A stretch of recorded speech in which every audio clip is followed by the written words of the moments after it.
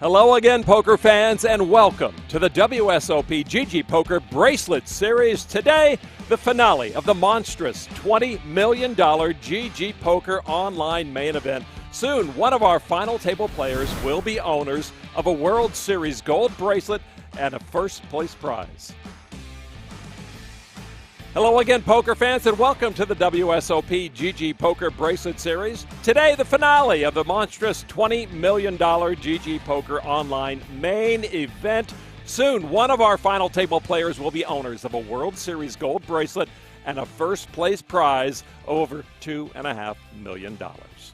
It has been a long road to get here, but the moment of truth has arrived for our 9 remaining players. Hi, everybody. I'm Lon McEachern. He is still Norman Chad. And Norman, as Stoyan Mandanziev did in 2020, soon one of our finalists will be crowned with a title that is respected and carries a lot of weight in the poker community. WSOP Online Main Event Champion? Yes, that is a title that everyone respects. Now, over the years, we've noticed that every final table group has its own unique personality, internal dynamics, untold stories of the minute details of hands that took place leading up to this moment. And every final table seems to have quite an eclectic group of players. And this being an online final table didn't keep it immune from that notion. Yeah, the world order is shifting in poker, and an online WSOP is accelerating that trend. From the 4 corners of the earth, anyone can play the GGPoker Bracelet Series, well, except from the United States. And it shows us emerging talent worldwide. 7 nations represented at this final table, including a carpetbagging American, a woman at the final table for a second straight year. Russia soon may become a superpower in poker with 2 final tablists here. And then there's Brazil. 6 bracelets in this GGPoker Series already. 2 Brazilians at this final table. Hey, I'll have what they're having.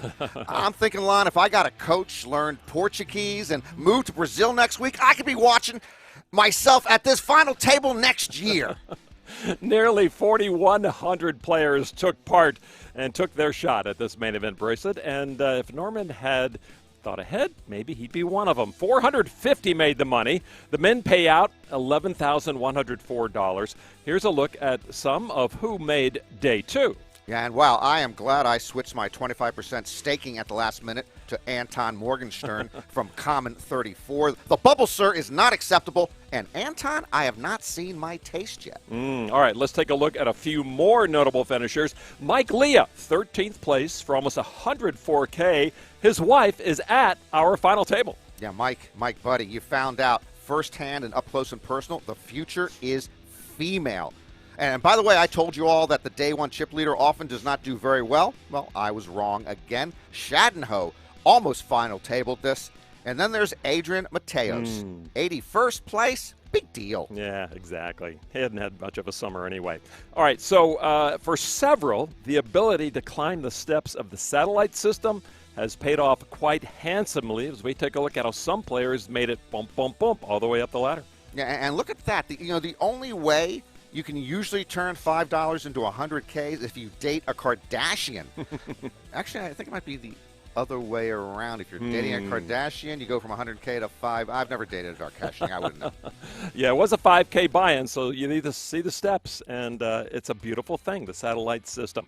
All right, so except for David Smolka and Joe Sorak, all of the players will be earning their largest recorded payout ever, no matter where they finish today. So now, Norman, is the time for these folks to step up to the plate. Yeah, the prize pool here with, of course, the big $2.5 million plus at the top. The top 4 finishers become instant millionaires minus the announcer fee. I realize the online folks, Lon, are unfamiliar with that. It's known as the McEachern Chad tax. So 4th place might slide to just under $1 million. Just under, but they'll still be happy with 7-figure score. All right, it's time to meet the real stars of our show, our final 9 players from short stack to chip leader. All right, in 9th place, Dimitros Pharmacolous. He's from Greece. He has just over 9 million chips today at the table. Going to have 15 big blinds when play gets underway. The chip average, though, right now is 40 big blinds, Norman. Yeah, Dimitrios' biggest live score was 2 years ago. That was at the Venetian in Las Vegas. He appears to have a mustache and a scraggly beard. I ran into him at the Venetian. We switched eyeglasses, and he's been on a heater ever since. I have never played against him, Lon, so it is possible we are equal in skill. All right, in 8th place from Brazil, one of the two Brazilians at this final table, Renan Meneghetti. 21 big blinds, totaling about 12.5 million chips. Yeah, he's dealing usually a lot of small potatoes type of tournaments, a lot of volume online. He also appears to have a mustache and a goatee. He is, as you mentioned, the other Brazilian, but sometimes the other horse in a two-horse entry wins the race. I have never played against him either, so it is possible we are equal in skill. Now, we were able to connect with most of the players to flesh them out, as it were, in this online final table before cards are in the air. Let's hear now from this 32-year-old Brazilian. Olá, eu sou Renan Meneghetti, tenho 32 anos, sou de Maringá, Paraná, Brasil. Eu sou profissional de pôquer, eu aprendi a jogar o pôquer já fazem 16 anos, profissional 100%, fazem 4 anos, e exclusivamente o Texas Hold'em. Eu jogo torneio online, tanto quanto live. Eu tenho um bom emocional, psicológico, acredito, não tenho tanta pressão, e eu acho que eu não tenho medo de pagar quando meus oponentes estão blefando. E um outro ponto forte, eu acho que eu consigo extrair bem dos meus valores. Eu acredito que eu posso ganhar esse torneio, porque eu tenho uma energia extra dos amigos brasileiros, é muito forte, e eu tenho um faro. Estou com um faro muito bom para pegar bluff. Tive uma preparação com pessoas incríveis. Eu queria muito que esse HU fosse brasileiro, porém, não vai ter jogo fácil para ninguém. Eu estou indo atrás desse bracelete, essa porra é minha, hein? Next on the hit parade, in 7th place from Poland, Dawid Smolka. Slightly over 13 million chips in his stack. That's 22 big blinds. Smolka, one of just 3 at this final table with 6-figure scores prior to this event. Now, of course, Norman, all 9 here are guaranteed a 6-figure score today. And Smolka, one of 4 at this final table who got through on a $525 satellite entry. The big score he had earlier this year was in a GGPoker bounty event. It's hard to tell from that photo. He might be clean-shaven, which will reduce his chances of winning this title. I have never played against him. So, it's possible we are equal in skill. Now, Smolka wanted to play it close to the vest leading up to this final table. He turned down our request for a video interview. You still want to wish him luck? I guess we still wish him luck. I don't know. I also don't like the earbud in there. He wouldn't talk to us. He's got the earbud. He's covering the bottom half of his face. He's talking to somebody. I got to reevaluate. All right. In 6th place, Nikita Kuznetsov. Like Smolka, he'll restart play with 22 big blinds. Like several table mates, Kuznetsov earned his main event entry through the satellites offered ahead and about middle of the pack in 6th place. Yeah, he has a live win and a GGPoker win over the last year. Ignore that photo. He right now, at this very moment, he's got a mustache and a scraggly beard. The mustache and the scraggly beard very much in vogue with these final tablists. I have never played against Nikita. So it's actually possible we are equal in skill. Nikita gave us a little insight to his poker world from his home in Moscow, Russia. Меня зовут Никита, мне 26 лет, я из России, живу в Москве. Я профессиональный игрок в покер, играю профессионально примерно 7 лет. Моя основная дисциплина – это МТТ, то есть турнирный покер, безлимитный холдем. На финалке, где платят настолько большие деньги, я, конечно, не играл, но опыт достаточно неплохой имеется. Я думаю, у меня есть преимущество над оппонентами, потому что у меня сейчас идет достаточно хороший ран, и также я достаточно неплохо разбираюсь в ICM, по крайней мере, мне бы хотелось в это верить, и неплохо играю по слоп. Я хочу пожелать удачи всем участникам финалки, и пусть победит сильнейший. All right, moving on. In 5th place with almost 16 million chips, 27 big blinds. The only woman at this final table, Christine Doe. She's from Ontario, Canada, recreational player, playing for her kids and her family. Norman Chad? Yeah, very talented rec player, Lana. I believe she is married. As you mentioned, one of the 4 players here who got through to the final into the tournament through the $525 satellite entry. The only player at this final table who has given birth. I've never played against her, but it's possible we are equal in skill. All right, so it was only one ticket for Christine in that satellite to earn her seat into the main event. Little run good has her here at the final table. Let's hear a bit about who she is. Hi, I'm Christine. I'm 34 and I'm Vietnamese Canadian. I'm definitely an amateur. I don't put in as much time studying the game or playing poker as often as other poker players do. And also, I've always had a full-time job, so I've always played poker as a side hobby. So definitely not poker pro by any means. My biggest motivation is my children and my family. So winning this event will prove to myself and my family that I could do this. And I'm also a woman and a mom, so it'd be really special to me. The 32-year-old Norwegian, Espen Jorstad, will sit down to 33 big blinds. He is quite the student of the game, loves the theoretical side of it all. Yeah, he grew up playing video games that were quite strategic. His first name, by the way, is Espen, not ESPN. I don't know what the second E stands for. Frankly, I've never even known what the first E stands for in ESPN. Anyway, Espen has been live streaming his play throughout this main event. He is pretty clean shaven, so it's going to be an uphill climb for him today. I have never played against Jorstad, so it's possible we were equal in skill. Espen invited us into his home, where he shared some of what has made him the poker player he is. My name is Espen Jorstad. I'm 33 years old from Norway. I've been living in London for the past couple of years. So I've been playing poker since 2004 actually, so more than half of my life so far.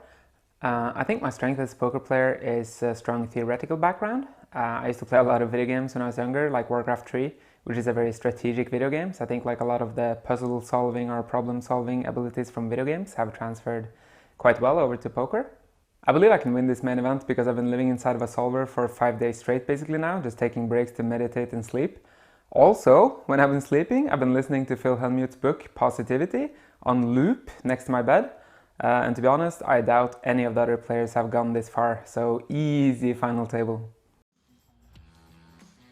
We move now to the upper echelon. The top 3 chip stacks as we begin this final table are the only ones above the chip average of 40 big blinds. In third place, Joe Sorak of the USA. He has nearly 46 million chips, 76 big blinds. Certainly, Norman, the most accomplished player in this game today. Easily the most accomplished player at this final table, but he had a lot of big scores, but early in his career at the WSOP and the World Poker Tour, a little more of a ragged road since then. He does have the mustache, he does have the scraggly beard. I've never played against him, so it's possible we're equal in skill. This 33-year-old told us in our video visit that basically, like a lot of poker players, he is due. Let's take a look at what he has to say. Hey, my name is Joe Sorak. I am from America. I am 33 years old. So I've been a professional poker player for about 17 years.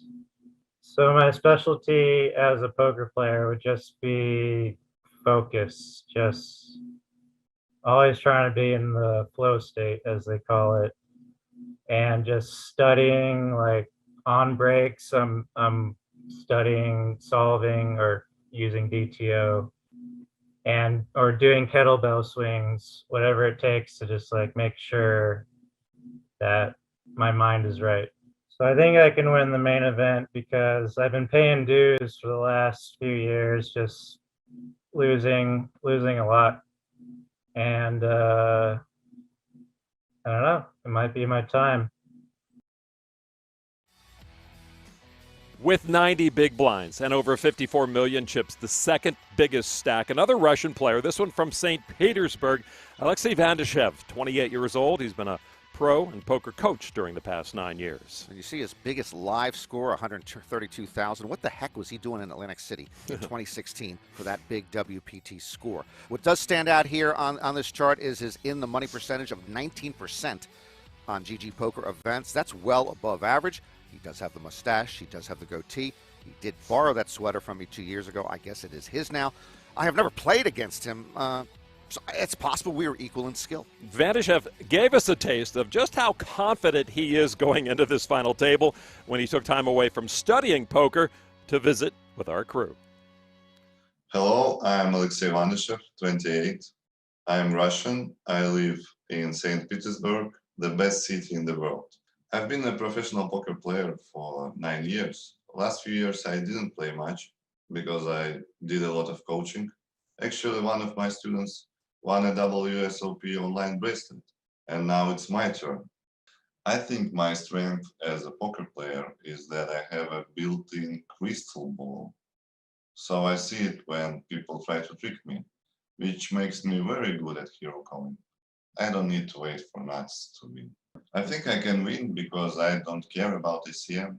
I will always find a way to bring home the bacon.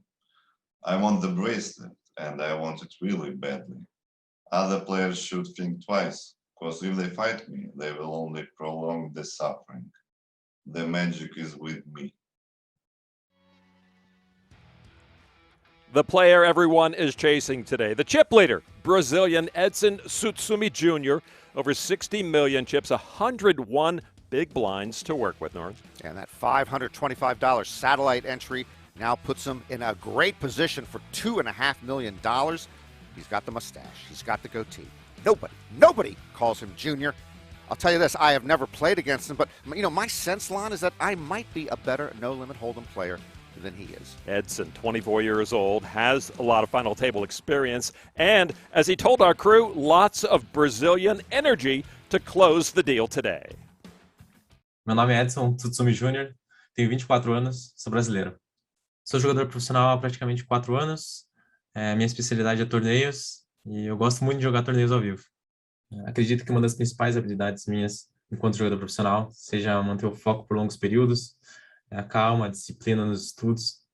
E desde que eu decidi ser jogador profissional, eu defini internamente que teria que ser extremamente disciplinado para me focar muito nos estudos para me tornar um jogador acima da média. Sei que estou contando com uma grande torcida dos meus amigos, familiares e a comunidade brasileira, que é muito forte. Estou bem confiante para essa mesa final. Vou dar o meu melhor e, afinal, a gente é o chip leader, né? Vamos dar trabalho para eles. Ok. Good luck to them all. We are ready to get this 5K online main event bracelet chase underway. And we've got, players who are experienced, some newcomers, some rec players. Norman, of the table chart right now, where you see them sitting, who would you least like to be maybe at the moment? Well, I'd least like to be Hanan Amenegeti. He has one of the short stacks, and he is in the lot, just surrounded by tall corn stalks. He's got to his immediate left and to his immediate right the biggest stacks at this table. All right, so action underway. The blinds had been rolled back, as they do in online, 300, 600K, 75K ante. Dimitros with ace-king against the pocket. Sixes. All in from Sorak on the very first hand, and he needs it to hold up. And appeal on the river. It's not an ace or a king, and Sorak in hand number 1 will knock out Dimitros Pharmacolous in 9th place, and we have our first payout of about $254,000 for the Grecian player. That was very, very quick. Maybe it pays to do an interview beforehand. That's always good karma. Congratulations to Pharmacolous, 19th on Greece's all-time money list, but he has gone on hand number 1. All right, so there you go. Next payout jumps to $339,000 as they keep the ball rolling. And to wake up with that hand when everyone's trying to double up early, the short stacks are. Pharmacolous, wasn't going to go anywhere with ace-king. And those hands played themselves. I would have won or lost with either one of those hands as well. Nothing to do but push and call, and we're down to 8. All right, so a couple of suited hands here. And do you notice, you've watched a lot of these online, is there feeling out period at all? I mean, it doesn't seem to be. I mean, when you get two big hands off the top. Well, those hands had no difficulty getting it all in. You know, there might be actually more of a feeling out period live than online. I know nobody wants to go out early. There's some nerves, but online, I think you're more comfortable. You're in your home surroundings. You are anonymous, and so I don't think there's a feeling out period. There's always ICM considerations as we go along here, but I just think it's bang bang if they got it. They do move quickly, and when you got it, it's kind of like a short table satellite sit and go to get into a tournament in your local card room. You cannot waste time. You just have to make it happen. Neither player has paired up here, but king queen ahead. You know, our short stack with the king queen, who rivers the big straight. But there's no money to be made here. No chips to be had from the chip leader, who is playing the board. Smolka against the chip leader. And, yep, Smolka is going to have to put a little wager out there to see if he can get something siphoned off the big stack. Well, he's trying to come up with the right sizing. No sizing will be correct. He will bet.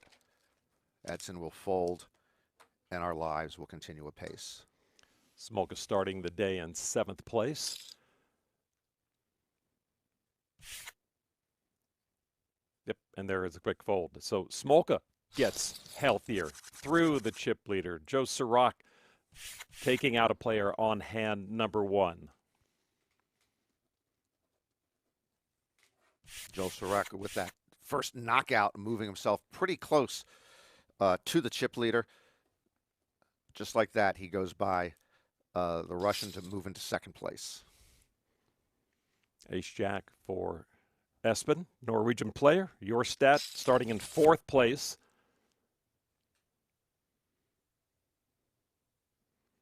And the dealer's got to warm up too. You just can't be hitting players with their hand, the first 5 minutes. It's so much also harder to deal online. It's hard to get the cards into the box. You can't even see the players because they're online. It's easier at a live table. So I have a lot of respect for online dealers. And actually, I know of a company that does that. You can play live poker or online poker with a live dealer. There's a bunch of dealers in a warehouse somewhere, and they're dealing real single deck cards to people who are playing online. Yeah, I think this is another way that Amazon is just taking over our lives. In those warehouses, they're not only packing goods, but they're also dealing online poker. Jeff Bezos he's just a monster. And he's got the warehouses to do it. And you have a little webcam and, 100 live dealers hanging out, and you can play. Some people feel a little better playing against a live dealer. I don't know. Do you ever play the video blackjack with a fake dealer who looks into everybody's eyes as they go around at a casino? Yeah, to play blackjack without being able to have the cards live in front of you. What are the chances you're ever going to be blackjack in the long run online? Think about it. It's just created to take our money, and you can't even see the cards. Espen Jorstad will take that hand. We really have the haves and the have-nots right now. This table's really well divided. We have the 3 chip leaders, all over 50 million chips, and then you have 5 relatively shorter stacks who are going to be kind of maybe waiting each other out if they care about moving up, if they care about ICM. We've heard one player says he's very good with ICM. We've heard another one says he doesn't care about ICM. Yep, and we got an all-in from Jorstad, and a big decision now for the chip leader with pocket 9s here against another decent-sized stack. The most decent size of the shorter stacks, 23 million. So this is a good amount, and he got rid of the pocket 9s. He doesn't want to go early. Well, that's interesting. He decided he doesn't want to give up that good position. He's going to wait for a better spot. Espen wanted a call. And so Jorstad has opened up pretty busy here. He has added about 7 million or so, 6-7 million to his stack in the early going. You see the blinds 3, 600,000, 75K ante. And the reason they do roll the blinds back, they want everybody. It's pretty normal. I've seen it online a lot, where they want a middling range of about 40 big blinds for the table. Only 3, as I mentioned, players were over the average as we sat down and started. McEachern in the small blind with 300,000. Ace deuce suited for Smolka on the button, facing a raise from the chip leader.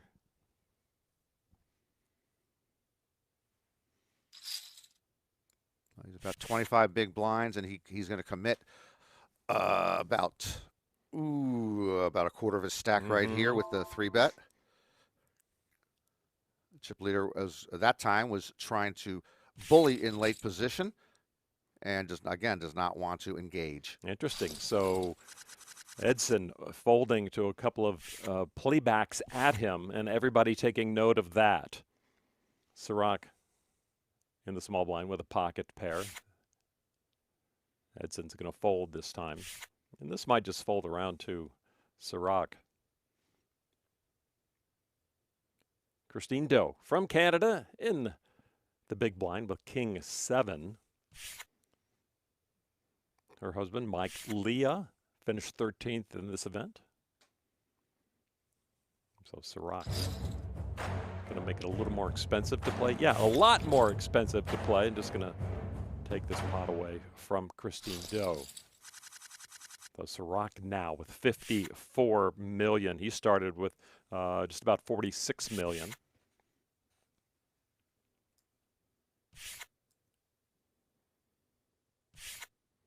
And most of the players, actually all the players now playing with their real name. They had their nicknames throughout most of the way. And if you're going to have a high-profile final table like this, I think it's good for them. It's good for poker. It's good for the community to watch and to know who's who. Absolutely. And I still believe, by the way, as we move on with the online poker, the future is where you're going to be able to see everybody else on an online table, whether you're just not even in this situation where we're live streaming it, but when you're playing online yourself at different sites, I believe the future is where you can see each other. Personalities will emerge better. Just the game it'll be a better game, just like it would be a live game where you can see each other, talk to each other, and I just think more people will be encouraged to play online. Well, the two Russians going at it. Kuznetsov got a call from Alexey Van Dijkev and flops the ace with ace-queen. And phew. Yeah, you always say that when you win a hand or play a hand with ace-queen, right? It's like, phew. I wouldn't be saying phew because I'm folding. You're folding ahead of time. All 98 right. times out of 100.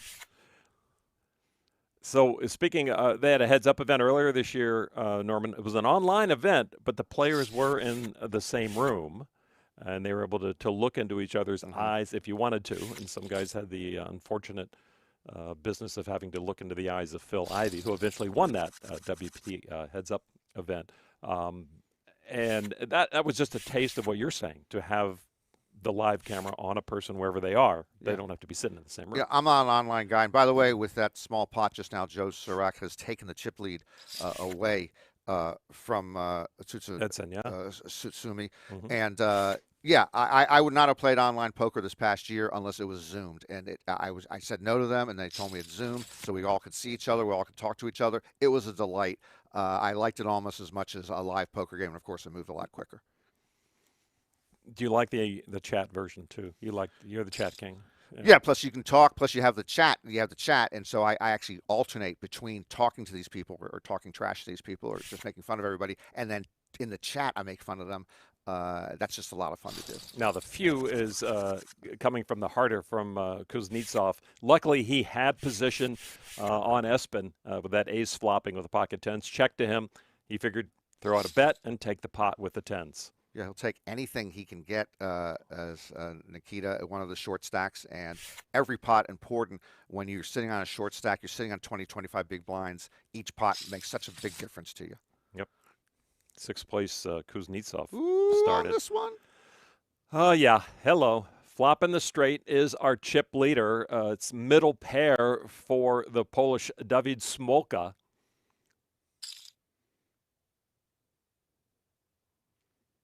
Just a little bet, little teaser bet to try to suck Smolka in here. It's Smolka with only about 25 big blinds left, but that's a call he's going to make.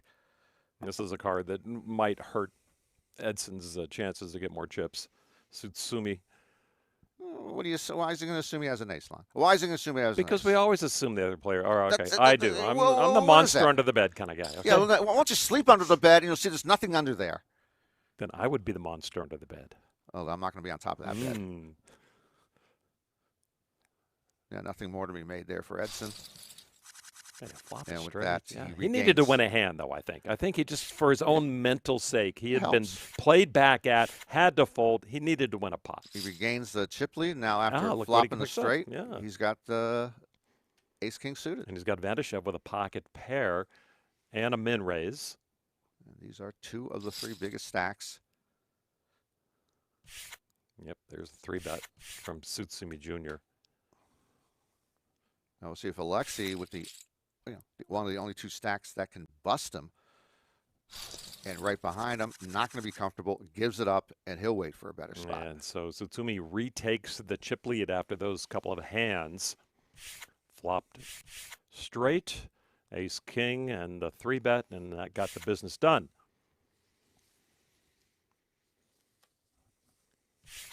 So Van Dijkev down to third place now. He started the final table in second. Joe Sorak now in second place in the big blind with a suited ace. A raise, though, from the button. Menegheczi now with a suited jack in the small blind.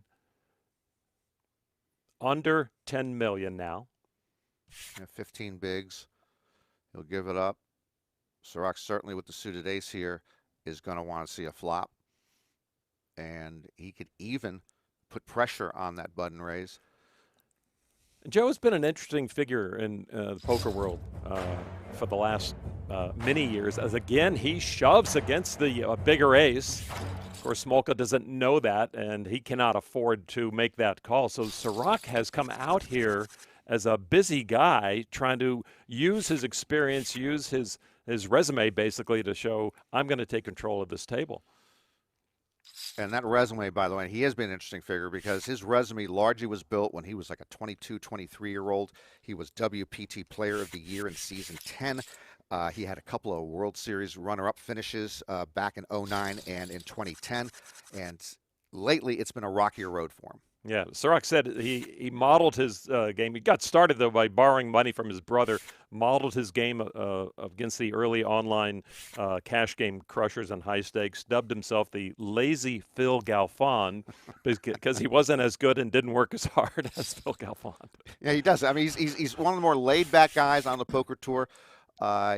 He's very confident in his game, but you know, he's sort of a laissez-faire, come see, come sa, whatever happens, and I'll just move on. And does anybody have a protein bar? Yeah, he would come to poker tournaments without a hotel and just kind of live a nomadic kind of whatever happens to me, happens to me. So Christine Doe on the button, ace-king of hearts. We'll wait to see what happens when it gets around to her. And really, well, Edson might want to stick around in the big blind. Not after she pushes here. She's got 20 bigs. Edson, I don't think is going to want to engage. He'd love to see a flop with 8-7 suited, but she's going to, I think she's putting it all in here, and the hand will be over. Christine Doe had a really smooth run after one bullet, and there is the shove into a satellite, into the main event, onto the final table. And now Tsutsumi does give it up, and Christine Doe will play her first hand and take her first pot. You know, she declined or refused to tweet during this main event, the GGPoker main event, World Series main event. She didn't want to jinx herself because apparently when she had tweeted previously during events, she hadn't done very well. And then to avoid all that, she didn't tweet. And at the very end, she tweeted finally, said, I made the final table. And she said, I'm actually trembling. So she was excited to get there, but she didn't want to upset the poker gods. So she was social media silent until she got here. Yeah, she told me, she said, it's like every time she tweeted, like the next hand she would get knocked out. And she met her husband, Mike Leah, at the Canadian Poker Room, as we got ace-king against ace-king and an all-in for Menegheczi. And they will chop this up. It's few every time for Nikita. Nikita. Yeah, well, sure. He's only got, fewer than 10 million chips. But, yeah, with Mike Leah and Christine, she says, we've always wanted to play a final table together. And I think Mike had a different reason for it. Christine said, it's so I could knock him out and take him down a notch or two.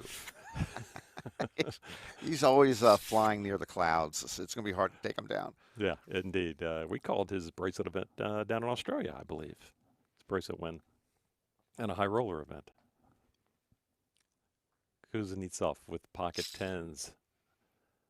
And ace-9 suited for the chip leader. Well, he's up against a chip leader, so for Nikita, this is another phew moment. It will be. If he can survive. He just needs to end the hand right now. One over card in Edson's hand, as you see. Edson, could stick around. He's been pretty snug in these spots. He's got the overcard to the board. He's got the gut shot.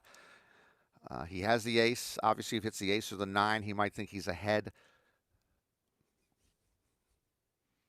Giving this one some thought. Pretty big bet in relation to the pot size, and that does get the job done. And phew. All right, so Kuznetsov up over 17 million. Started with about 13.5 million. Are you a suited connector guy? I mean, you come from the mixed games. You love them, right? Yeah, you want cards in the mixed games, particularly in Omaha, that work with each other. So you want suited connectors. But in Hold'em, when you play, as an amateur, I'll take any suited connectors. So I actually consider playing like 5-4 suited, as Edson has right here, against a big raise, which is just stupid usually. Wow, big flop for the Polish David Smolka. A couple of jacks out there for his jack 8. Yeah, they're gonna check it around, see if they can see a free card. I mean, Edson's pretty dead here. Now a boat for Smolka. They're both drawing dead. Edson checks this one. Again, he could be worried that somebody has an ace. The way it's been played, it's unlikely anybody has an ace, so he's probably in good shape. But when you're sitting there with just 20 bigs and the other two guys can bust you, I don't know. There is the... Whoa, taking a stab at it. Just a small bet here on the turn by one of the big stacks. Just a call. Smolka would have welcomed another club out there just in case. If he's just going to go with his hand. Out of position. Yeah, again, because of his short stack, unless he's absolutely sure he has the best hand, I think he's going to check and hope he gets Edson to bet and just will call and pray Edson doesn't have an ace. Yeah, it does go check, check. And David Smolka will take another pot up to 19 million plus.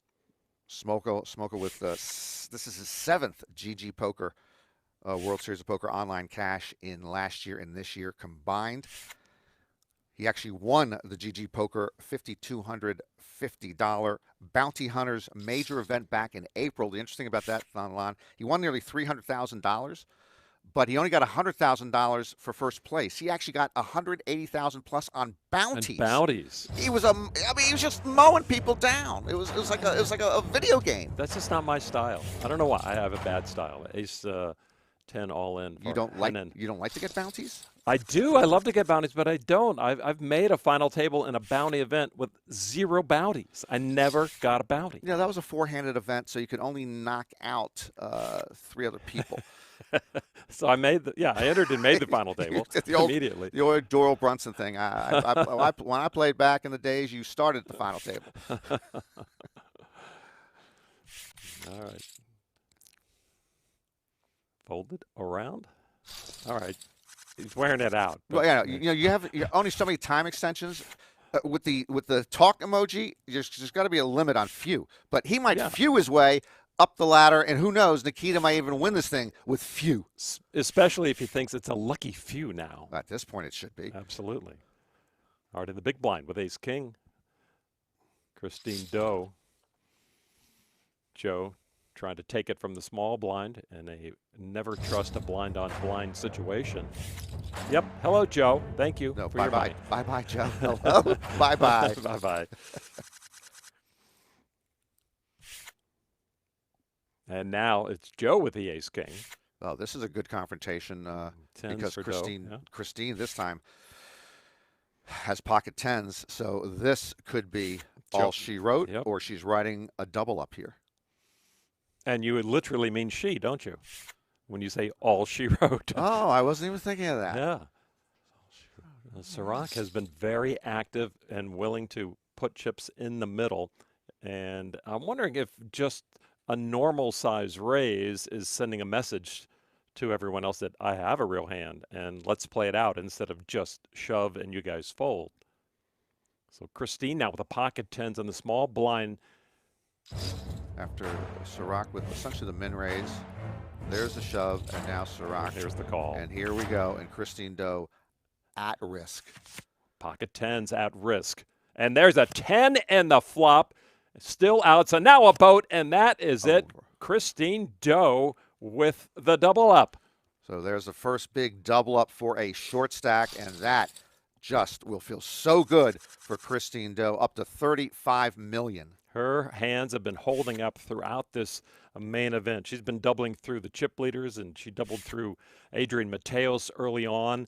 And if you just look through their hand histories that have been reported, every time she got it in with a big pot against a smaller stack, against a bigger stack, it just seemed her hand always held up. She really didn't have any trying times except very early on when she was down to 3 big blinds and then worked her way back. So a double up for Christine Doe, up to over $33 million now. And the bigger stack, Alexey trying to see if he's just going to defend with a weak hand here on the min raise from the button. Wow, he senses weakness from Christine Doe and just decides to pop it with a 4-9 suited. Christine, well played. Frisky with her new chips on the button, and she took the shot at it, and the Russian stamped it out. Well, we heard from Alexey, as we did from most of the players before we started, and we heard confidence from Alexey. Alexey talking about the fact that you just don't want to mess with him. You know, if you fight him, he said, you know, you shouldn't fight me because it's just going to prolong your suffering. So I love that. I love that. That was attitude. like a Cold War interview. Listening to that, right? It's like, you out there, you will not. You know, it's like, oh my God, okay. It was. I mean, he's from St. Petersburg, the most European country in the city in Russia, and here the guy's like he's in the middle of Red Square giving this speech to the world. Pocket tens against pocket eights. Meneghetti, the shorter of the two stack, needing to get some chips to work with here. He's getting into the all or nothing mode. Tiny little bet, under $1 million. Well, unlike the other Brazilian, he's got a tiny stack. They were both rooting to get to a heads up against each other, if possible. They both think they benefit from an incredibly large virtual Brazilian rail. And we know the live Brazilian rail is something to behold. They have a lot of support from home. Tsutsumi said he made the final table. It's about 5 a.m. Brazilian time. And it's like, what, you expect to go to bed then? No, he was up for hours with that adrenaline rolling and messages from that huge Brazilian rail that's out there. Very supportive of each other. And we first got a taste of that in 2014 with Bruno Politano at the main event final table. And that Brazilian flag racing around the Penn and Teller Theater. All right, so not Espen. I'm sorry. I was thinking the Tsutsumi, not Jorberg, the Norwegian. A min raise here under the gun after that win for Meneghetti, but he's in bad shape against Joe Sorak's better ace.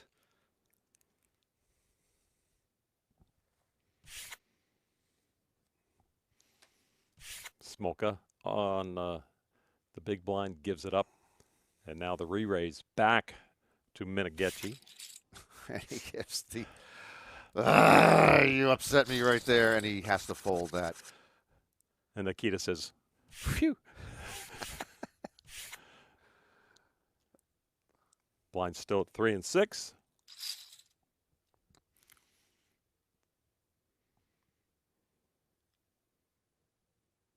Tsutsumi with 53 million.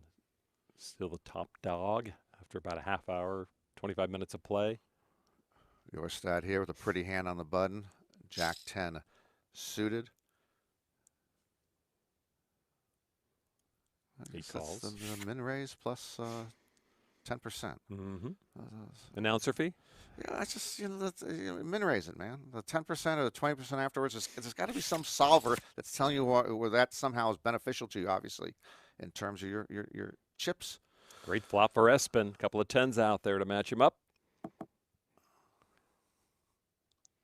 Just one diamond for Tsutsumi. Checks it to the button with trips. Actually, Espen did use a solver to prepare here over the last couple of days. He was using a solver software called Munker Solver, Lana. Mucker Solver? I think it's Munker Solver. Munker Solver. I've never heard of that. Of course, I know your favorite There's solver. only 4 solvers on the market, probably, right? Why wouldn't we pair it? 1,000, maybe? Yeah, there's too many. None that you or I use. No.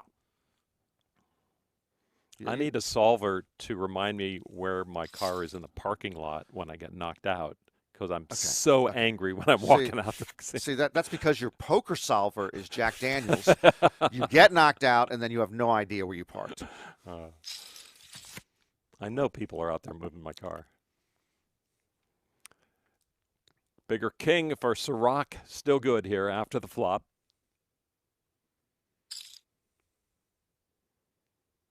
And Sorak just very briefly took the chip lead in the early going. But he does fold.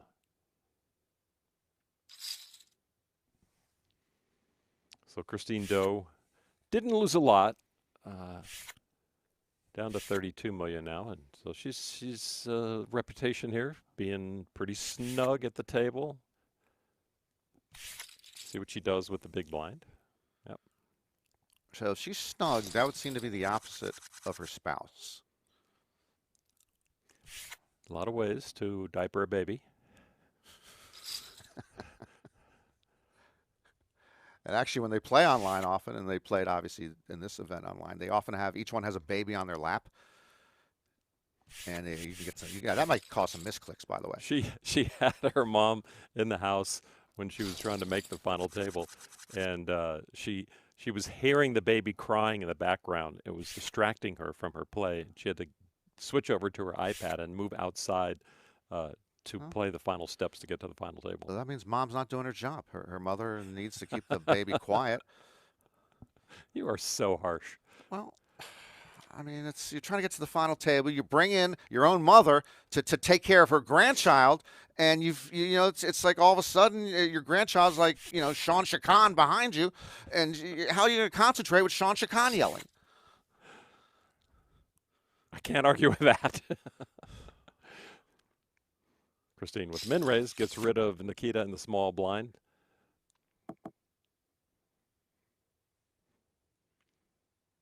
Christine with the bigger king. Yeah, flop completely missing Alexey. Christine has the gut shot and position, and a bet here should end it if she's in the mood. Even though we saw Alexey, they check, but we saw Alexey, take away that earlier pot from her pre-flop, sensing weakness. No stab at it. Nope. Christine definitely would just take a showdown here. I hope that king high is good. And her king high is good. But the 5 for Nikita says, that's really show sick. My hand, show my hand. Sick with few. Well, what's so sick? You had a hand you weren't going to play, and so it made 2 pair. Ooh, I'm impressed. I didn't know you could show your folded cards. I'm glad you can. In a lot of software you can, and it's good to know that here you can. It's GGPoker. They're pretty much ahead of the game on a lot of their software. So I could show a lot of my hands in. You're folding everything. Why not? Why don't you just play cards up from the beginning? It's not going to change your game. Smolka with the raise with the ace-jack. Menegechi with ace-king. Repops it and gets Smolka to fold. So we've got, we don't have a lot of risk-taking here among these stacks. There are 14, 15, 16,000. And again, you got some pretty decent pay jumps.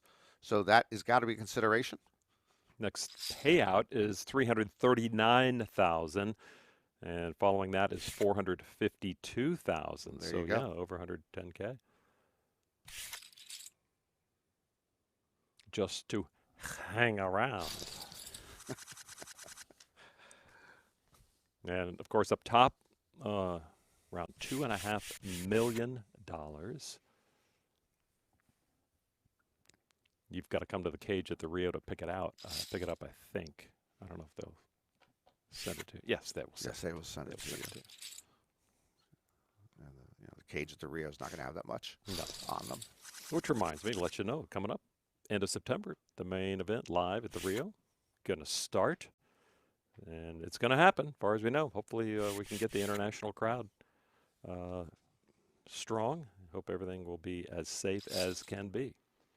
Yeah, we're just less than 3 weeks away from the World Series starting after last year's off year.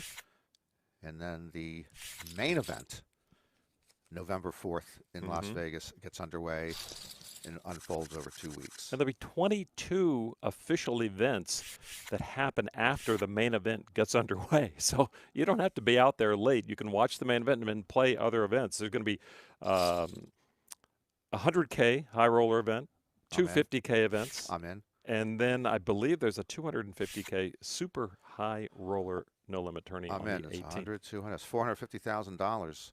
I have to pass one of them. Ace deuce. And we have seen early on here from the chip leader when he has met resistance and faced a 3-bet with a hand like this, he says, I'll find a better spot. And here he's up against a really short stack, so it might change his thinking a little, but we haven't seen him play in this position. Quite a commitment from Meneghetti here, out of position. A raise from the small blind with the chip leader hanging around. That says strength, and Edson recognizes that whether it was or not.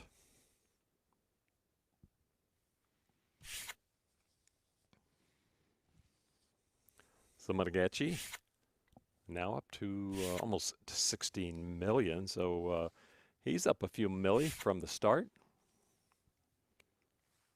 Sorak down. He started around 45 million. Was the chip leader briefly. Now drops down a bit. We call that 30 miles of track. 30 miles of track. In stud. When you end up with 310s, you got 30 miles of track. I don't know where that came from. Well, it came from 30 miles of track, but I don't know when that started. It's a lot of track.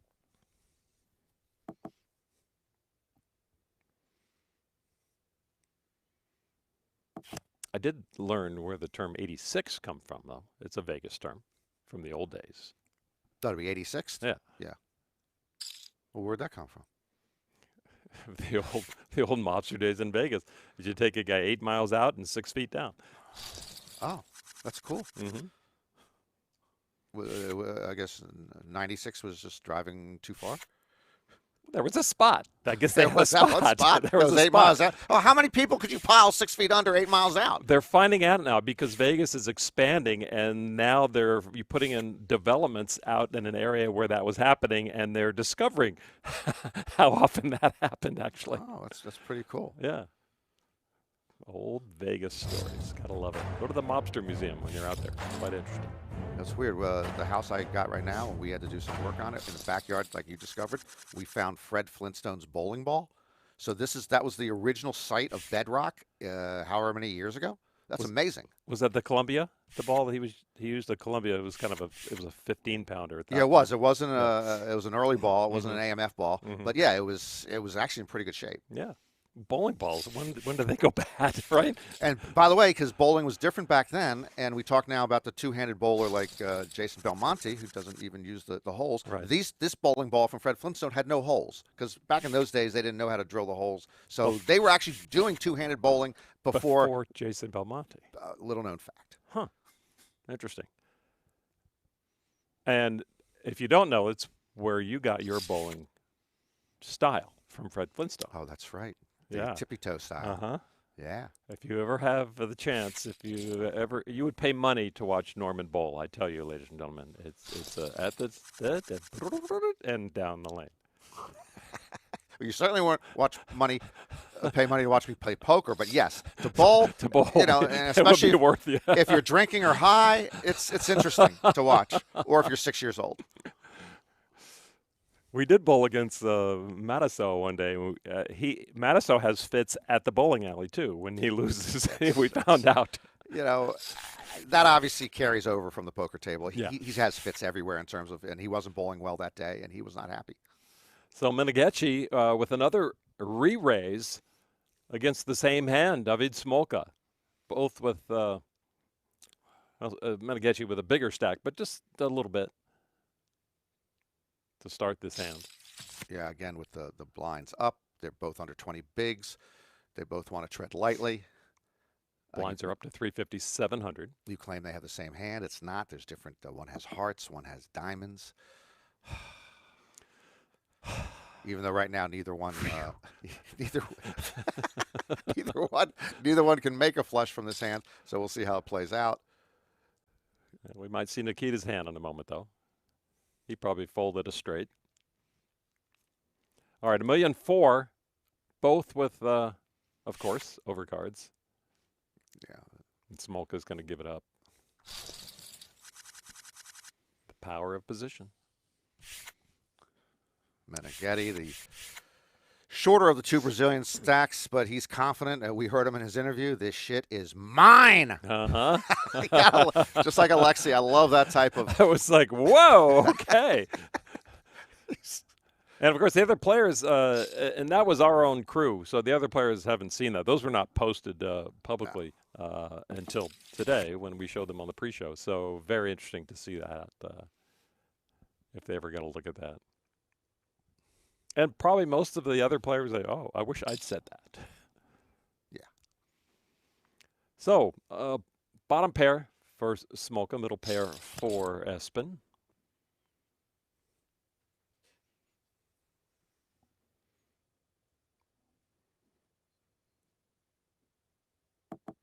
The short stack, Smolka, staying pretty active, though. I got to give him credit. He's trying to dip a toe in there without putting his whole foot. Right. And so far, he's been able to survive. Espen with the best hand here. Both with two pair. And both seemingly just want to get to showdown without risking any more chips, I believe. We'll see what Espen wants to do here. Yeah. Check, check. And the better 4 with the 10. Espen will take that as he flops middle pair. So now Smolka down below 9 million. The big blind at 700,000. And he's committed chips for the small blind already. Tsutsumi Jr. with the ace and the raise. And Meneghetti with the threes makes the call, and he still has the best hand. Yeah, with that stack, some people would have pushed because obviously you're not gonna. There's no flop you're gonna like, and he's down in the 25 big range, and now the pressure from the big stack forces him out. Yeah, I mean, he was going to see overcards in the flop, no matter what. So you got to, take your stand at some point. He stepped lightly again. If he had pushed there, in this case, Edson would have gone. But I understand him. He played more of a Helmuth style there, which Helmuth gets to very, very small ball when he has a very small stack. He does not like pushing where in other spots. Well, he's a great small stack player, though, too. Yeah. So why not take lessons? Now with a suited ace is Meneghetti.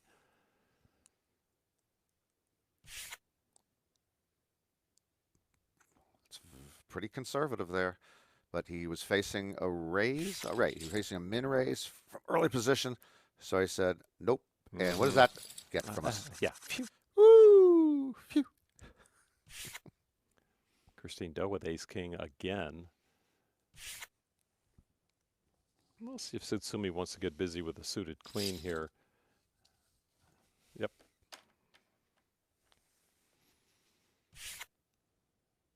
We've seen this repeatedly, though, from the chip leader. The raise. She does not 3-bet Oh, this but here. she does flop it. Okay. Well, that's nicely done for her because she's under-repped her hand. So there's a chance they'll get a continuation bet here from Edson, and she can make more from this pot. Tiny one.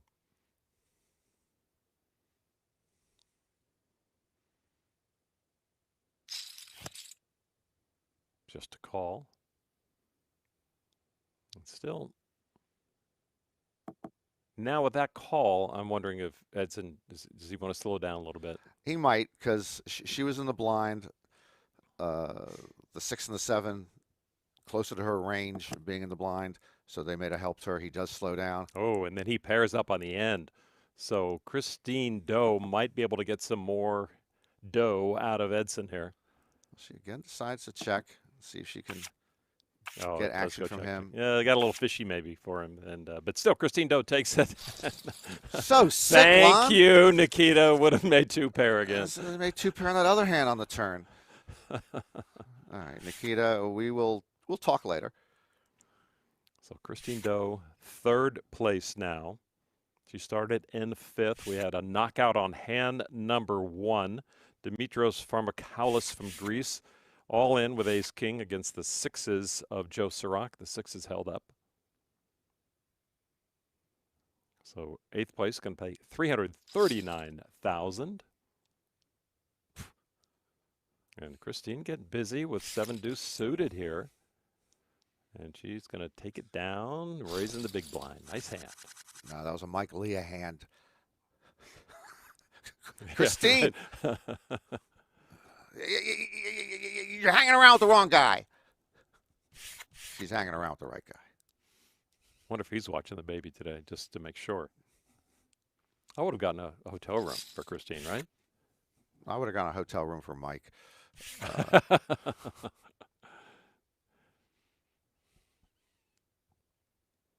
Sorak back in action with a suited baby ace, and he will take this down. Joe Sorak, as you saw from his video. What you see in the video today from Joe Sorak is pretty much Joe Sorak, you know. So what was he, how was he studying? He was studying either poker ranges or solvers or what? The kettle. Oh, he's doing the weight? what is the kettlebell swings? Kettlebell swing. It's either that or ranges. Yeah, he's doing. that's well, it's 2 different things. Mm-hmm. Mental, physical, whatever, and kettlebell swings. It's a good exercise for most of your body. It's helping your whatever it helps your abs, your abs glutes, and this, yeah, your hamstrings, your quads, and all of that. Mm-hmm. But I have found myself it doesn't help your mind at all. So I stopped doing the kettle. I whatever the kettle thing is. Are you still doing it? Sounds like you're still doing it. No. Okay. No. I've actually, I have really deceptive upper body strength without any workouts. Got it. Interesting. All right. So it's in flop 2 pair against the 1 pair, and now turns a boat. Nikita in trouble here. Now, Nikita might not be a believer. He flopped middle pair. Yeah, he's not a believer. The queen came up again on the turn, making it less likely Edson had the queen. And unfortunately, Edson has a lot of that board. He does indeed. For Nikita.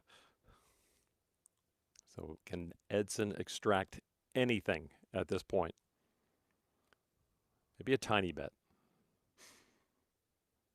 Well, how about, an over? Oh, he does go with the tiny bet. There's 8 million out there, which is pretty important to Nikita. So he's definitely thinking of a call here. And plus that value of, he's getting like 5 to 1 on a call here, but he is short stacked. Every chip counts, but 8 million in there. If he makes this call, he virtually, almost takes himself well over 20 million, and he's back in business. Might be worried about the 10 more than the queens.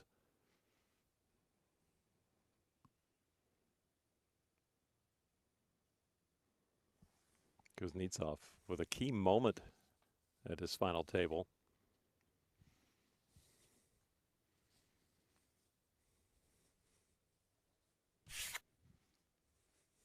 He does find a fold.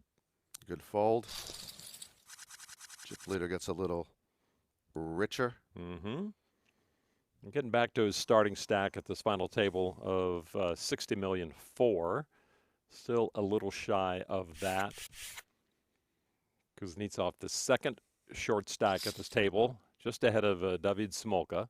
Christine Doe with Ace Queen, and she better tread lightly against Kuznetsov, who's all in with Ace King. You know, all he knows are four-letter words. Phew. Good hand, sick, good luck. A lot of four-letter words. Can she find a fold? Yes, she does did. find a fold. Yeah. That's nice. That's very that's talented, and it's very disciplined. Phew, there we go.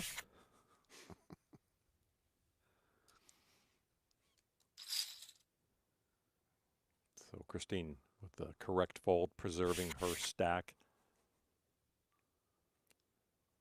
Fourth place now behind Joe Sorak.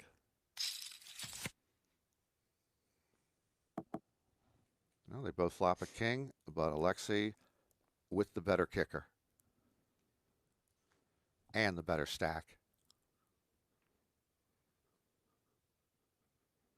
Van Dijkev has position also.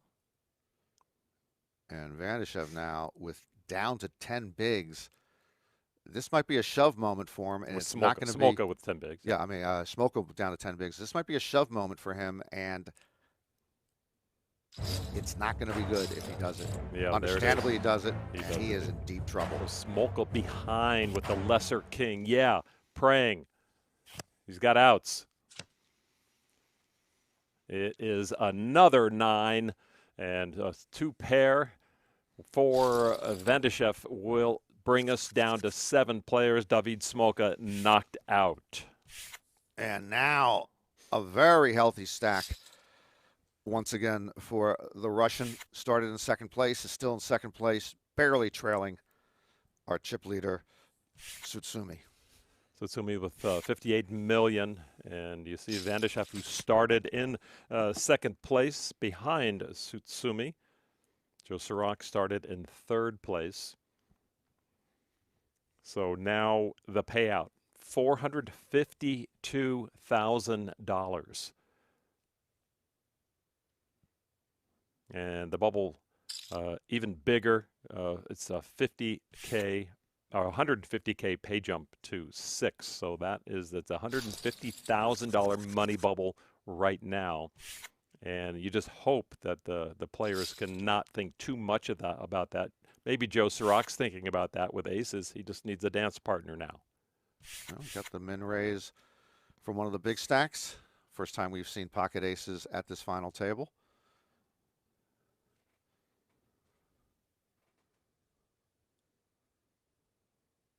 From the small blind, Sorak trying to decide how to proceed.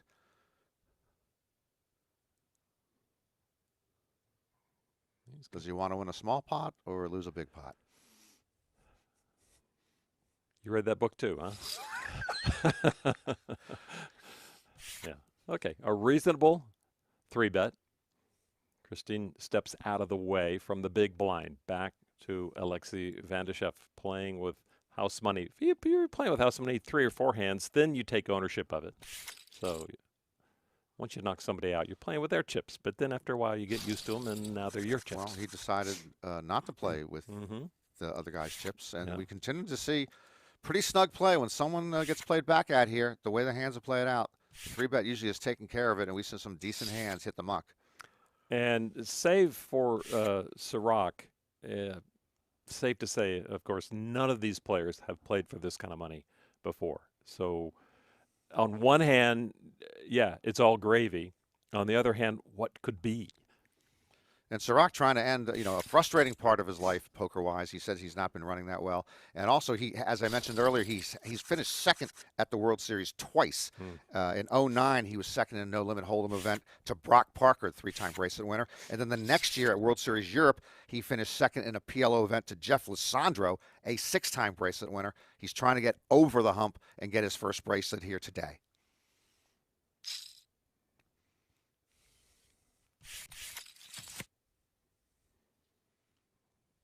An ace and a couple of 10s, a draw for Christine Doe. And now with his ace-queen, Meneghetti gives way to Christine. Backdoor flush draw, straight draw, $1,000,004. She's certainly hoping that ends the hand. It's not going to. Now she's got a thought, maybe. If it gets checked to her, she may check again.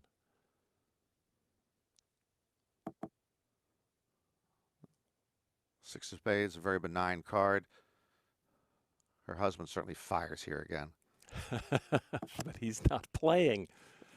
Okay, I have seen him 3-bet from a restroom when he's not even at the table and just yells out. Well, he made the right play here. How did she get that card? He made the right play Didn't here. Hannon have a blocker? Didn't he have a blocker? If he's got a blocker, no she such can't thing get a as queen. blockers Of in course. Hold'em, okay? I've heard of blockers in Hold'em, too. Wow, top 2 for Meneghetti as Christine in the catbird seat with the straight. She might be. I wonder if she can get it all. Well, she doesn't have to worry about a flush. Of course, there is a possibility of a full house. It hasn't played out like it's going to be that way. And she decides just to call. Just to call and take it down with the straight. A bird in hand. And what a pot for Christine Doe. What a river card. Meneghetti, you know, he played it a little passively at the end. $44 million now for Christine Doe. Third place. Meneghetti down to $11.6 million. And we are going to go on a break. Players play for 55 minutes and then a 5-minute break. But, you know, we saw fireworks on hand number 1, fireworks on the last hand of this, and another player knocked out in between. But we talked about a little snug with lightning bolts in between. A few lightning bolts are pretty snug. We haven't seen a 4-bet yet.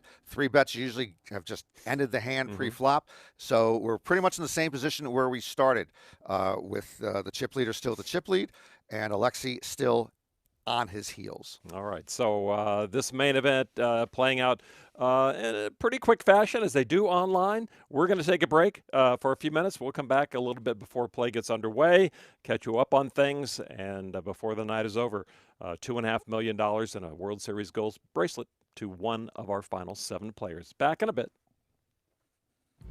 Hi, I'm the new Daniel Negreanu, and I'm the old Daniel Negreanu. We both represent online poker sites. We both love Hold'em. I mean, we're basically the same person.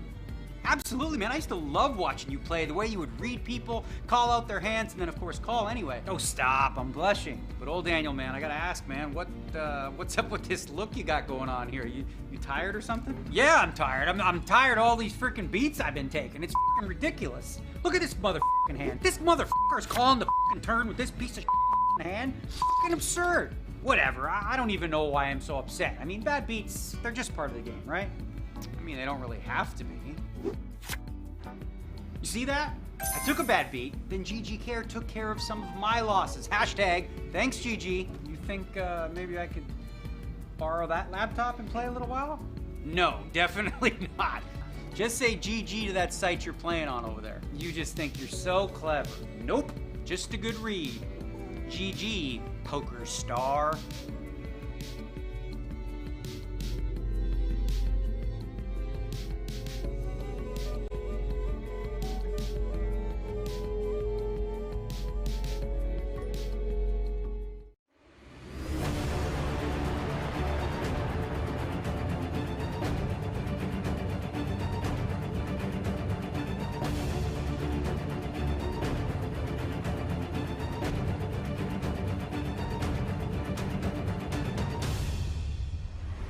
Elke was waiting to come back to the final table.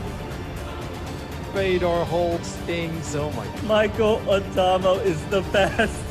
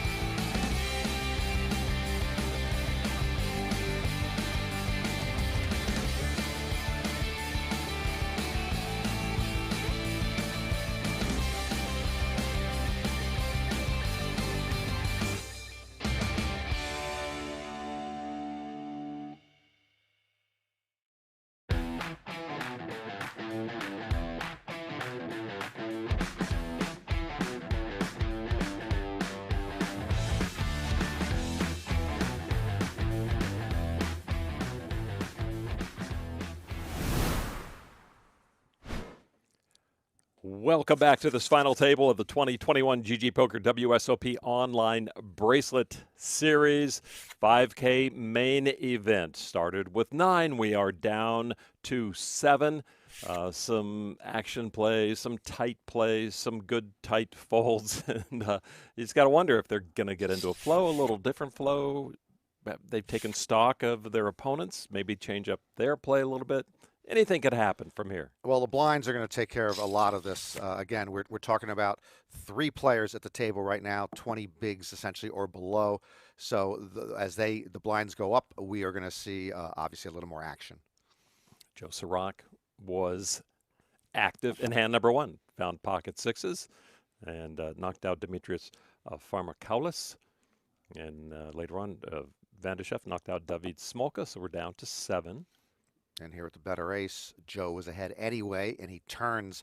Man, that queen's coming up a lot to make Broadway. Helping everybody, yeah. And any bet here probably is going to find, again, no resistance from the chip leader. Okay, 2.9 million and a little bit. And again, Tsutsumi Jr. does fold. Let's play some old Wild Wild West poker. I mean, someone's going to misstep doing it. I guess no one wants to misstep anymore. But let's try to take this pot away on the turn of the river when you got nothing. Do you think bad plays are more painful and more difficult to overcome because the blinds are shorter in online poker? Well, they're going to be obviously more difficult to overcome. They certainly, again, the one thing I like about most online poker players are like defensive backs in the NFL. They have no memory. If they get beat on something bad, they just go to the next play. They don't have a memory about bad beats in this. They just plow ahead and they play the numbers. And I'd like to see a little more loose play. So to be a good poker player, you need to be a goldfish, right? A goldfish? Oh, yes, a goldfish, indeed. Yes. Yeah, Ted Lasso would tell you exactly. Goldfish has the shortest memory of any animal in the wild kingdom. That's good coaching. That was good coaching by him. Yeah. Meneghecki in the big blind, ace-9. Says everything. And once again, this like is not a hand that Edson's going to fight back with. So Tsutsumi Jr. has really, it's unfortunate. He's doing what he needs to do as the big stack. He's playing the big stack, trying to be the big stack bully, but his hands are tied. Well, here's another opportunity where he is going to raise from the cutoff. And this time he might get resistance from Joe Sorak. Just a call here. No 3. Nope, no 3 bet there, huh? So nice price for Joe, of course, to do whatever he wants here. I'd squeeze these low lifes. Squeeze them, Joe. They're showing weakness. You want him to trade a little paint here, huh? You know, get a little tight in the corners. Deuce, 6-8, couple of hearts for Sorak. 6 for Van Dijkev here. The second biggest stack at the table, middle pair. Half pot. Well, Van Dijkev can somehow manage to win this pot. He would take the chip lead for the first time. Oh, another heart. A flush comes home on the turn for Joe Sorak. But Van Dijkev has the ace of hearts, so depending on this bet, does he want to shed Alexey here?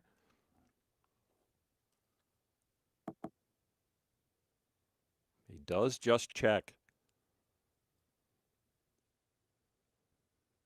Yeah, with the pair, with the ace of hearts.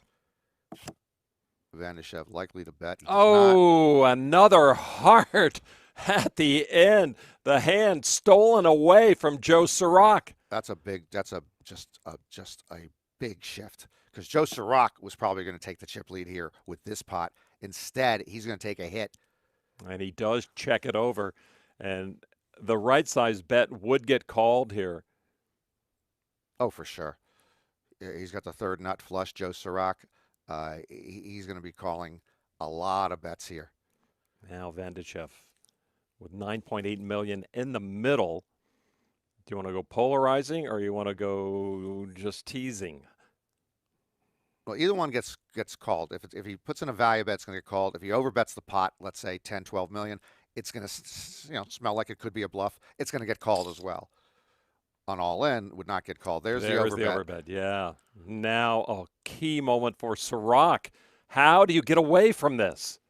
Well, you just walk over into the kitchen and get yourself a Fresca. But he's not going to get away from this. Or a Fanta. Joe Sorak turned the flush. It was a queen-high flush. And then the 4 flush hits the board on the river with Van Dijkev holding the ace of hearts. Van Dijkev, soon to be the chip leader at this final table.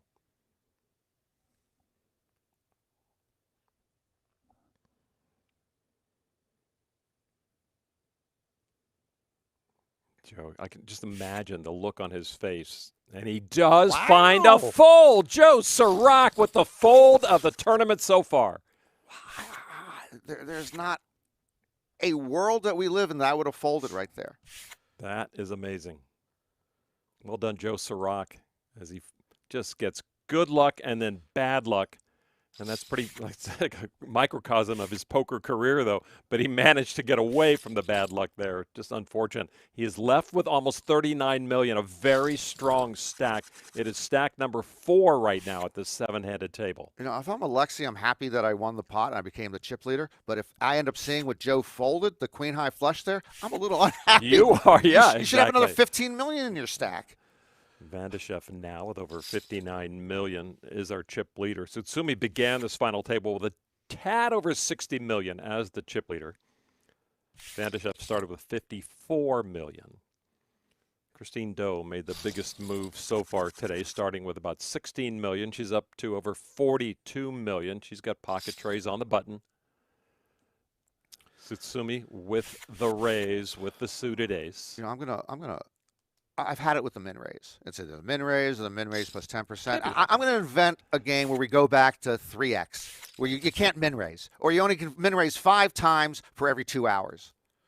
Twice every 2 hours. Once an hour you can min raise. You can't tie people's hands on how much they can raise. This is solvers, and they figured out this is what no reason to put more at risk, and you can win the pot right here, and why put more. I don't want to hear about that. I want to see poker with people that take their belts off, they loosen their pants a little, and they go, we're going to play. You hear me, Hoss? That guy did that on the earthquake year. He just dropped his pants inside the pavilion, and that I'm not talking about that. Not a good look. I'm not talking about dropping your pants.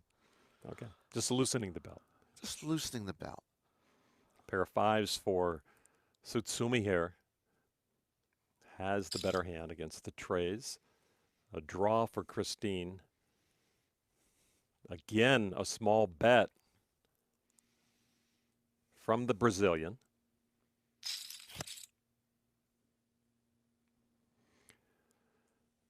Deuce on the end. Okay, now this is where if I'm the chip leader, I check. They often go for thin value. I don't even know what thin value is. He checked. Okay. Oh, he did check? Okay. Check. Oh, no. Nikita disagrees. No. How do you know that? How do I know That's that? how you say in Russian, by the way. My grandfather, one of my grandfathers was Lithuanian. I know so much Russian you can't believe it. Zinc matches? I have no idea what that means. I didn't think so. There's no reason to call my bluff. He's going for Kuznetsov on the button. I got to do that more often. This whole relationship thing could just change. You know, just flip-flop like that. Yeah, okay. I can't believe I'm now, living with a bluff catcher. Ace Queen's still good. 2 hearts out there for Kuznetsov also. Edson tries to goes with the bluff here. He does have the gut shot, but he's picked a decent spot. Nikita again under 20 bigs. Got no part of the. Oh no, he did get the flush draw, so he's not going anywhere. He didn't. Yeah, he's not going anywhere. Not going anywhere. I'll just shove. Be a man. Good luck. He is shoving. Oh wow. And Edson's going away. That's the story of Edson's day today. It really is, and he's still never been in bad shape. He's first or second in chips all day. But virtually any time he is raised in these spots, when he gets 3-bet, he's got a hand usually that he's got to fold. Suited ace for Christine Doe here. A raise, min raise. Oh really? Yeah, min raise. How about that? It means something different in Canada though. It's a little different, on the transaction. So it's not quite a min raise. getting close, but it did work. I don't know, my last couple of trips to Canada, I was very happy to see when I went to the liquor store that they had a lot of 1 liter bottles of wine instead of the 750. You know, you usually have the, you know, most wines are just a short 0.75. road trip wine. Is that what you got? But the 1 liter one is just, you know, you don't want to buy a Magnum, the 1.5 liter, but the 1 liter, because sometimes that one bottle of wine, you have 2-3 people, you run out of it, you don't want to open another bottle. 1 liter is actually, it's just enough, huh? it's just enough. I wish they went to the more 1 liters. I haven't seen them in the U.S. I like that. Yeah, I mean, I've been known to there would be the counter with 4 bottles with this much in it. You know, it's like you don't want to go back the next day and you want something different. Yeah, I agree. All in for Queen 10 against the Ace 9. Meneghetti looking to catch something. He's behind right now. He does get the draw. The 2 Brazilians wanted to go heads up for the title, not heads up here. And they're going to peel the river. It is a 2-spotter. And so that's another 5, and that's going to do it. Edson Tsutsumi Jr. knocks out his fellow Brazilian, Renan Meneghetti. Meneghetti wins $452,000. And the biggest score of his career, and he was hoping to go much further. Of course, he was one of the second short stack coming in. He does move up a little. He moves up 1 spot on the pay ladder. But a relatively short day for one of the 2 Brazilians. The Brazilians, as we mentioned, have been so busy at this series. And so Meneghetti's exit, his chips go to Tsutsumi, who's now up to about 68 million before this hand. Yep, and it's his highest chip total, and he regains the chip lead. Jorberg with kings, now playing back at the Ace 9.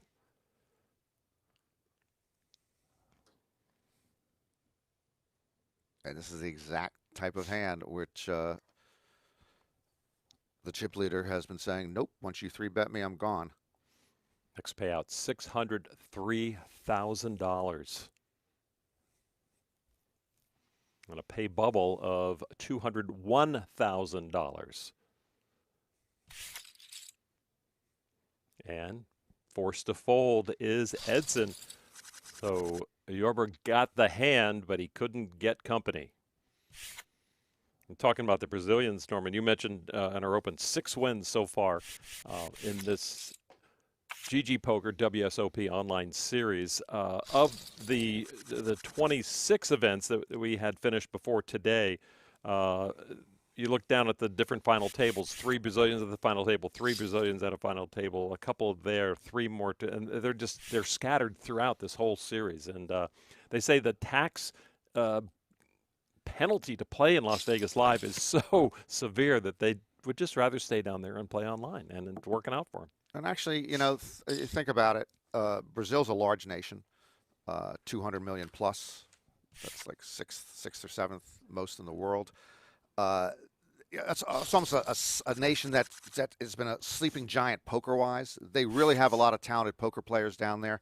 If they get the opportunity to come to Las Vegas more often, they would do better. They might be, you know, they're the biggest country in South America. And think about this, because we forget about it because the World Series has always been in Las Vegas. The U.S. wins almost all the bracelets every year. Most of the rest of the world can't get there. So if the World Series, by the way, the World Series of Poker was played in Rio instead of at the Rio, if it was in Brazil for the last 20 years, maybe the Brazilians would have the most bracelets. There's really a built-in advantage for the Americans that it is in America. Sure. You have to come from around the world. So I think Brazil, as we talked about in the Open, about the rest of the world is awakening to poker. And when we see it online, you can play from anywhere in the world. We see the talent around the world. I think Brazil is a place which is just going to keep moving up and up and up in the poker hierarchy. 2 hands in the making here, but it's Nikita with his flush draw against the straight draw that gets it done with the big raise. And, of course, Brazil has their BSOP, the Brazilian Series of Poker, down there as well. So quite active, a great community, a lot of familiar names, Brazilian names who played at the World Series and made some World Series history through the years. And it's just going to get bigger and bigger for them down there. Christine Doe now in the big blind with pocket 4s, and she's going to give way to the raise from Tsutsumi and his ace-jack. suited. And Tsutsumi trying to finish business from last year's World Series main event that you called the live European, non-U.S. portion of it, won by the eventual champion, Damian Salas. And a Brazilian was runner-up in that one last they year. Were. I believe. Bruno Botan, who had been the chip leader going to that international final table, the #1 ranked online player in the world at that point. But Salas outplayed him and then eventually came to the U.S. heads up against the U.S. champion. And Salas is our current World Series of Poker live main event champion. And he'll have a poster on the wall, I guess. Oh, sure. Yeah. And here's a potential good spot for Christine with the better king than Alexey. They both hitting the flop. She's out of position, and again, she is going to let someone else lead the action. Ace Queen Jorberg, if it's the right price, he might hang around.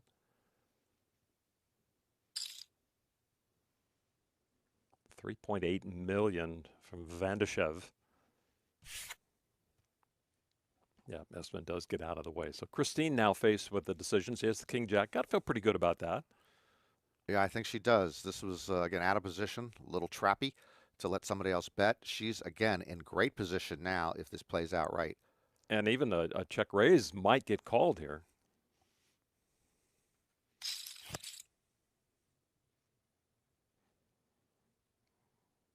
The jack will play for Christine. The Queen of Spades falls on the end. And a check mark in both Lon and my mind next to Christine's name.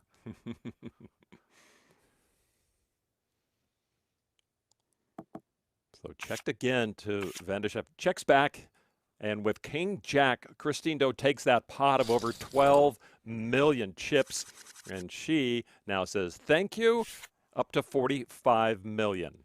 Yeah, third in the chip count. And she started the day with just 15 million, so she is definitely the big mover today. On the button, Joe Sorak with Ace Jack.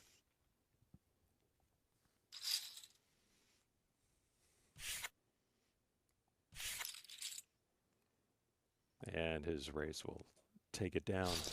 So, yeah, we mentioned 2014 was one of the early years of the final table at the Rio at the Penn and Teller Theater, and the Brazilians came out in force for Bruno Politano, and he had that Brazilian flag. And of course, Salas always had the Argentinian flag wherever he played. It's a great international flavor, and I miss those days. I miss the big theater poker.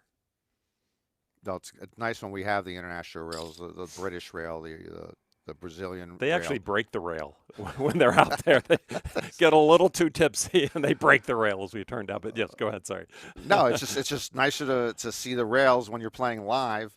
And for all I know, Joe Sorak is playing. You know, he might be playing in an IHOP parking lot right now in Canada or Mexico. But it's just more okay. It's just more invigorating when it's live and you have that great rail. Van Dijkev facing a bet from the very active Tsutsumi, and they all know he's active, so they can't put him on a hand at all times. Alexey with the straight draw. Really got shot out there. Another queen falls. And ace high is still good here for the chip leader.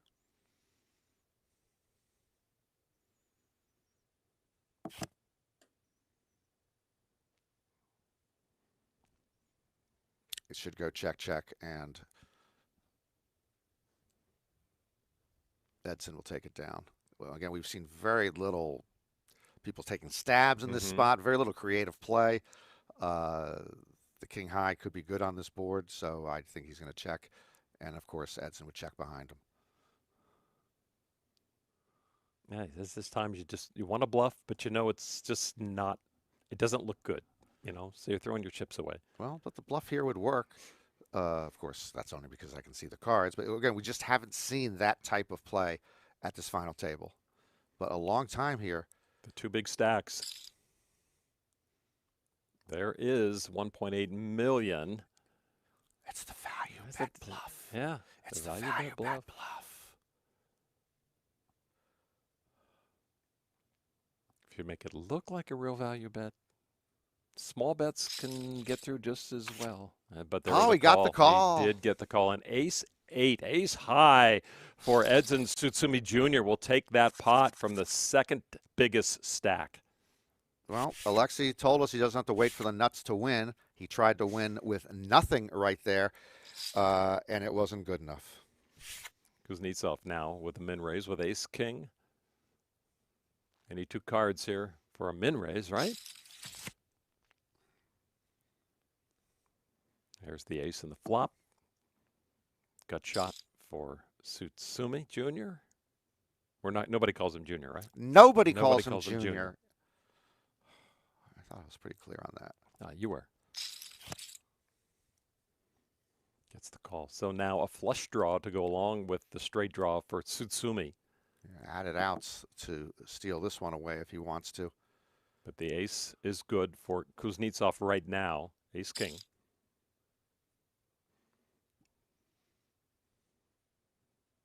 Just about half pot now to the chip leader. Who's still not getting the right odds to call here, and he will leave. He does fold. Yeah, well, sure. We saw that coming. So on the GG Poker Series, had an event just wrap up yesterday.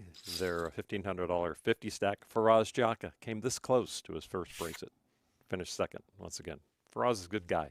Lost out to Vlad Martinenko of Ukraine. And event number 28, the Bounty Championship, finished yesterday as well. Still some events to be played, and the whole series will wrap up tomorrow. Actually, 3 events start tomorrow and finish tomorrow. And Faraz Jaka, sort of a kissing cousin to Joe Sorak. Both very itinerant, living out of suitcases, living out of hotels, living out of train stations, living out of bus stations, and somehow playing high-level poker. Yeah, does indeed. And one of the events that's playing today, you love the word. It's a freeze out, Norman. Beat the pros, freeze out. Okay, let me tell you why I don't love the word. Okay, because all poker events used to be freeze outs. Okay, so we created a new word because everything's re-entry now. So, no, this is a freeze out. Poker events should be freeze outs. There should be a little variety with maybe a single re-entry here and there, but the all unlimited re-entries, take it away. So the word's okay. It's what it signifies you don't like, that you have to identify it as a freeze out to be. It's like after artificial turf came in at football stadiums, then they called the other stuff natural grass. It's grass, okay? You don't say natural. It's not a freeze out. It's a poker tournament. With 3-buy. Anyway, Joe Sorak here. Flush. Was ahead the whole way, made the flush on the river, can't make another dime out of it. And now he can go back to, sometimes I've seen, he in his backpack, I saw a video where he had a protein bar with made out of cricket flour. What the heck is that? From real crickets. Yeah, from real crickets. That's crickets. You don't say real crickets? Yes. Well, it could have been made for the cricket players. Oh, no. Okay. I didn't know you were thinking that way. Okay, yes. The actual ingredients from a cricket. You know, some people actually crickets are eaten sometimes. They are. I've had one. Deep fried. You see them in the international markets, outdoor markets. Yeah, I've eaten one. It's pretty small, right? Unless did you get crunch. Like a jumbo crunch cricket? Fan. I don't like crunch fan. It's a set of 10s for Tsutsumi here against the Broadway draw of Sorak. He also caught middle pair. Yeah, both of them getting a chunk of this flop. And Sorak with a hand that can upset the Tsutsumi apple cart. Wow. Well, that's a dangerous card now for Joe Sorak. Yeah. The full house for Edson. 3 queens for Joe. And the Broadway draw. So here we have bigger stacks, big clash of big hands, dangerous board, paired board, 3 spades out there, Broadway draw. This is like a whole season wrapped up into one hand.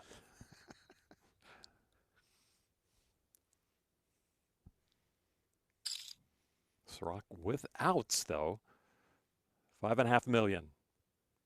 Half the pot. Bet to Joe Sorak here. Another tough spot. Now, we found a fold with a queen high flush before. A lot of danger out there, but here he has to make the call, and he does and comes up empty.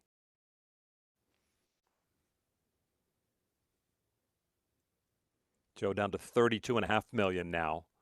And if Tsutsumi sizes this right, he could get a call out of Joe Sorak. We saw Joe make that queen high flush fold, though, against Alexey when it was sized pretty right to get him in. Let's see if he gets away from this one with that board. Tsutsumi in line right now to have 78 million chips when the hand is done, if he doesn't get any more from Sorak. But that's not the plan. To have more. 21 million in the middle. Half pot again. And 1/3 of the remaining stack for Joe Sorak. And if he calls here, and of course we know he'll lose, he'll be down to about 25 bigs. He can preserve about 40 bigs if he can convince himself to fold here. Can Sorak convince himself again to leave this hand behind, get on to the next?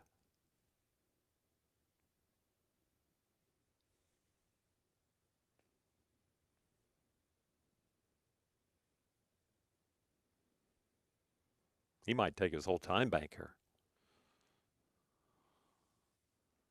I think we get a decision by the 10:45 mark. Okay.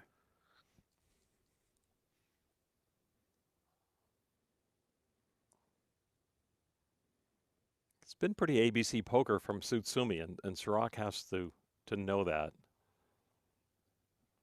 That's a good point. Pardon me? I'm not going to repeat it.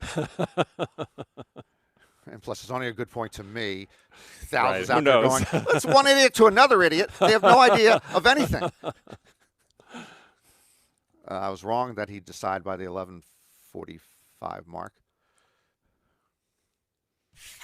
Obviously, a big decision. And tipping point. Wow! Another big fold from Joe Sorak.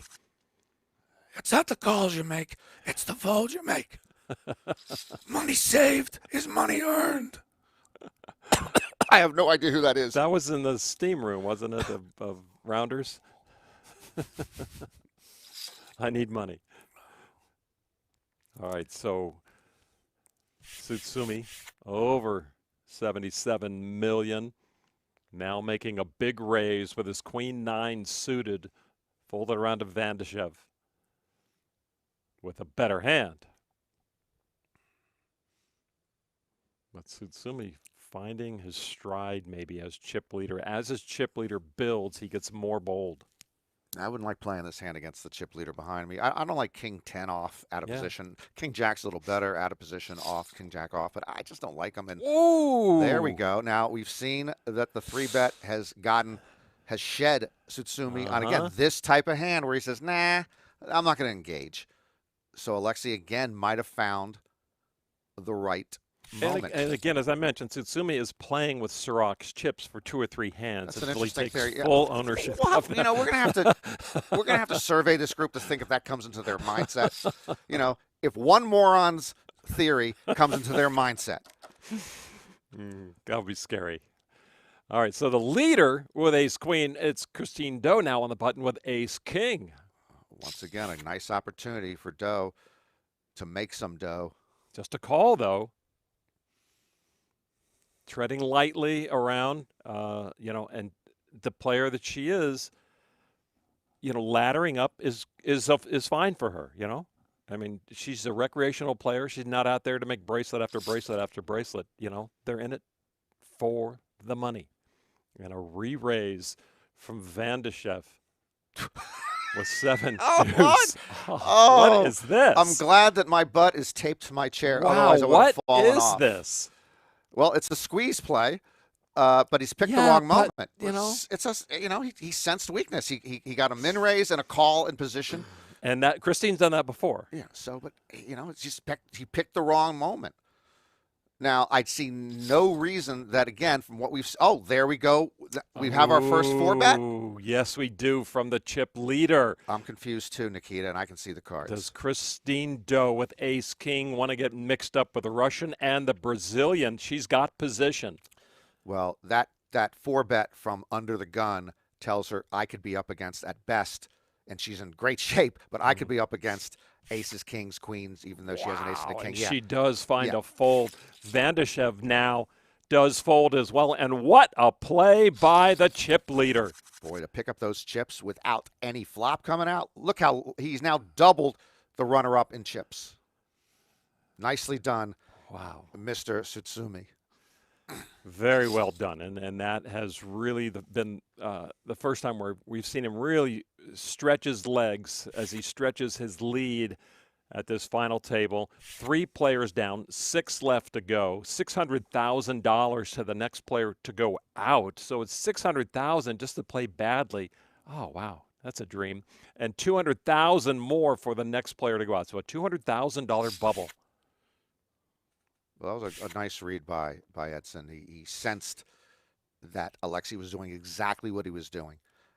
And with the min raise, the call. And it cost Christine, though. I mean, the way she's been playing, her passivity there cost her. If she had shown strength early on, maybe Tsutsumi doesn't do that. But she's got to play her game. Kings again for the Norwegian up top. Ace-queen for Kuznetsov in. Well, we're going to get a button raise. We're going to get a push. The 6s. And the 6s may call it off. The Kings got to come. They got to come.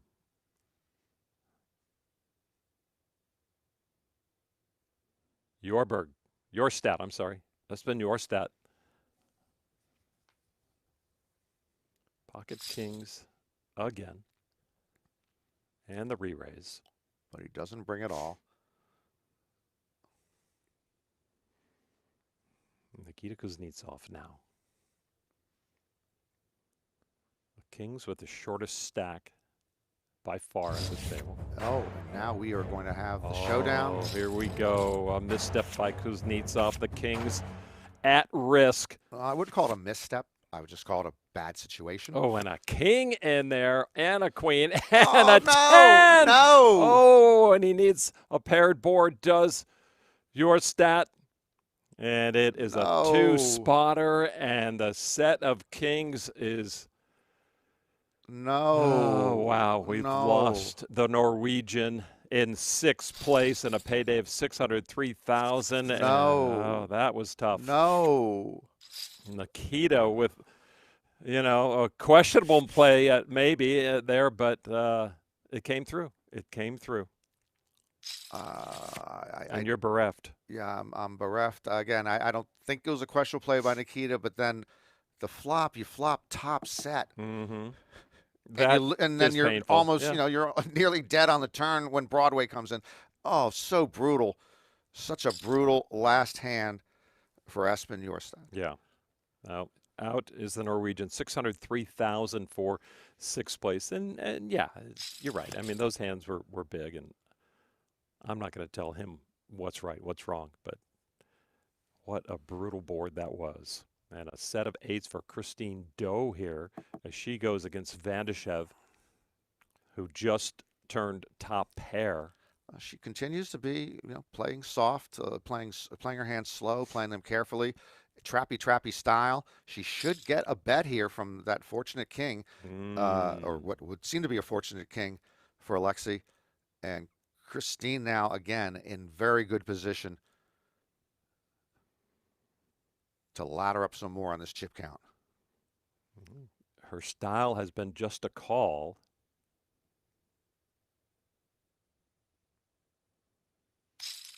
Christine Doe just does call.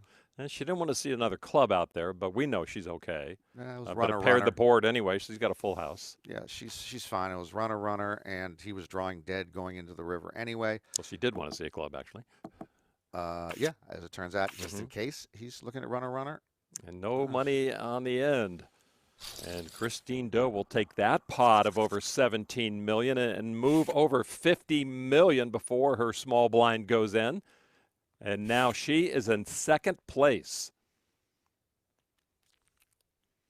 Ace-king for Sorak.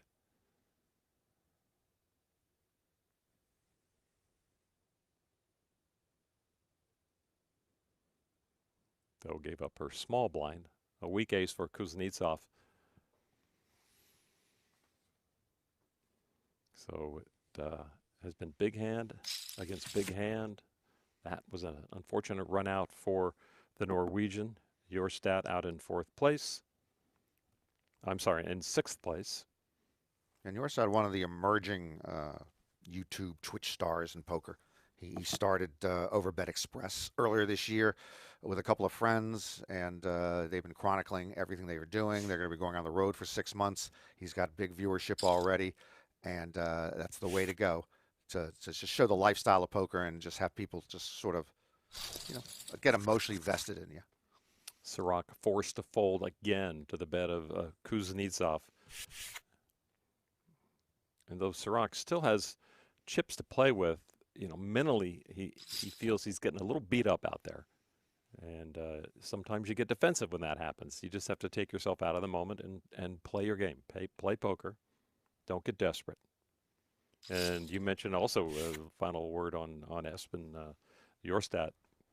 Maybe the clean-shaven thing wasn't working for him. Yeah. I didn't want to bring it up. We just, other than the one woman left at this table here, I think we have 4 mustaches and beards in this group. Mm-hmm. 1, 2, yes, we do. So all 4 with mustaches and goatees or scraggly beards. Queens and queens on either end of this table. Sorak opens with his queens. On the button, a 3-bet from Kuznetsov. It worked once.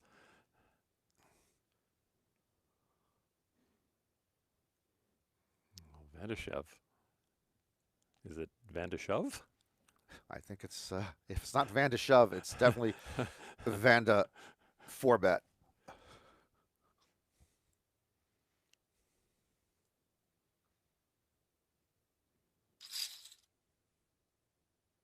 Definitely. Half his stack now in the middle. Sorak knows a moment when he sees one. Well, again, he had essentially min-raised. He had a 3-bet from the button.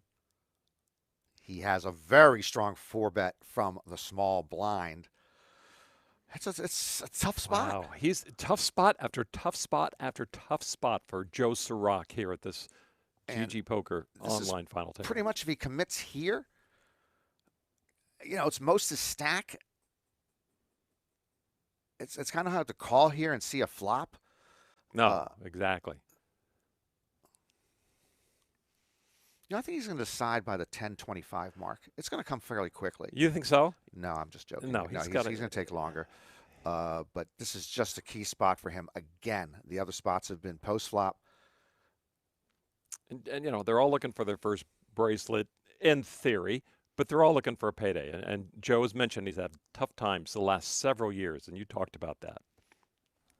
He's due, he said. Is he due for money? And he finds a fold with the queens. And Van Dijkev, with his aggression pre-flop, takes that big pot. Van Dijkev, he told us he has a built-in crystal ball. So, so people can't. He's a bluff catcher, so people can't trick him. But he knows what the other person has or what they're thinking. I know what he's you're got doing. a crystal ball. I know what you're doing. He's got the. Yeah. Well, I got. Ooh. I got the 8-ball. It's not as good as the crystal ball, but for instance, let me ask: is Mr. Van Dijkev going to take down this bracelet? Without a doubt. Woo! Without a doubt. The 8-ball has claimed that Mr. Alexey Van Dijkev is going to be our winner. All right, I'm going to mark that down. I'm going to mark it down. Okay. Right now, he stands actually next to last in chips, but a vote of confidence for the magic 8-ball. He's good. He's also next to second. All right, so he's next to second. They're in 43 in the 40 millions, and then one Joe in the short stack. Okay. So it's next to second. It's next to fifth. I don't know you with numbers. There's 5 players. He's the second short stack. But he's not next to the short stack. I guess I understand they're all clumped. The 3 players are clumped. Yeah. Okay. Tomatoes. Now what? Oh, are you going to last the season with me? Am I going to last one more year with this kabushka? Chances are. Don't forget to watch the board in All case right. something happens. All right. Here. Can we read that? Wait, I don't know. Oh, my God. It's telling me to try Without again. a doubt? No, Try it says again? try again. All right. Yeah. All right, ace high's good here. Okay. Am I going to last through? Am I going to make it through this season? Ace high's still good. With this, whoever he is. Here we go. What we got here? You know. It doesn't do anything, does it? Ace high's still good. It's on the. You're okay. You got time. It's on the side. We'll shake it. Blowing it. It's not a pair of dice. I've had this for a while, but I paid at least $15 All right, for Alexey, river's an ace. So you're good. Nothing's going to happen here. Okay. Obviously, it's confused of which one of us is the kabushka. Yeah, you're the kabushka. Oh, I don't like. Am I going to survive another season with this kabushka? Most likely. Most likely. Well, that's every year. Most likely. That's our just careers. So disappointing. They're going to hire us next year? Most likely. I'm not happy. I The pair of didn't aces want on to the survive end. another year with you. You don't have to. You don't have to. No. All right. We are left with 5 players. $804,000 is the next payout. After that, we're into 6 figures, $1.1 million. So a $300,000 money bubble right now. 3-bet from the leader and a fold from Van Dijkev. So interesting. Tsutsumi has this good-sized lead. He came in with a decent lead. And it's not like he's been super flashy. I think he made one big move. And it worked. And it was good. It came at the great time, and he picked up a lot of chips. And here he is. But he hasn't been. He's still over 100 blinds. He has. We told him. He told us his strengths are focus, calm, and discipline. Those are 3 attributes that I rely on in family court every several years, and just see where the chips. See where the chips may fall. Van Dijkev with the kings. A min raise. Sorak with a suited king and feels he's owed, but he's being very disciplined and folding. And the kings couldn't get anybody to play with him.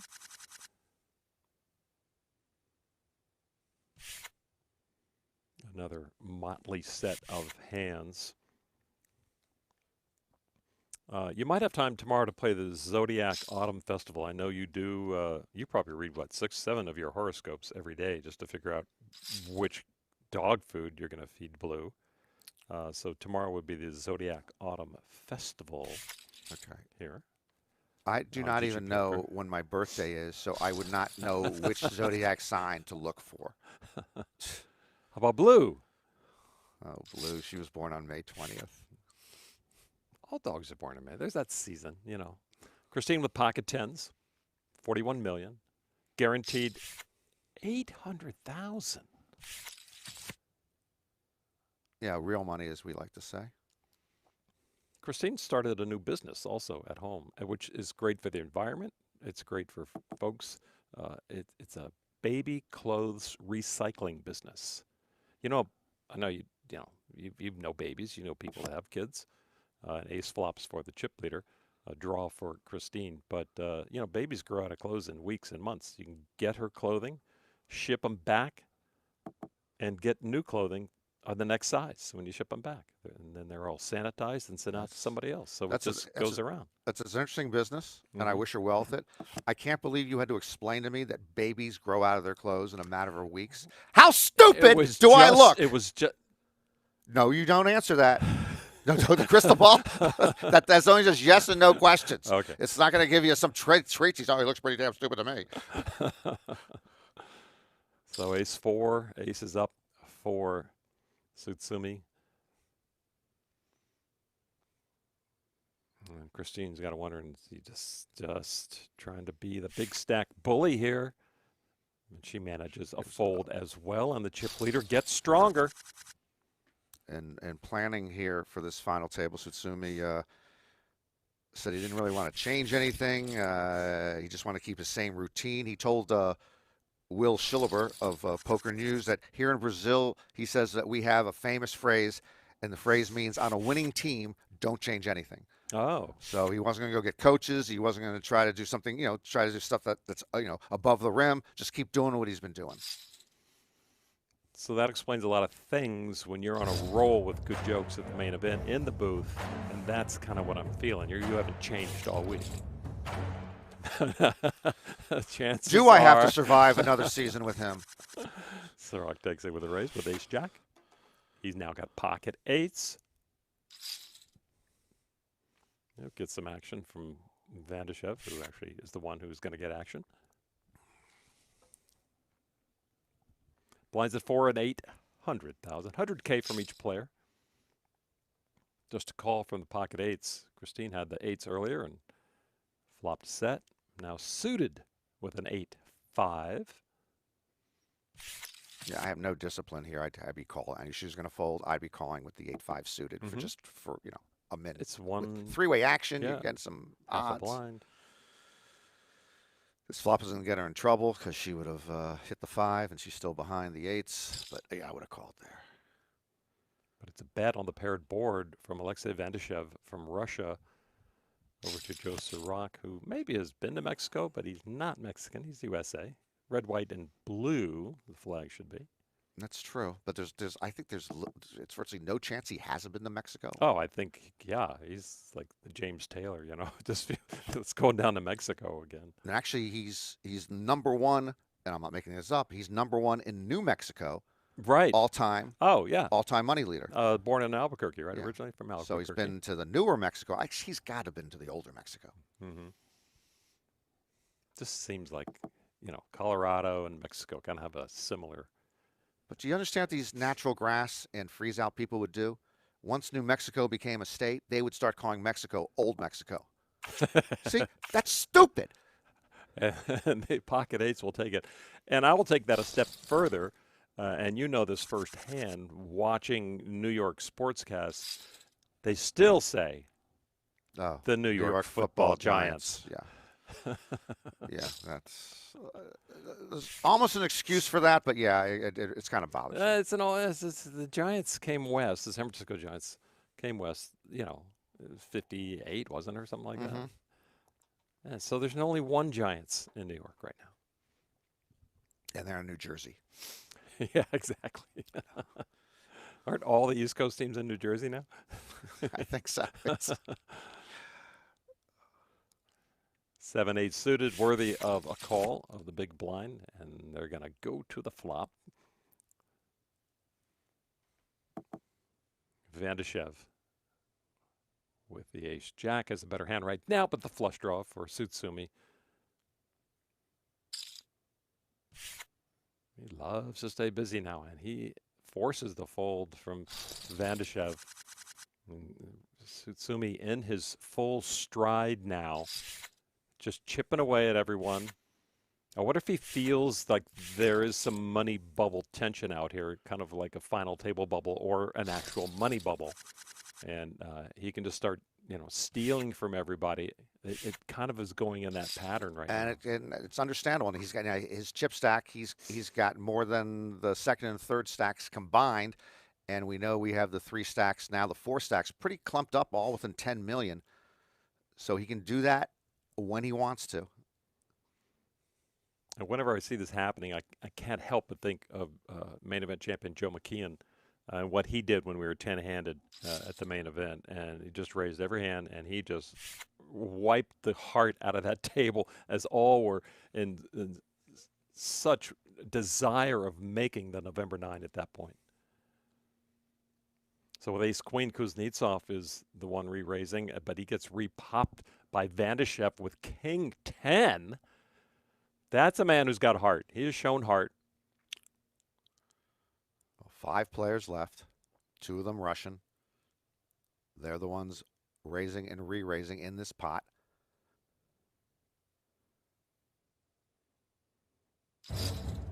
All in. He went all in with ace-queen previously against the pocket kings. Was behind and won that one. This one, whew. Worthy of a few. As he now takes over second place with almost 54 million and using those chips of his fellow countryman Alexey Van Dijkev to build that stack after that hand. So the Muscovite, well, yeah, over St. Petersburg right now. And if you're from St. Petersburg, what are you? You're a Muscovite. You're from Moscow. What are you from St. Petersburg? St. Petersite. You think so? I don't know. Okay. Is it a different ending if you're from St. Petersburg, Florida, as it is from St. Petersburg, Russia? Are they both St. Petersburgians or whatever? We don't know, do we? Don't know that. Actually, Alexey told us, and we in here we're having the 3-bet. 2 big hands here again. We understandable raise under the gun from Nikita. Oh, English only at the table, please. I don't know if that's a thing, but the 3-bet did the job. Yeah. Alexey mentioned he loves St. Petersburg. He said St. Petersburg. He told us St. Petersburg is the best city in the world. He did say that. I was taking a look at it, and it's actually got a lot of attributes. It does. Besides the fact it's the second largest city in Russia, and it's also the world's northernmost city with at least 1 million people. But you go there, you got first of all, it's founded by Peter the Great. Mm-hmm. Peter was better than good. He was great. It's founded by Peter the Great, so that's a good start. It's the cultural capital of Russia. It is. They got a great art museum there. They have the tallest skyscraper in Europe. They were the host of the 2018 World Cup, even though I think that was there's some under the table money that helped that happen. But Russia. that's not Russia. Okay. They got better winners than Moscow. It's chilly there. It was a huge European port for so long. That's why it's such an outwardly facing country, and they've taken those European sensibilities as they both hit trip aces here, Sorak and Van Dijkev. And once again, Joe Sorak at the wrong end of a good hand, Mm-hmm. and maybe facing a decision on the river that he's not going to like. No, he was not at all. And maybe that club is going to help him a little bit, but nah, he's putting in 2.2 almost here. Van Dijkev ain't going anywhere. Well, where would he go at this point? I mean, he's almost on a break. He's in his condo. There's the call. Nothing changes on the river, except I don't think anyone had a gut shot. Except deeper into the Valley of Despair for Joe Sorak. We have seen him dodge, though, deeper valleys. Mm-hmm. He has. With several good folds. Now, what signal will Van Dijkev want to send here to Sorak?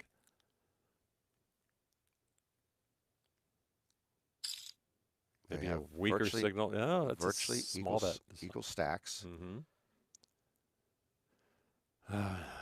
That's Joe right there. That was channeling Joe. Right. Well, it's hard not to make this call minimum. Mm-hmm. He does make the call, and bad news for Joe Sorak. He couldn't get away from that. That was a nicely sized bet on the end by Van Dijkev. And Sorak down to 23 million, far and away the short stack among the final 5. But still, playable, just under 30 playable. bigs. Yeah. An active Nikita on the button is gonna find a 3-bet behind him. Oh, he didn't.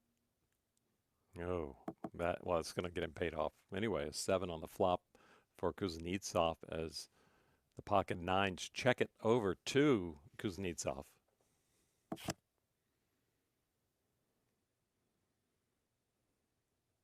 Nobody likes that. Oh, okay. There's 52 cards in the deck, right? Only 4 of them are aces.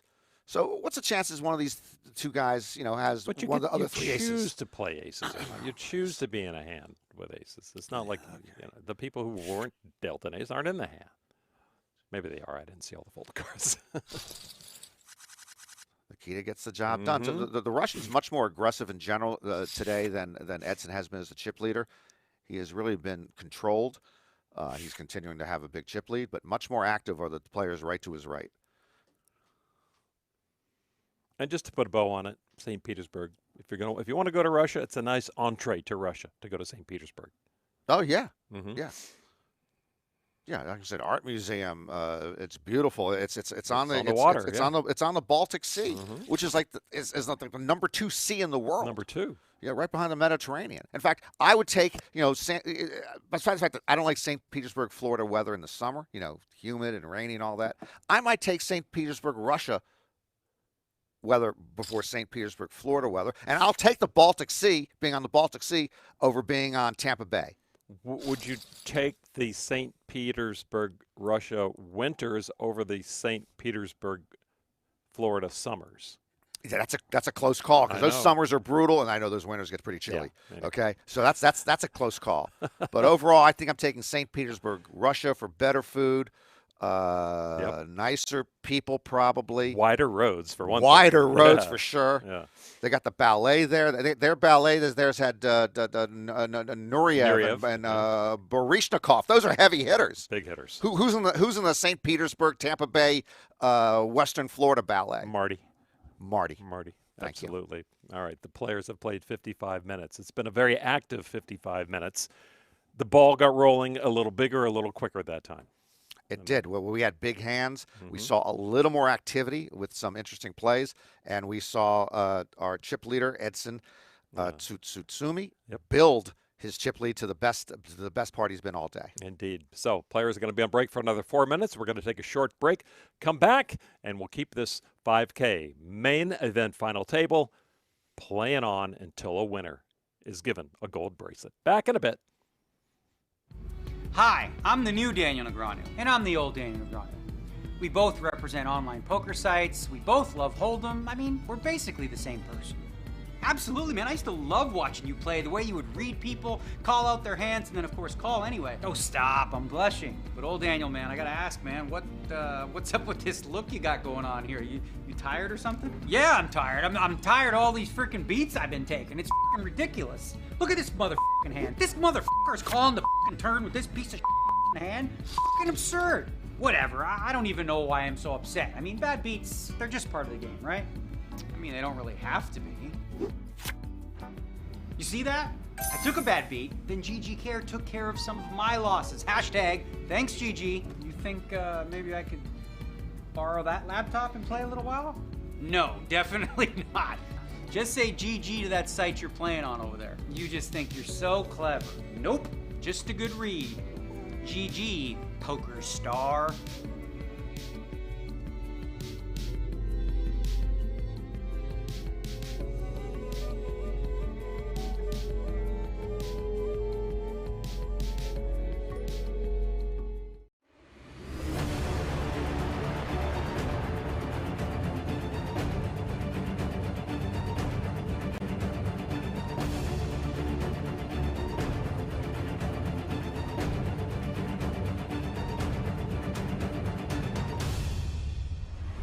Elke was waiting to come back to the final table. Fedor hold stings. Oh my God. Michael Adamo is the best.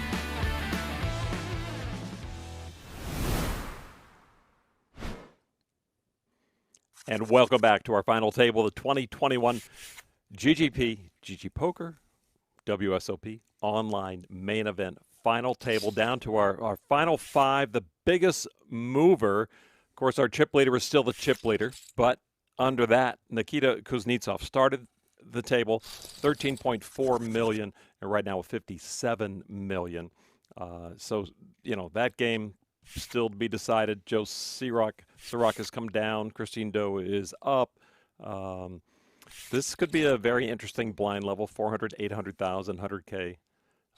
And you just wonder about the exasperation that Joe Sorak has to be feeling. He has been faced with some, he's been given big hands, but they've all been second best. Yeah, I still think he's got the right laid-back attitude to deal with it. He just, over the years, it's been, you know, I got chips right now, I might not have chips later. I don't have chips right now, I might have it later. So I do think he has the right sensibility to stay even-keeled. And just right now at the short stack at 25 big blinds, I don't think he is going to do anything that is unbelievably panicky or stupid. So ninth place, Dimitros Pharmacolous. And after that, it was David Smolka from Poland, finished in 8th place. Then Henan Menegeci from Brazil, 7th place. And then we recently saw Espen Jorstad of Norway go out in 6th place. So 5th place, money guaranteed $804,000 up top for the winner gold bracelet, a World Series title, and over $2.5 million. So our final 5 players.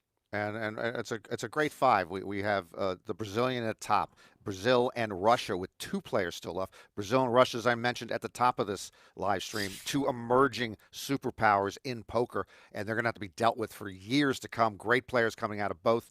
We have Christine Doe trying to make history as, once again, one of the few women to make a main event final table. Last year we had a main event final tablist here finish 2nd. She's trying to get it done here. The only woman to win any type of main event on the World Series was World Series Europe winner Annette Overstad, yeah, who won it a day short of her 19th birthday back in 07. So Christine Doe trying to do it, and trying to do it for, as she says, for her family, for herself. And then we have one American, Joe Sorak, trying to right the ship from a rocky patch, and after a couple of World Series runner-ups earlier in his career, trying to get his first bracelet. And how sweet would it be for Christine to go to bed tonight and have the same number of bracelets as her husband, Michael? Without nearly the same number of volume. He's like the hardest working man in show business when he's in Las Vegas. He plays, he loves the chase. He plays multiple tournaments at once in the World Series, which I've always disliked. And I used to ask him about it. You know, can't you just focus on one? It's the World Series of Poker. You're running to the other side of the room, or you're running to another room. And he wants the cashes. He wants the bracelets. He loves the competition. He just keeps playing. Christine Doe with the best hand here, now faced with a bet as Kuznetsov decides to bluff the river.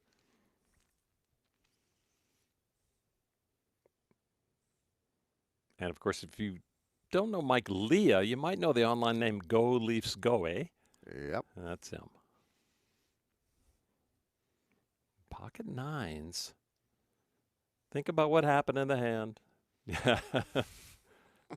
I'll take anything other than phew from Kuznetsov. The call is there. The bluff is had. Nice hand indeed. And Christine making the family proud there. Very nice call on the end.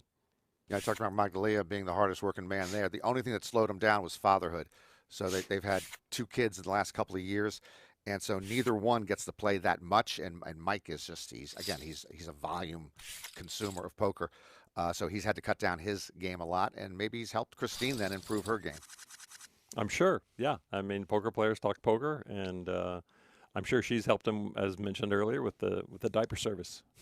You know, Sorak with Ace King, the chip leader with pocket 8s. This could get interesting. A little raise from Sorak, the short stack with Ace King. The big stack with the pocket 8s. And all in. Sorak test it again. Wow, that's all in. And he's got to go with it. So Sorak at risk with Ace King against the chip leader's pocket 8s. No 8. Couple of clubs out there. There's a 5. Ace or king on the end. Or he's got a gut shot. And he needs a 4, and this could be nope, it's another 5, it looks like. Yep, indeed. And so Sorak comes up empty. What a heartbreak day for him. He had so many big hands. He made some terrific folds. It just, as they say, was not in the cards for Joe. No, it wasn't. I think his 5th World Series final table in his career. As we mentioned, a couple of runner-ups, 5th today. Disappointing, but I think he's got to be happy with his play. Absolutely. He's put in a lot of tough spots. He'll see the folds he made were correct, and it just wasn't, as you said, was not in the cards today for Joe Sorak as we reach our final 4. So a second knockout for Tsutsumi as he goes over 100 million chips. You know, if I'm in a World Series main event final table and I'm 4-handed and I've got more than 100 big blinds, I'm pretty happy. You're pretty happy? Are you? Are you? I gotta tell you. Did you have to really reach out there to be a happy man? Well, or? not much makes me happy, but that would bring a smile to my face. Oh, wow. Kuznetsov with the ace-king. But he's dealing with a chip leader who is not afraid now. And Tsutsumi really finding his stride, the 24-year-old, putting pressure on people. And for Joe Sorak, this is a button. Again, you mentioned great play. He was due, and I think if you win 804,000, the due maybe has not been paid 100% maybe in his mind, but that's a pretty good due. That's a good. That's if you've been running bad, that's some damage control when you pocket 800K. Well done, Joe.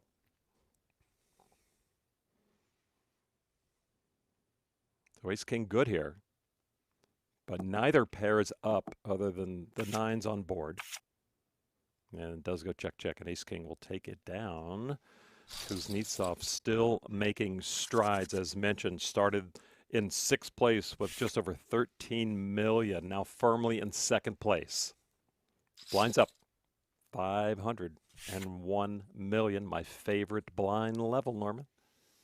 Well, let's test you. So it's 501,000. Christine right now. 1 million. 1 million. Yeah. No, 500K, 1 million. Yeah. Yeah. Christine has 35 million. So how many big blinds would she have? Well, she only has 34 big blinds because she didn't have 35. Yeah, I wasn't trying to trick you, but yes, your math is solid. This is the only blind level in which that you can operate. Do. Okay.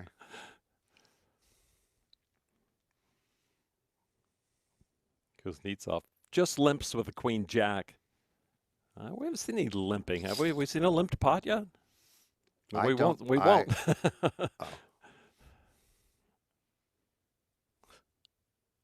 yeah, I don't think we had. I do not think we have. 3 million from each. A jack, top pair for Kuznetsov. He checks to the pre-flop aggressor. Down to 4. $1.1 million to the next player to go out. And these two Russians have probably been the most aggressive at this final table.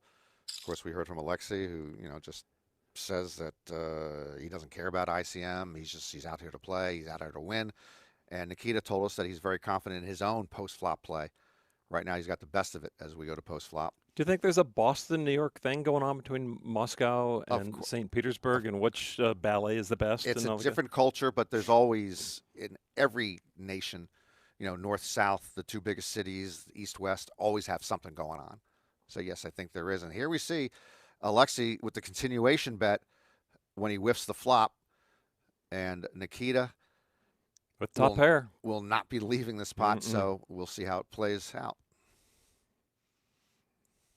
And we see Van Dijkev do this. He has brought some surprising 3 bets here and there, and bet sizing. Just out of the blue, he'll pop in 7-8 million. He says he doesn't have to wait for the nuts.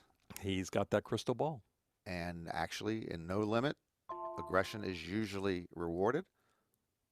Alexey is not trying to ladder up. He's talked about, I want to win the bracelet. I want to win it badly. Interesting. This could be a card that Alexey could bluff at. Nikita has the action now with jacks up, but it is checked to St. Petersburg.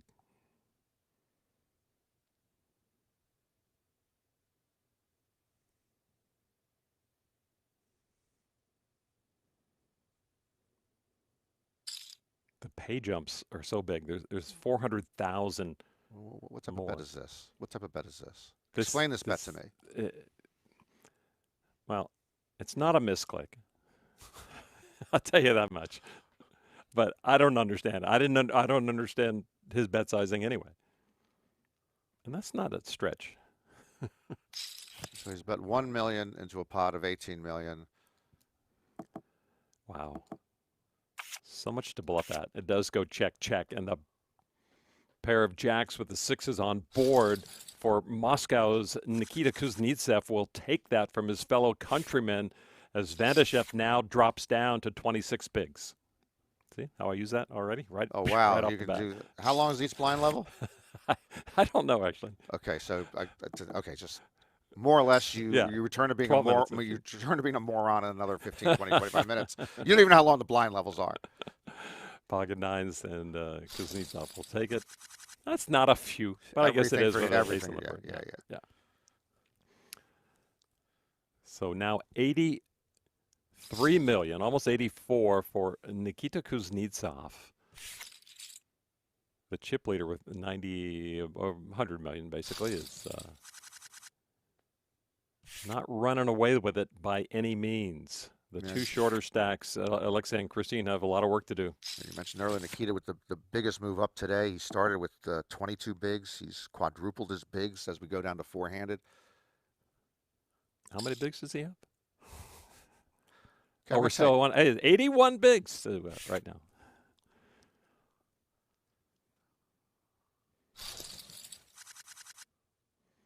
So interesting, the two big stacks playing against each other.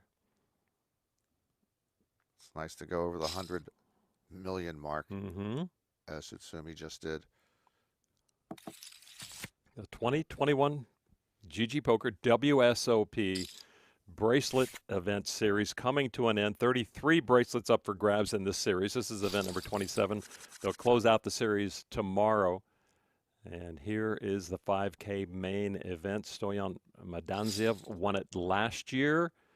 There was some confusion on what main event it was, but it's the 5K online main event. It's always been that.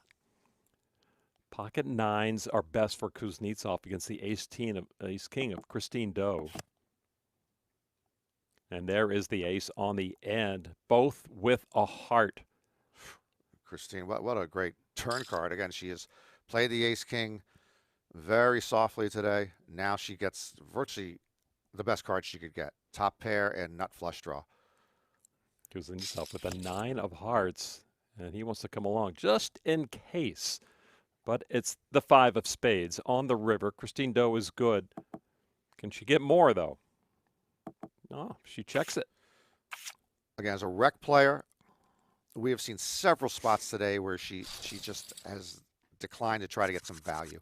So it's hurt her chip stack a bit, I believe. But she is a rec player. She's a very good rec player. We've seen her, I think, though, miss some spots where she could have picked up a few more chips. Yeah, she might not miss this spot. Pocket tens facing the min raise from Kuznetsov. And they both pick up the straight draw. But the pocket tens are ahead right now. I don't know what straight draw you're looking at. What straight draw am I looking at? No, I'm not. I'm not. But looking at that. Let me ask you this: how many big blinds does Christine Doe have right now? Go back to my strength.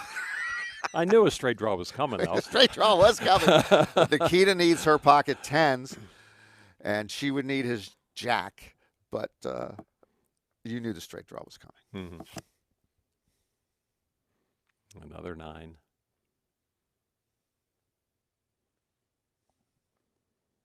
Christine Doe best.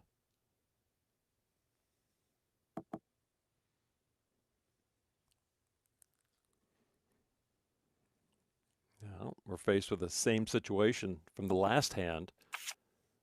It does go check, check. So sick. Again from Kuznetsov. Oh, nice hand. Okay, very nice.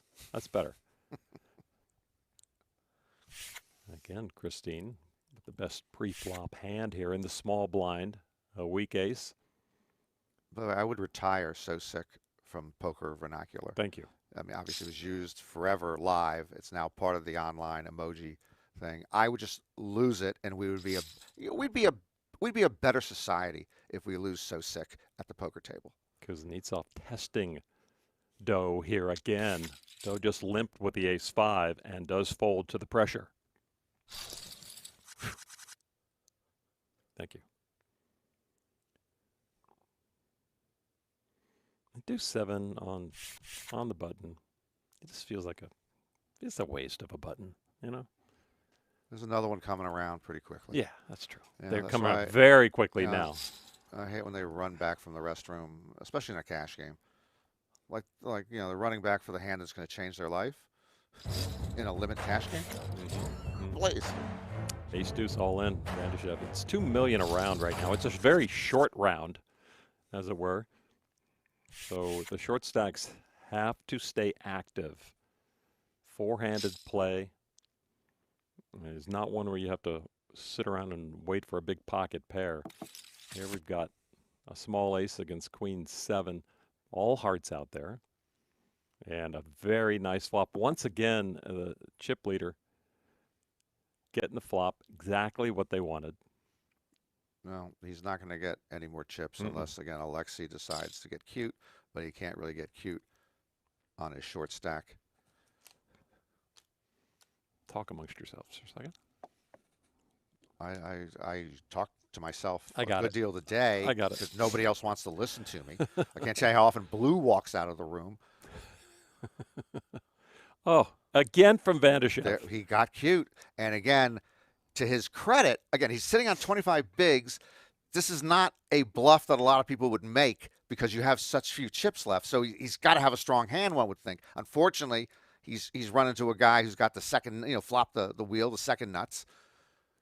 Just bad timing for Alexey, who's willing to, he's willing to put it out there. I love his style. I mean, anything happens here. I don't think any more chips are going in from Van Dijkev, if, whether he gets raised or called. He's got to be done with the hand, doesn't he? Oh, if he got raised there, yeah. Yeah, or if he gets called and now no more chips can go in here for him, right? Unless he wants to bluff that paired board.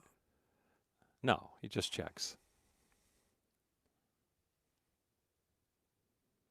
So the chip leader has the golden horseshoe.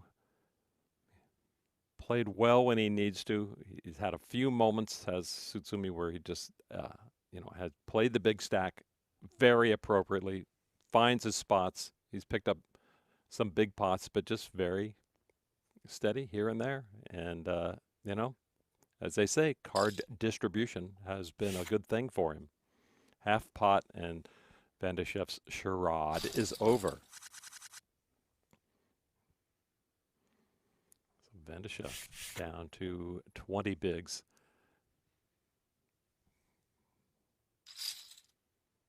Ace 8, you got to like it in the big blind. Well, we've seen her play very slow with big aces. Wow. And again, in under-repping her blind hand, four-handed with the ace. I mean, what range would you put her on there? I mean, you can put her on anything there, right? Well, I mean, again, decent. In the blind, this likely does not hit her at all. So that's why Edson is able to come out again, drawing dead. Fills up. But and now Edson's smart enough to figure out if Christine's hanging around, something's up. Because he's come up empty. Check. Let him hang himself here. Well, he's not going to hang himself. No, he's not. I don't believe.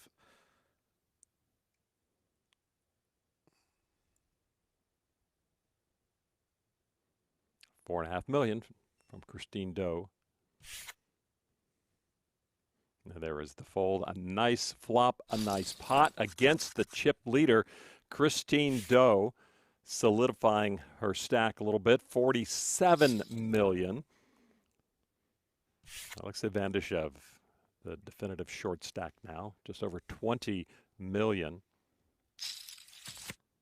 As the cards are coming fast and furiously with four-handed play. Is the dealer dealing them faster because it's four-handed play? How fast and furiously are they coming? It's a sportscasting expression, pretty much, I think, because it's short-handed play. The button comes around quicker. The blinds come around quicker. I'm not putting a clock on them. We talked about sportscasting terms. What's your least favorite sportscasting term? Lon McEachern. Oh, wow. Oh, wow. Give me that. No. How long do I have to put up with this guy?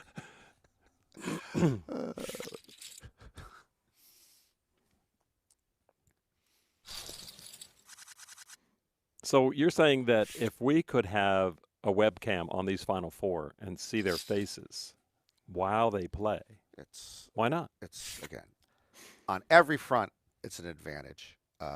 Just talk about live streams or broadcasts. If you're watching it from a TV standpoint, you want to see the players. You want to see the personalities. Personalities will emerge. But if you're playing online, I know, unless you're one of the whizzes and the GTO savants and all that, and all you care about is pushing buttons. For the rest of us, and I think even for some pros, it's better if you're seeing other people when you're playing online. It's more human. Okay, if you're just clicking buttons for the rest of our life, and not a Zoom meeting with poker, you want poker to merge with Zoom maybe and have it all together. Yeah, it will be. It will be very soon. We're going to see this type of software where everybody is seen while they're playing online, and it's just a better environment. And I've said this so many times. If you're going to withdraw into our homes and get everything delivered, Amazon delivery, food delivery, and just play online and watch TV and watch on your smartphone and never leave the home. Climate change is not even as big of a factor as that. We're going to be dead anyway. So we need to have some interaction with other humans. Did you order the food for us today already? Of course, I'm not going anywhere. Good. Okay. Pocket jacks flopped a jack. Christine Doe with the Broadway draw. 9 million in the middle.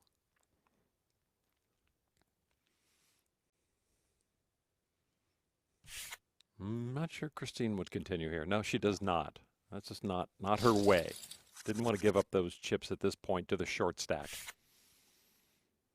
Oh, nice flop for Van Dijkev.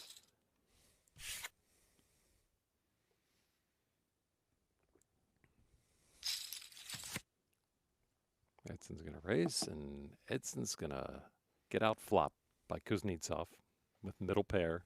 Nikita checks it.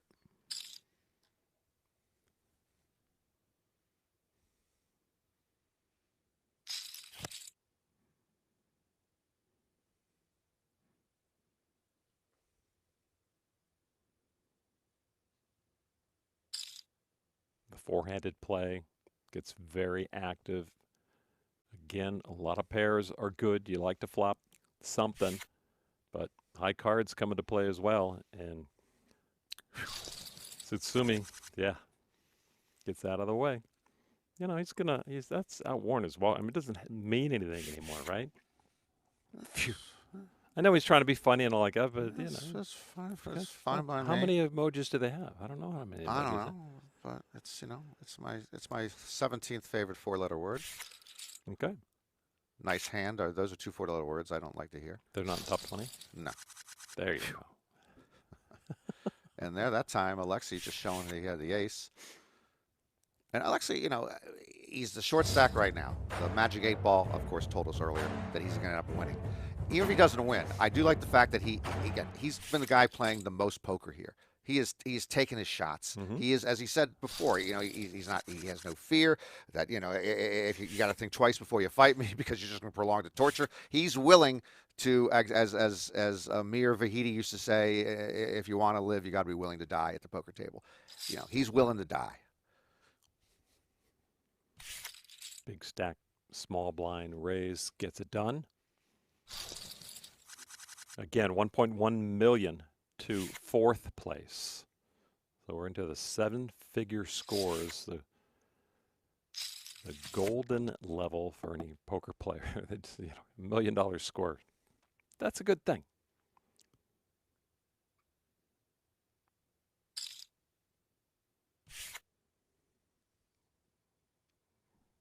Bet and take it.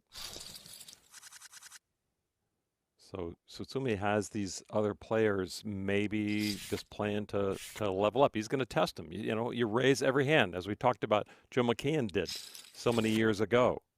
And you only need to win 1 out of 3 to show a profit. So you might as well just keep the pressure on. Van Dijkev flops middle pair here.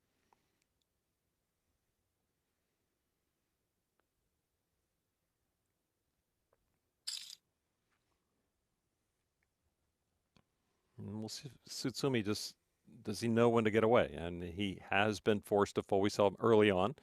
He was making some folds when people played back at him, but he does make this call. And unfortunately, Van Dijkev, unfortunately for Edson, Van Dijkev has this board nailed.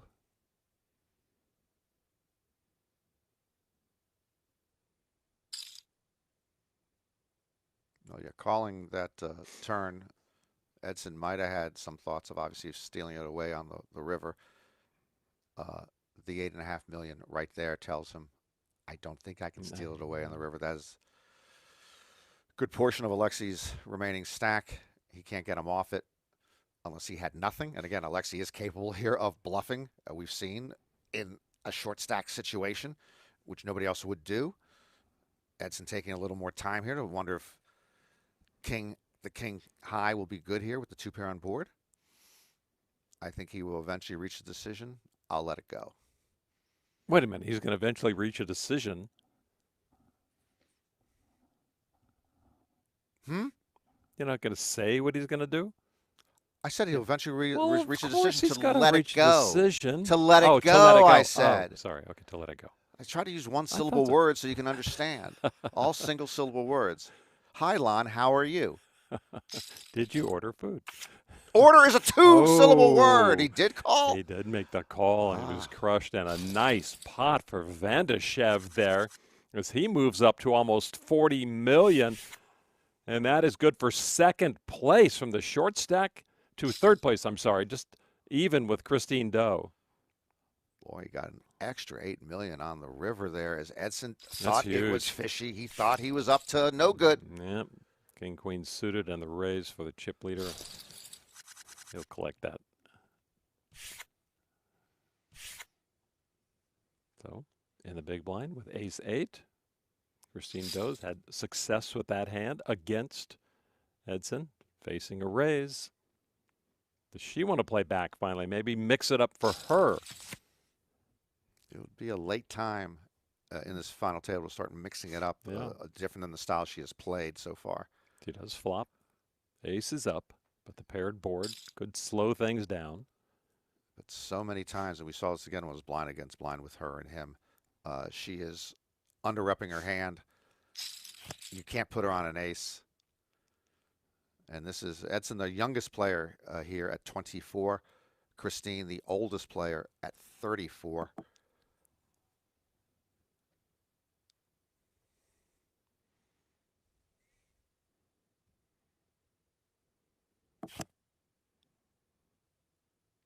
Free river card. Christine's good here.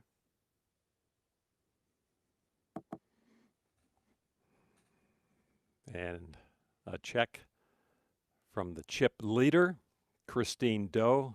We've seen her so many times just check this back. But she does put out $3.5 million. I guess maybe hoping with the check that he hit a 5 on the turn and would call. That's a 10 million chip pot coming Christine's way. She ups her stack to 44 million.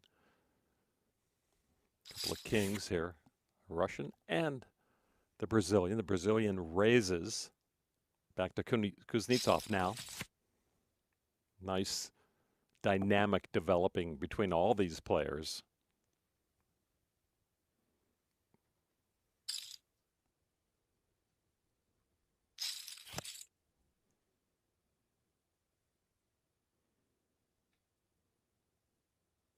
Now Kuznetsov. Out of position, he certainly could stab at this with the semi-bluff. He picks up the flush draw, he picks up the straight draw. He has the best hand anyway.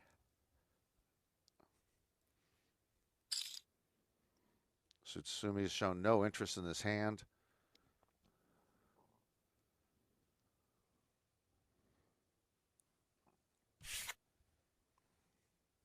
And he does give her up.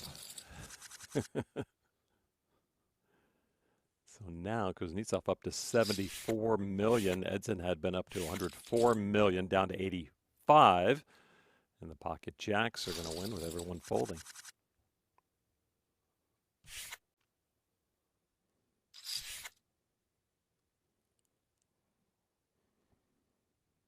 The button remaining aggressive.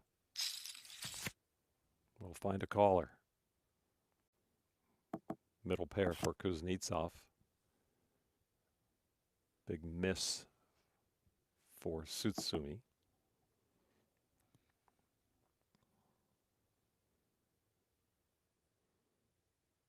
Nikita told us he's very good at ICM. Yeah, I just don't. Even if you are, it's like if you know karate, you don't go around kicking people. Like I can't believe that he's using that line like in a singles bar. People don't want to hear that you're very good at ICM. Oh, really? Okay, I'm not drinking anymore. I'm going to go to the library. I don't want to be talking to somebody who tells me they're very good at ICM. Does that tell you he doesn't care about the bracelet? Who, Nikita? Yeah. He's good at ICM. It tells me he doesn't care. Supposedly, he doesn't care about as much as say his countryman Alexey does, who says, "I want the bracelet badly. I'll do this. I'll do that. I'll torture you." Yeah, it's just it's if he's truthful about that, it would seem that wow, it's more important. Christine was good until the turn. Jacks up for Kuznetsov now. Christine only with the ace jack.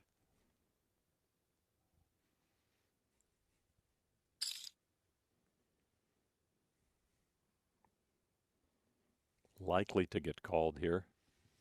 Christine hadn't been the raisin type.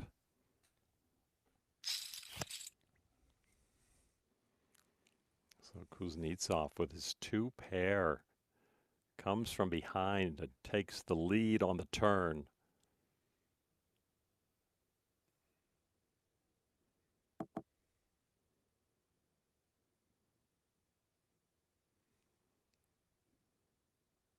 Now she likely will end up check calling here. Yeah. Let's see how Nikita wants to size it. He is almost 100% certain he has the best hand. Almost a pot size bet. That's nice. You know, in this spot, Echelon, I usually go 8-7, 8-8, 9-5. I don't know about. Mm-hmm. You know, but and that's what makes it so good. Yeah. You want to confuse. You don't want to be rote. Confuse your opponent. Christine gets the call. Has to make that call with the ace jack. Thought she was good the whole way. Yeah. Kuznetsov taking some from the Canadian Christine Doe, who now is the short stack, 28 million in the small blind now. Yeah, that was a costly one for her. Mm-hmm. Christine was, as she mentioned in her interview, a huge supporter of women in poker, and asked her how to get more women out there. And they basically said, you got to have a tougher skin. You know, you're gonna face some adversity in the poker room and some nastiness from the men there. Just have a tough skin, get in a group. A lot of good women's poker associations out there to support you and talk you through it.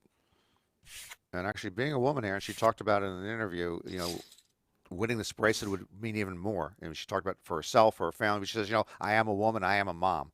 And it just would make a big difference for her as a woman, as a mom, as a rec player to come out here and win this. And she's, you know, right now that took a big chunk out of her. As you mentioned, she's a short stack now, still in the thick of it. But yeah, it would mean a lot to her to win this bracelet. She's got ace king right now, Christine Doe. She's been dealt a lot of ace, you know, ace X, and a lot of ace, like 3 or 4 ace kings. And now finally raising with it, showing, because I think she got hurt, as we mentioned before, by under-repping her hand, but she gets the fold, and that's fine. You know, she takes that pot. She rebuilds herself. You get a win, you get that positive reinforcement after having your hand run down as Kuznetsov did a moment ago. And so you need those negative vibes to just kind of get washed away. And all she has to do is think about her biggest score prior to this tournament, $13,000. Yeah. And now she's guaranteed, she's got ace king, guaranteed $1.1 million. And she is going to be a voice, a leader in the women's movement, hopefully going forward. Ace jack for Van Dijkev. He made the initial raise. And time not to under-rep your hand here. There you go. All in and fold. So Christine back over 32 million. Yeah, just with those two pots, when she raises and gets folds, her stack goes up like 30%, and that's a lot. So she's no longer in such a danger zone. She's over 30 bigs.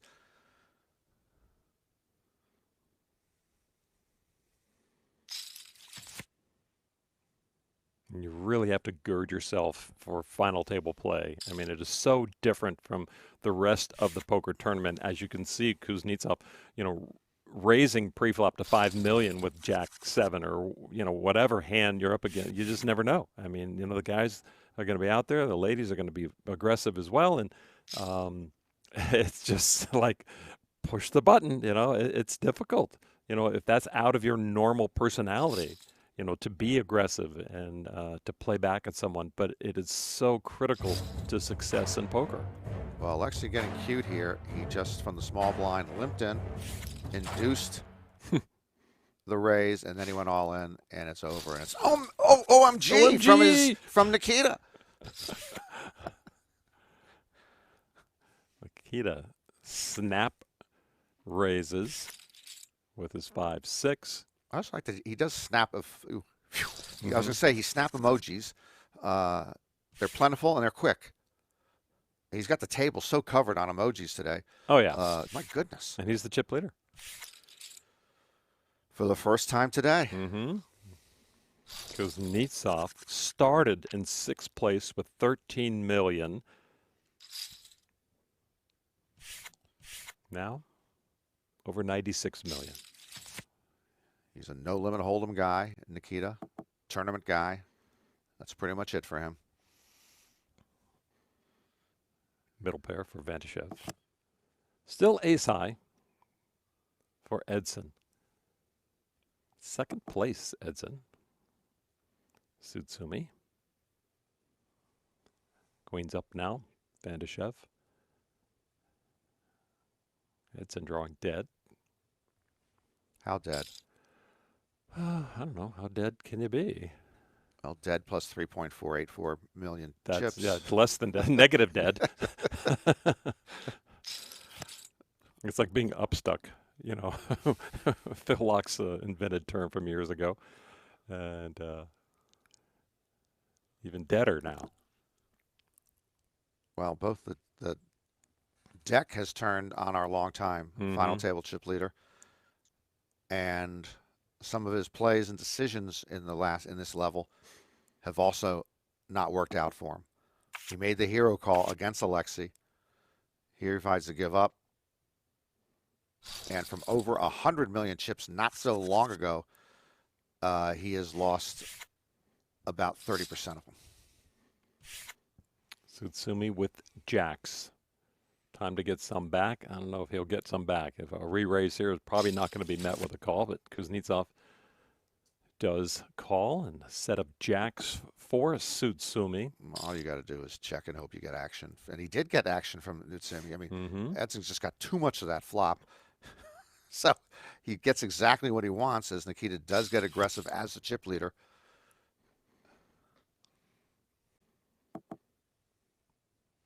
Gut shot now for Nikita. Checked again to him. Will he fire a second bullet in position?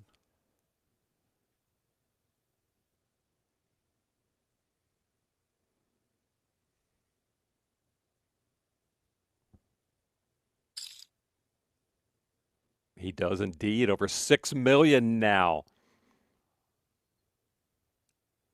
Top set for Edson. And this hand shaping up as a great slump buster.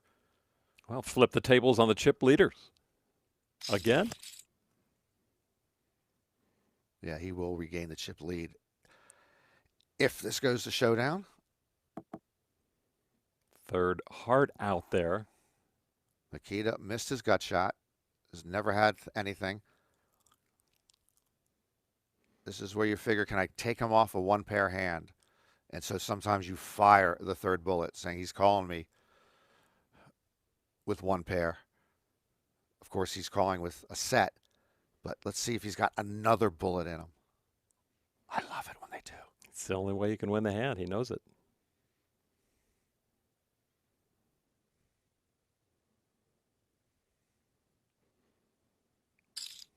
A battle of the two big stacks. There's $9 million that's going to be shipped up north to Edson with the call, with the set of jacks. Air for Kuznetsov. And once again, Edson Tsutsumi Jr. is our chip leader. One hand righted the ship. He's up near his high of 102 million with the chip lead, as you said.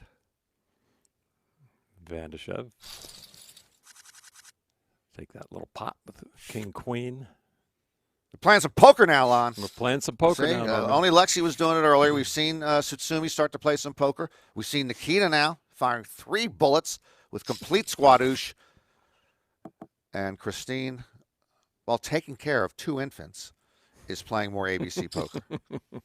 You think it's hard to take? That's 27-month-old and an 11-month-old. How, you know, one of those is too much. That's what moms are for. What grandmoms are for. Oh, I forgot about her. Maybe she did toss her. Yeah.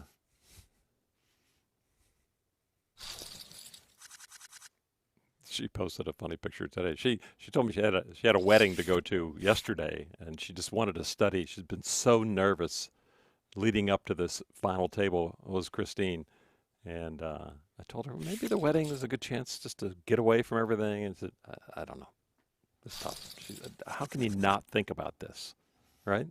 Yeah, and now probably a dream impossible. realized. $1 million. Yeah. Remember, they had a show. You know, this is like a short version of the November 9. Imagine those November 9ers over like 100, 3 months. It's hard not to go to sleep every night thinking about that final table. She only had to do it for a few days here. Right. But it's next to impossible to get it out of your head. And how about that? The November 9 is back this year. In a different different format. different fashion. We will have our November 9ers. They get, I think, a 1-day break and then a 2-day final table. So it's bang, bang, bang. You're done. Yeah, they switch it from a 3-day final table at the main event to just 2 days final table.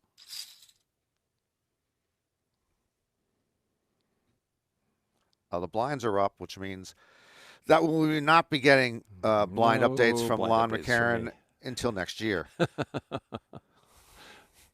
Or they come back around. Don't they just go back down to small? You know, they 50 and 100 once they get into level 87 or something. Yeah, good luck with that. But yeah, it's going to be a while before. Oh, look at Van Dijkev getting busy, Norman. He's Kuznetsov and Kuznetsov. He's from the old school. I'm not here to stay. I'm here to play. Uh-huh. Huh? You got it done.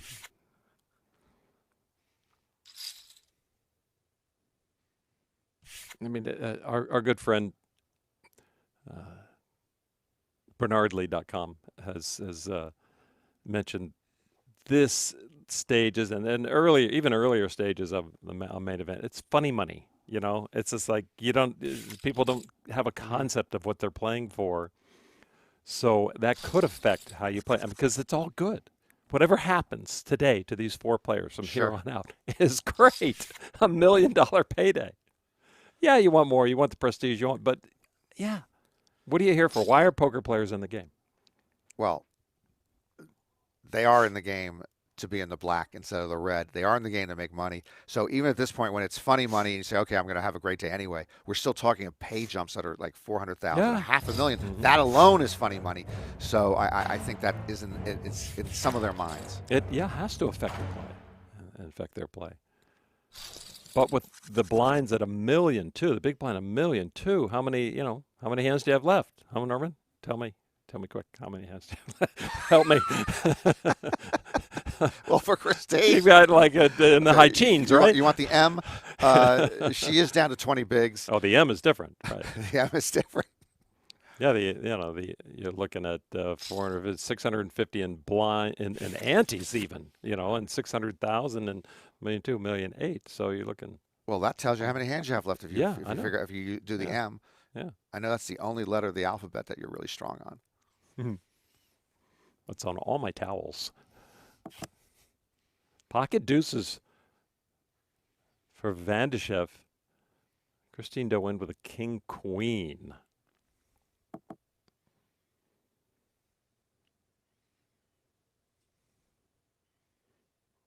She has shown a lot of aces.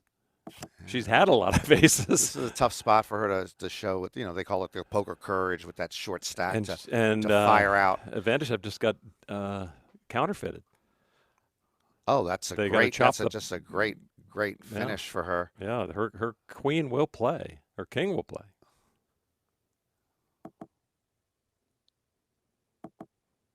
Oh, she'll gladly check this. Mm-hmm. And they go, oh, my goodness. Steal it I'll on take the it. river. I'll take Okay, yeah, Nikita. Thank you, Nikita. You're so sick. What's so sick is you keep showing us hands that you weren't going to play anyway, that you end up winning. Oh, I'd have to put you on probation at a live game. I would have to send you out for pizza. But I do like, phew.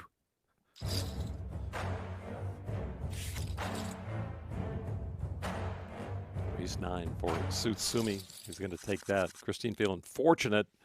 She was able to pick up a few chips in that last hand against Kuznetsov, but down to $27.6 million. And she's going to be, I don't know, is she, what point do you think, if you've watched Christine, does she start shoving? I mean, it's now would be the proper time, I would think, but. Okay, first of all, I don't know do her not have mindset and everything. I don't know her mindset. I do not have my paperback version of Max Silver's bluff shove chart, so I don't know at what point she's told, okay, I got to, I'm only shoving when I'm at this many blinds. Everybody has a different style. Tsutsumi just got a pot with aces nobody played with. Now ace queen suited, faced with a raise from Van Dijkev. Mm-hmm.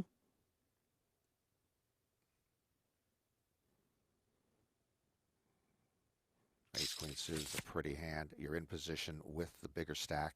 And you're behind after the flop. Stuff happens.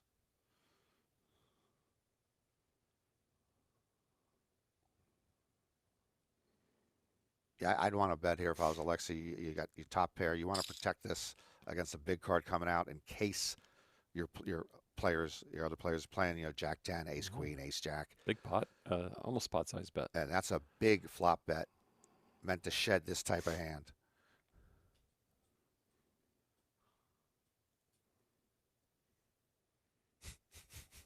One player per hand.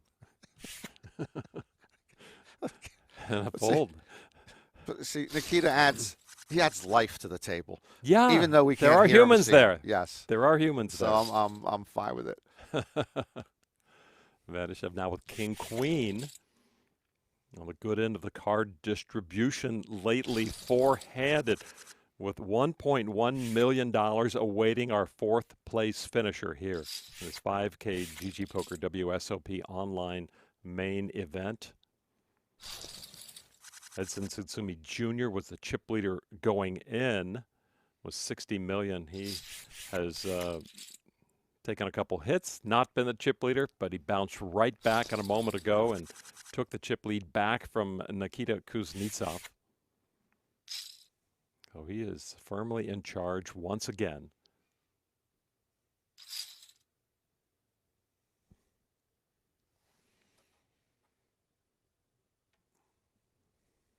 And Christine Doe just $9 million over her starting stack.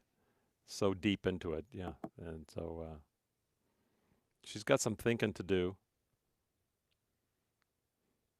Again, Van Dijkev out flopping Tsutsumi, but Tsutsumi betting $2.25 million.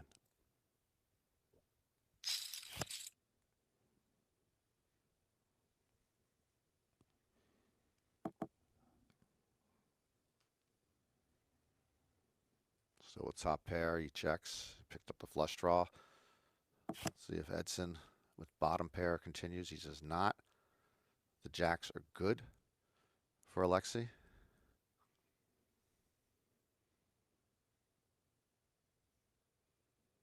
Now again, this is where you the guys who know what they're doing, and that, of course, present company accepted. Go for this thin value bet. It's not that thin, but you know he might be betting here with a pair of fives as well. But he's hoping to get a call here from something like a pair of fours or a pair of fives. Now Edson can figure this out. Edson, in a sense, is blocking any fours that Alexey would be betting, so he doesn't have a four, so he can't beat anything on the board. Did you say blocking? I thought I snuck it in there, yeah. You didn't snuck it in there. It was like the middle of your sentence. You had noun, verb, object. Lexi, blocking fours. Noun, verb, subject. Blocking is the verb there. All right. So yeah, the heart of a poker player comes into play here. Short-handed. Nice to pick up a hand. Any pair. Let's assume you'll take it there.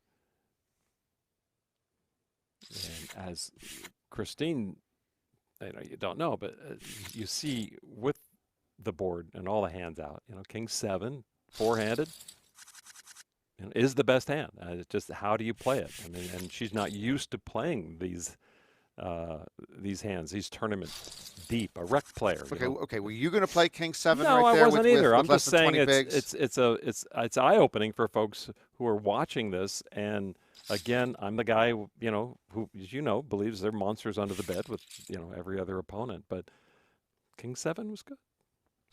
I'm just saying King 7 can be good. You've told me now 3 times. King 10 can be good. Face with a raise. No, you can't use that again.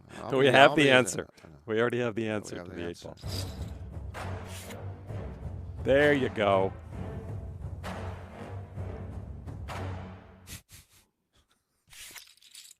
Christine all in with the King 10 and the fold from the chip leader. She broke through that barrier. That might help. Now she's got a better hand. In position. But after the opening raise from Edson, she says no go. See, I don't know what the GTO play is. Yeah, I mean, she can't pick her opponent. They're all, 3 times her stack almost. Yeah, that might have been a shove. And no respect from Alexey on the short-handed under-the-gun raise from Edson, and this should take care of it. It does. Alexey, I like that he's got pep in his step. Every ounce got bounce. I like the way he's playing. He's our Magic 8-ball pick early on when he was short stacked. Right, he was. Magic 8-ball is usually pretty good. I use it for NFL picks. It's like 54% over the years. Wait a minute. You use it? You actually use it? Oh, yeah, I do use it. Oh. I mean, I used to flip a coin on all games. Now, once in a while, in an NFL pick that I'm doing, I use the Magic 8-ball. And the Magic 8-ball is over 50%. Have you ever made that public? I've made it public recently on my Gambling Mad podcast because I started using it then. I was flipping a coin earlier in my career, NFL prognosticating career. Now I use the Magic 8-ball once in a while.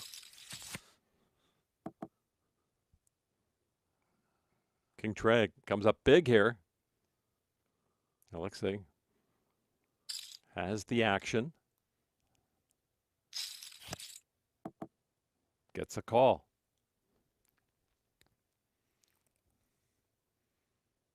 No, it's 9s and 3s improved to kings and 9s. Nikita with nothing. And Nikita, he's thinking, ace high is here, and he knows Alexey can be up to no good at any given time of any given day, but he leaves this one up. Because he can be up to no good at any given time on any given day. I was in Kroger's, or Ralph's, a couple of years ago. I saw Alexey bluff his way from 5th in line at Register 3 to 1st in line. You cannot believe the stories he told each person to get himself up to the front of the line. He just was making up stuff, and they all believed him. Well, that's what a bluff is. Yeah, I'm just saying, I saw him get a bluff through 3 or 4 different people. Oh, that's all ages. That's not wise. You don't want to do that. He did. both with a piece of this flop. But it's a soft crowd at Ralph's. So I've noticed down here. I mean, you go to the Vons here, Safeway North. That would never happen. Yeah, much Vons is tougher grittier. field. Yeah, it's grittier. Mm-hmm. Yeah.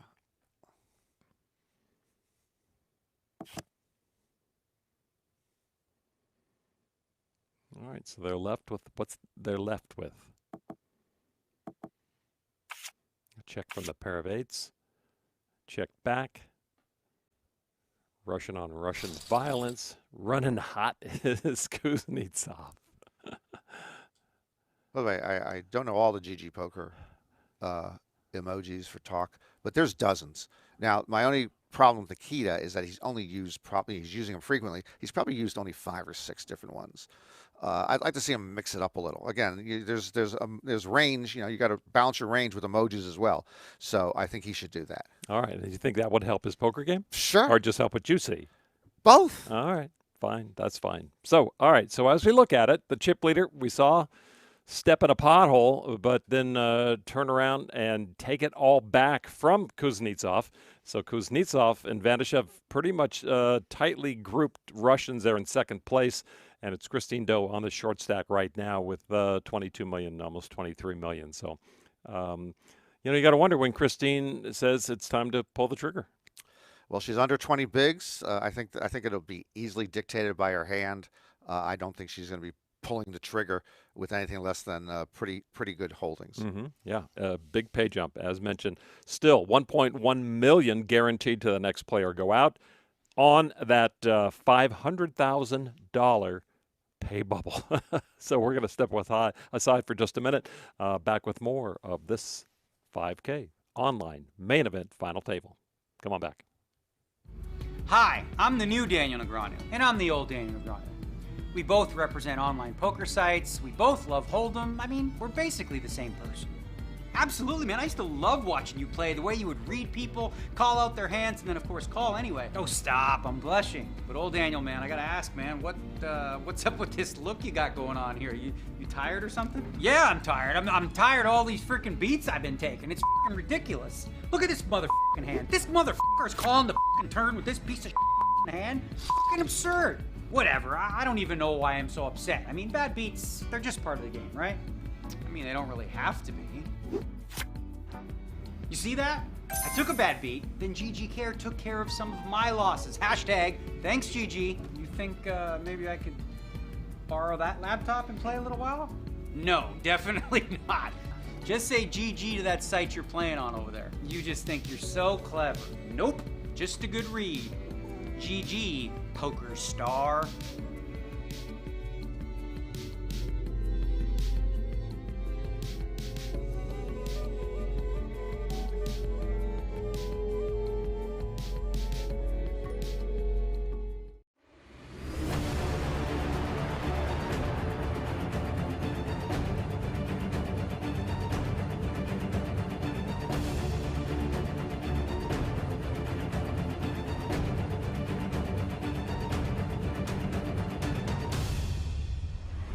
Elke was waiting to come back to the final table. Fade or hold stings. Oh my God. Michael Adamo is the best.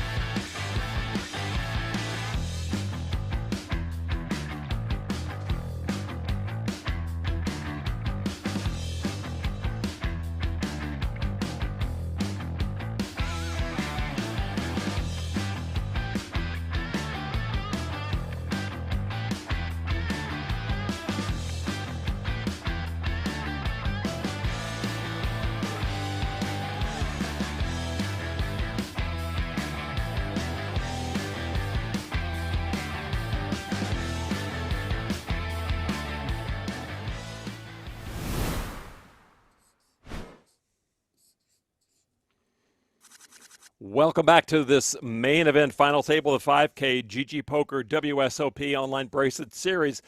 Wrapping itself up this weekend, this main event, down to its final 4 players. Christine Doe, the short stack with pocket nines. It's been Edson Tsutsumi's final table to lose pretty much the entire way, but he's got 2 Russians on his tail right now in Nikita Kuznetsov and Alexey Van Dijkev. So it's could be a quite interesting final stretch here.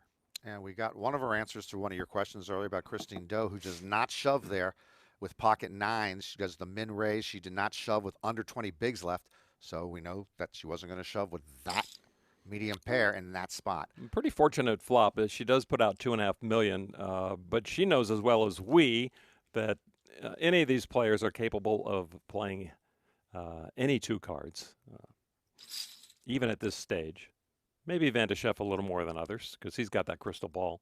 And she gets raised on the paired board by Edson Tsutsumi Jr., the chip leader. And this might be go time if she doesn't want to shy away. So it's weird again. If she had shoved pre-flop, the hand would have been over. If she shoved right here, the hand would have been over. Instead, she is going to shove, and now the hand should be over in her favor, and she actually picks up an extra 6. What is it? He raised it to 6 million? Yeah, it was almost 6 million. So she goes from under 20 big blinds now up to 25 blinds. That worked out pretty well for her. I don't think that was her plan. No. but it worked out okay. And she did the right thing finally at the right moment. Well done there. Ace-king this time for Alexey, Christine's favorite hand of the day. Oh, and it's Tsutsumi who's big popping it here to almost 11 million. Again, he picked a spot. Oh, wow. He just figured it was the button bully. Oh, that all in tells you it's not the button bully. And once again, Edson has given up a bunch of chips without seeing a flop. He's going to have to fold here. Van Dijkev did not want to see a flop against that guy. And that's a great win. You get that many chips from the chip leader, and that makes you the chip leader right now. So Alexey Van Dijkev now is the man to beat. So all these players at the table have been chip leader except for Christine Doe. Again, 1.1 million to the next player out on a. Alexey says luck is over. Time to play poker now. Play You've been playing poker anyway, and he's taking a shot here. You know, luck is over, man. Now you don't have the big chips anymore. Yeah, you better be careful in the big blind with 5-9. Yeah. Well, Tsutsumi will come and play poker with you any day of the week.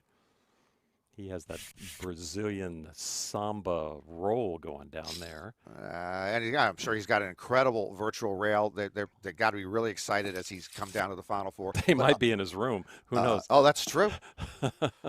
that could affect your play. But it's Alexey's the one who's been playing the most poker of this whole group. Yeah. So Tsutsumi flops top pair, and he's got the jack of spades. And he gets that pot. So Tsutsumi, as he starts playing deep into the Brazilian night, there could be some celebrating going on in the wee hours and as sun breaks down there, if he can take this down.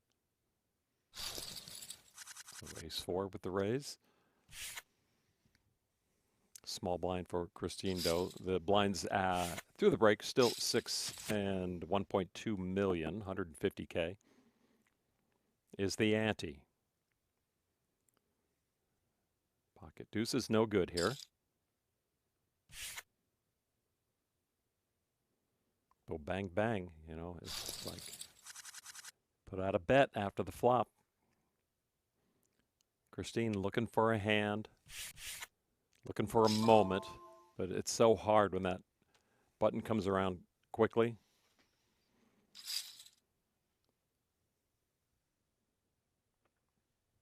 He's got the heart, does Van Dijkev. Oh. And the pocket fours make the call, and the pocket fours go down at this moment. Bottom pair for Van Dijkev, and now 2 pair for Van Dijkev.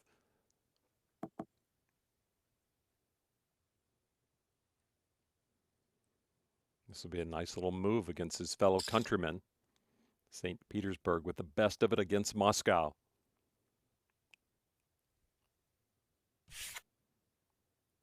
Yeah, that's too much to call right there with the fours, even if you want to look for something to bluff on the end. Not the moment for it.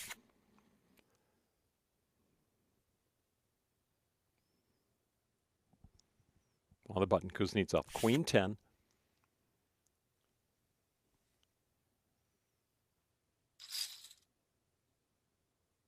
Van Dijkev knows the odds. Unlikely.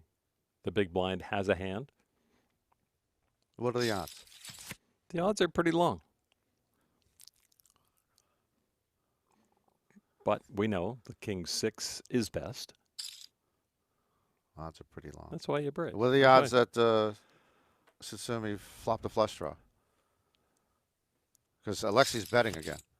Yeah, what are the odds? Those odds are long as well. Okay, and what are the odds that he turned the nut flush? Well, what are they? Are they pretty right long? now? Yeah? Right now, they're pretty long. Okay. Yeah. Thanks, Coach. You're really up in my game. Nut flush for Edson. Van Dijkev looks into the crystal ball and folds. I think he looked at his whole cards again. He was he was This behind one- from on the this one first finally. second. All right, so ace jack of diamonds now in the big blind for Christine Doe. Sees a raise from Van Dijkev. Does she see opportunity? This seems to be a shove for most of the poker playing community. Just over 20 bigs. Alexey could be shoving any, could be betting any two as he is. There's the shove. And a nice pickup for him. Mm-hmm. And you get more and more used to that. You have to make sure you don't wear out your welcome shoving. There's still a little bit of discernment that needs to take place. Yeah, but she's not shoving that often. So, No, you're right. So Yeah. it's. I think they're going to It's respect still it. effective, yeah. Another raise from Van Dijkev, but he's raising into the pocket sevens of Moscow. Gets a call. And unfortunately, Van Dijkev got a piece of that, but not any piece was not really going to be good for him. By the way, what are the odds with Van Dijkev having a 7 in his hand? Here. What are the odds? 50%. That's a good answer. He has it or he doesn't. There, you finally gave me a good answer. Well, life for Alexey on this turn. Oh, my goodness. Runner. But that's ugly. I've seen that happen a couple of times.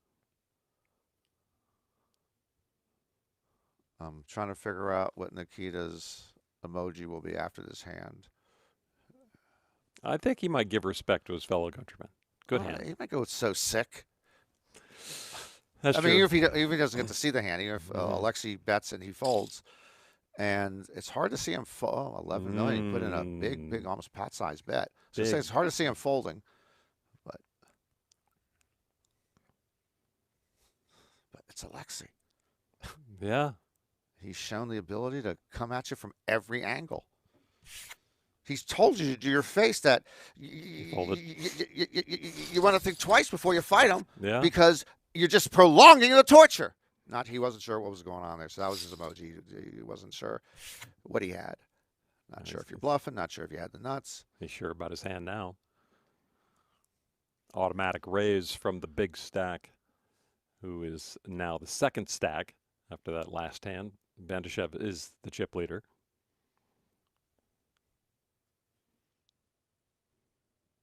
It's Kuznetsov who's taken the hit lately.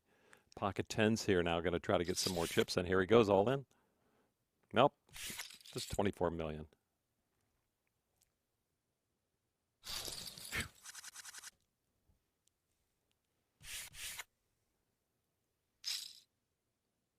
Christine Doe's husband, Mike Leah, bracelet winner.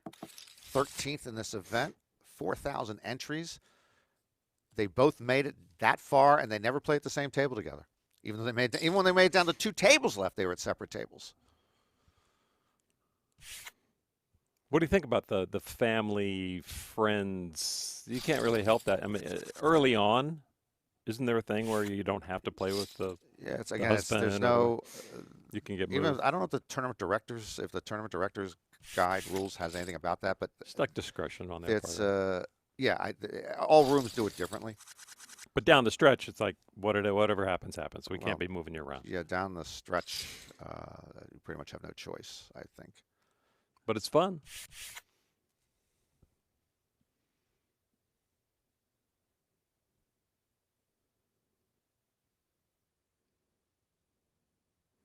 Kuznetsov has to like the ace-10. Mm-hmm. Once again, this countryman has his hand in the cookie jar. Phew, my last hand.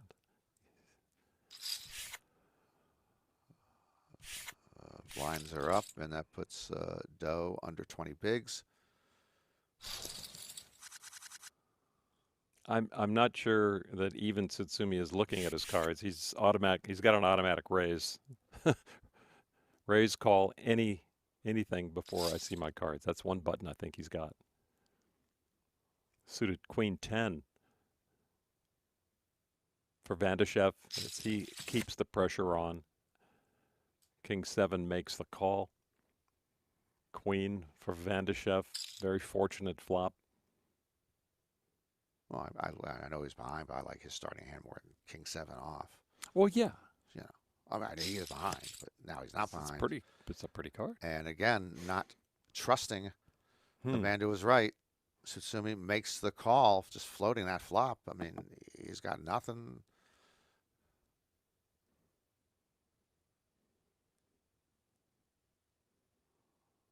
Was his plan to see if Alexey slowed down here, and then now he can bet and represent that he's got a queen or a 5? Two even stacks. He's repping. Battling here. He's repping. Tsutsumi keeping pressure on. Now, this is where Alex says that my built-in crystal ball is so I can see it when people are trying to trick me. So he's very good at hero calling. And now 2-pair on board, but Van Dijkev obviously with the queen, the better hand. And Edson has called down with king high and 2-pair on the board before. But it goes check, check. And the queen is good. Thank you. Kuznetsov had the queen also. Okay. So with 95 million now, Alexey Van Dijkev is the chip leader. 4-handed play. A suited ace in the big blind for Christine Doe. And she is all in and will take those chips. Got a few extra. Every hand likely to be raised, of course. So you just have to sit up straight and do what you have to do. Pocket 7s again for Nikita. Well, at this point, 4-handed, it seems like every hand is Alexey against Tsutsumi or Alexey against Nikita, and Christine not involved. It's just always Alexey, it seems. Take it down, the Broadway draw.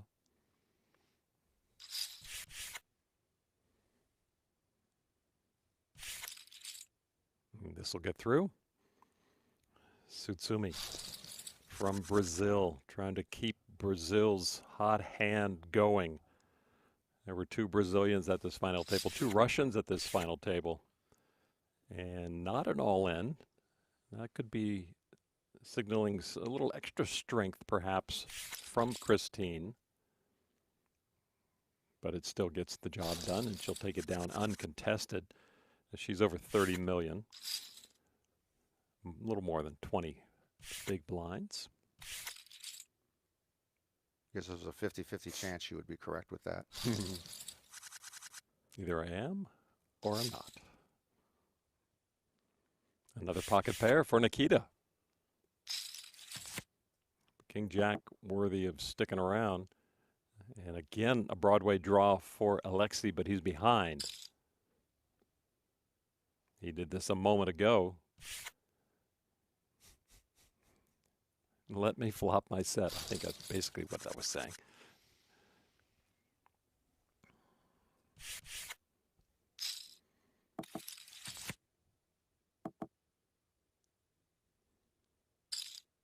King deuce ahead.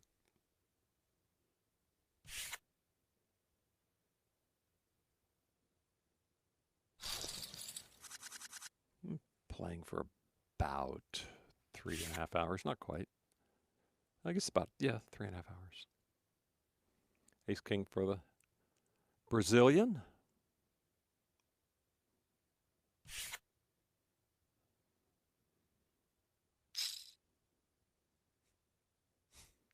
Alexey's not giving anything up. But he limps in. And this time he's giving it up. Yeah, he's limped in before. We saw him limping before to try to, with a strong hand, to try to induce Edson just to steal it. This time it was actually reversed. He wanted to see a flop for cheap. Christine might duel with Van Dijkev here.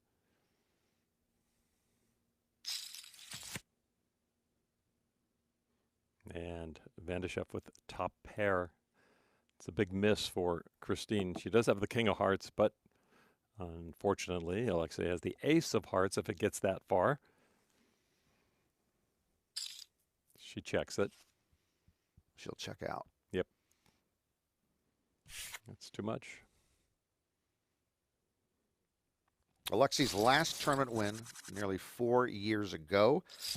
It was at the Borgata Fall Poker Open, a $200 no-limit tournament in Atlantic City. Again, what was he doing in Atlantic City playing a $200 deep stack? Huh? Tell me.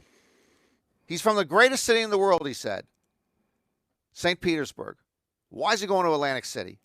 Maybe that's where he was on a cruise, maybe. He left the port of St. Petersburg and went into the port of Atlantic City? I hope not. Maybe it was a, you know, yeah, refiguring of the cruise ship. They just had to bring it over here. It was a cheap cruise, maybe. Van Dijkev with aces. Well, he's got that's only second pocket aces today. We had Joe. Well, Edson had it folded to him around. He had aces once. Oh, that's right. Yeah. That's true. But yeah, Atlantic City. I just, you know, I can see him playing in almost any other East Coast or southern location. Atlantic City. You know, that's one place I haven't been, Atlantic City, and I don't feel like I'm missing anything based on what you've said and other people said about it. But it's the place to play, right? When you're there. I mean, there's a lot of choices now. Okay, now there's with choices. Baltimore, so even when it was the only place to play, because it was the only place with casinos on the East Coast. Right. It was not the place to play. I grew up playing in Atlantic City, and everyone's in a bad mood in Atlantic City. And then I went to Las Vegas for the first time, and everybody's in a, like, you know, it's Mardi Gras. I mean, they're tourists. Everyone's happy. It's day and night. And so I have left Atlantic City behind. I'm sorry, Atlantic City. Top two for Edson. And now, as you said, with the competition from all directions, you know, whether it's Northwood, Turning Stone, or Foxwoods, whether it's Pennsylvania with casinos now Florida is just such a growth state with casinos. Pennsylvania? Yeah. Pennsylvania now is growing. And so there's just no reason. Maryland has, you can play in Maryland, you can play in Delaware, but there's just no reason. You used to go to Atlantic City, anywhere south, you know, you're going to come up to Atlantic City. You got Florida, you're not going to Atlantic City. A 9 overtakes the pocket fives. Alexey in good shape here, 7.7 million in the middle. Alexey starting this hand with about 104 million. Oh, and a big bet there from Tsutsumi. Steals that pot away, and Tsutsumi rewarded by being dealt pocket kings. You've raised every time you have a hand. You have to raise here. Just make it normal. You know, bigger raise. Hoping somebody had something, but that was out of character. And you're rewarded with tray 8. So stick to your own lane, sir. Oh, a walk with deuce tray? Might be our first walk of the final table. Yeah, but Van Dijkev saw it coming, though. He knew it was going to be that hand. He knew hours ago that was the hand he was going to get a walk. That's how good his crystal ball is. Rapid play here. Active players. Christine Doe hoping that two of the big stacks just blow each other up. I think she's very realistic about, you know, her chances. Are very realistic about her game, where she is and where she fits into the poker world. You know, she's not a high-flying online pro. So, I mean, obviously she's happy and just trying to find a way to stick around. And, you know, I salute her. She can't see you. Oh. Maybe in the oh, no, I replay. can see you. Oh, yeah, in the replay. Now everyone can see you saluting. You're right. No, I'm sure she'll be watching this replay tomorrow between her 4 a.m. and 7 a.m. feedings. Yeah. Well, let me see if I got saluted. By Lon. That's the key.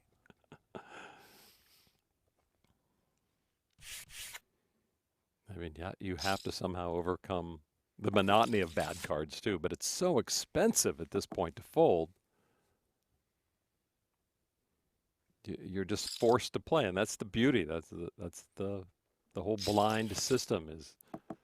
I think the blind system was designed by, you know, bored floormen anyway. Get out of our casino. Well, the blinds aren't going up. Okay, we're going to make, and then they said a whole blind thing. You know, leave. Get out of our casino. That's really a great marketing, well, the card, marketing strategy. You know, I mean, you look at the floor man, you know, when it's 2 in the morning and there's 8 people left at the final table. It's like, the guy wants to go home.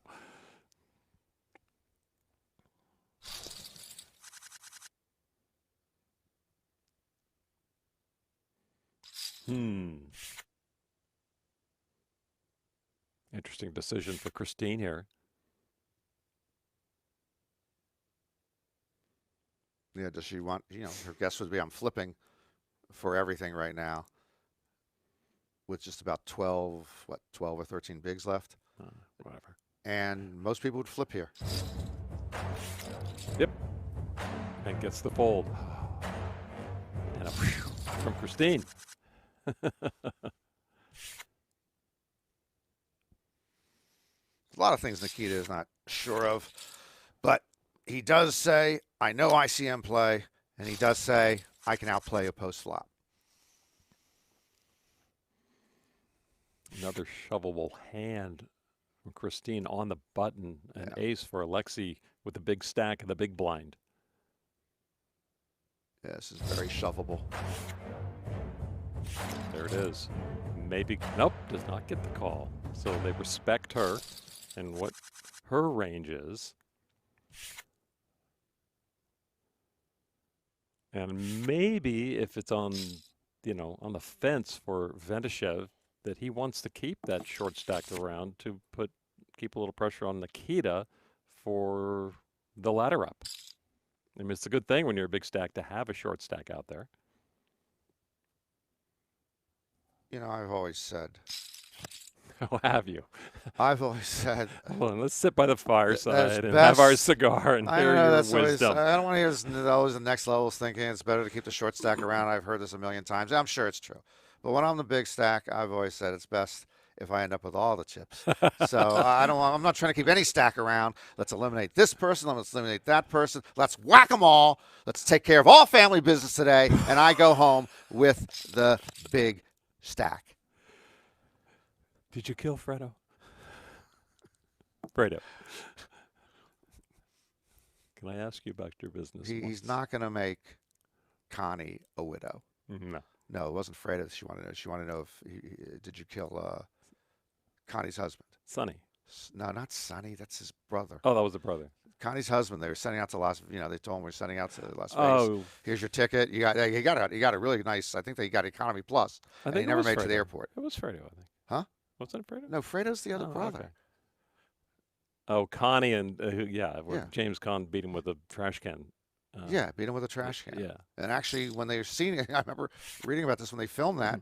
That actor's a little unhappy with James Conn because he was beating him a little harder than he's supposed to. But if you look closely, he did pull some punches. You can tell. Oh yeah, you can see him pulling punches. Yeah. But he got kind of mad with the trash can thing. Troublesome. 6s for Christine, 10s for Tsutsumi.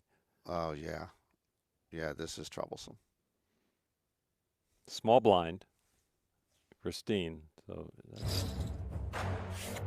Yeah, here it comes, and this could be the moment for Christine. She's going to need to get lucky against the 10s. at risk, Christine Doe. And there's a 10 out there, all diamonds, and that is going to be it. Christine Doe with a remarkable run finishes in 4th place of this main event final table. She wins almost $1.1 million and standing O from both of us, Christine Doe. Well done. Yeah, that's pretty good payday for a side hobby, for a rec player, for a woman who's given birth twice in the last couple of years. What a performance from Christine Doe, finishing 4th here in the GGPoker World Series of Poker online main event. So we are down to 3 now. We've got the Brazilian and the 2 Russians. And once again, it is Tsutsumi with the chip lead. Van Dijkev has the 2 pair. Nothing for Tsutsumi here to stick around except the gut shot. And he puts out $11.5 million against jacks up on a straighty board there.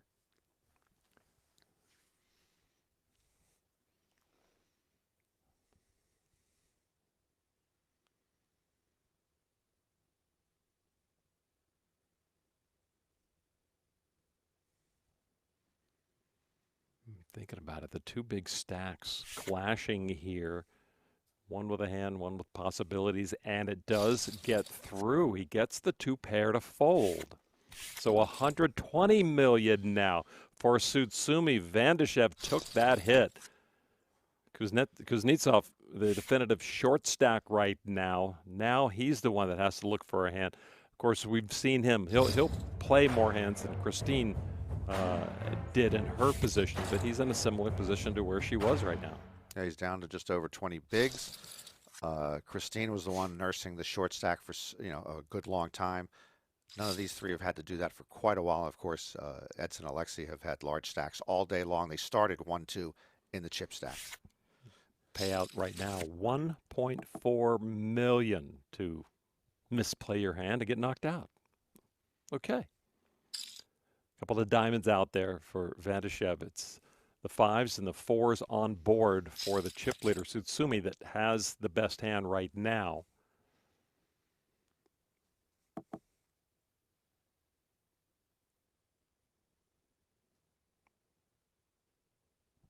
I mean, that's tough for pocket 5s to go forward with the paired board and 2 over the overcards.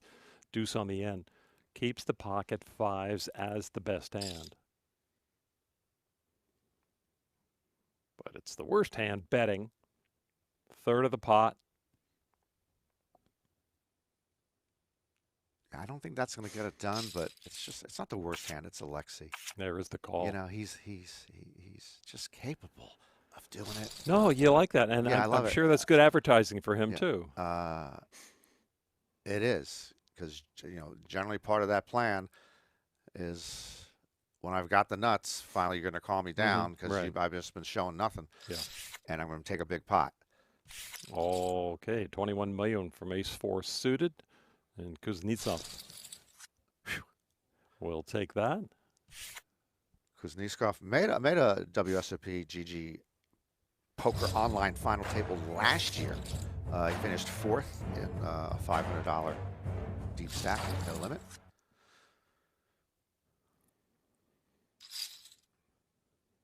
And if you go look at the results, and you can just see, how many Russians, how many Brazilians are making these final tables. And here it's down to the Russians and Brazilians once again. We've talked about today. They are the emerging superpowers in poker. They're large nations.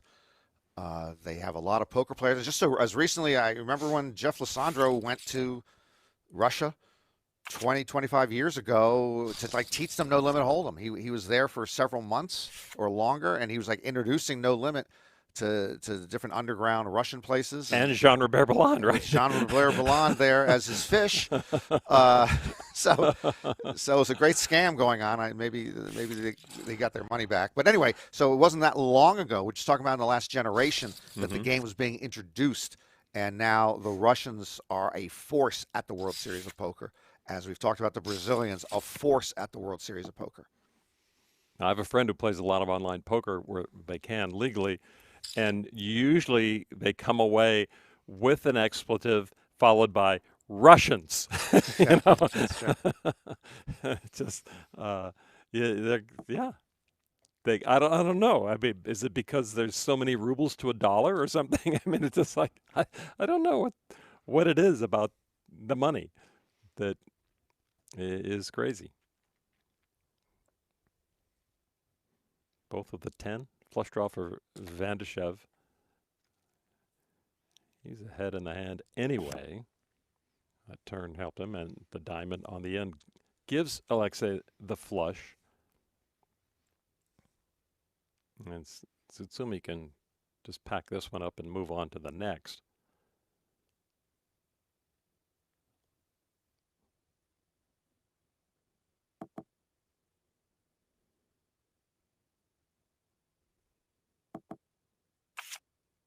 Yeah, check, check.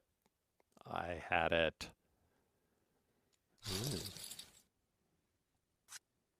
Van Dijkev didn't know exactly what Tsutsumi had. He was hoping he had something he could bet, and he does now, but Kuznetsov has a little something with the ace-jack.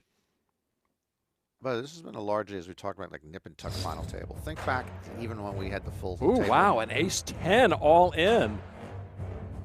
Excuse me, Norman? No, I agree, and I don't think, I mean, he does make the call with a bigger jack. Good call.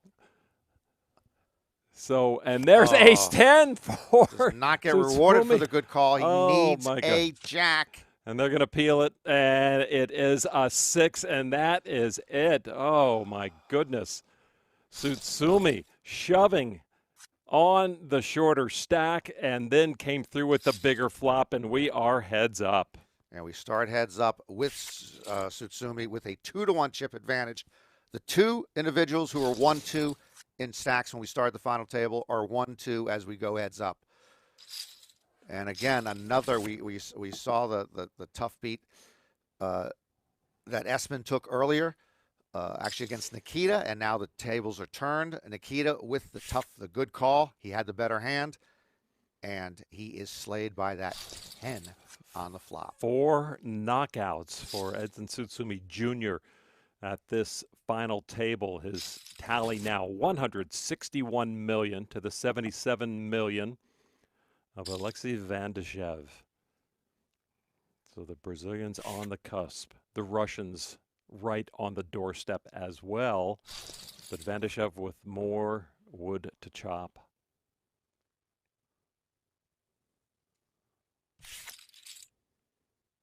So Nikita Kuznetsov knocked out, wins $1.4 million for his third place finish. And now the final 2 spots, top spot pays $2.5 million, $1.9 million for second place. They're both winners. Pocket 7s for Van Dijkev. They're both win. Was this the participant trophy time? You win or you don't win. Okay? Well, Van Dijkev won his side bet, is what I'm saying, against the other Russian. Okay. Winning isn't everything. Winning is the only thing. Okay. Vincent Lombardi, or someone wrote that for him.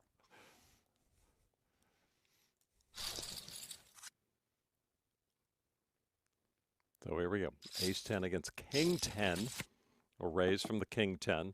Ace-10 calls. Ace-10 still ahead. A check to the pre-flop aggression. We are heads up for the bracelet for $2.5 million. Who will be the 2021 GGPoker WSOP online main event winner?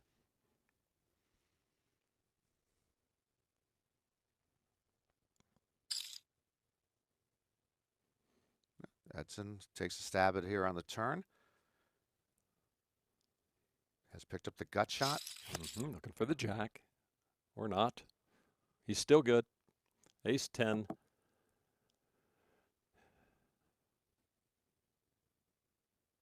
And Van Dijkev is just going to keep allowing Edson to bet.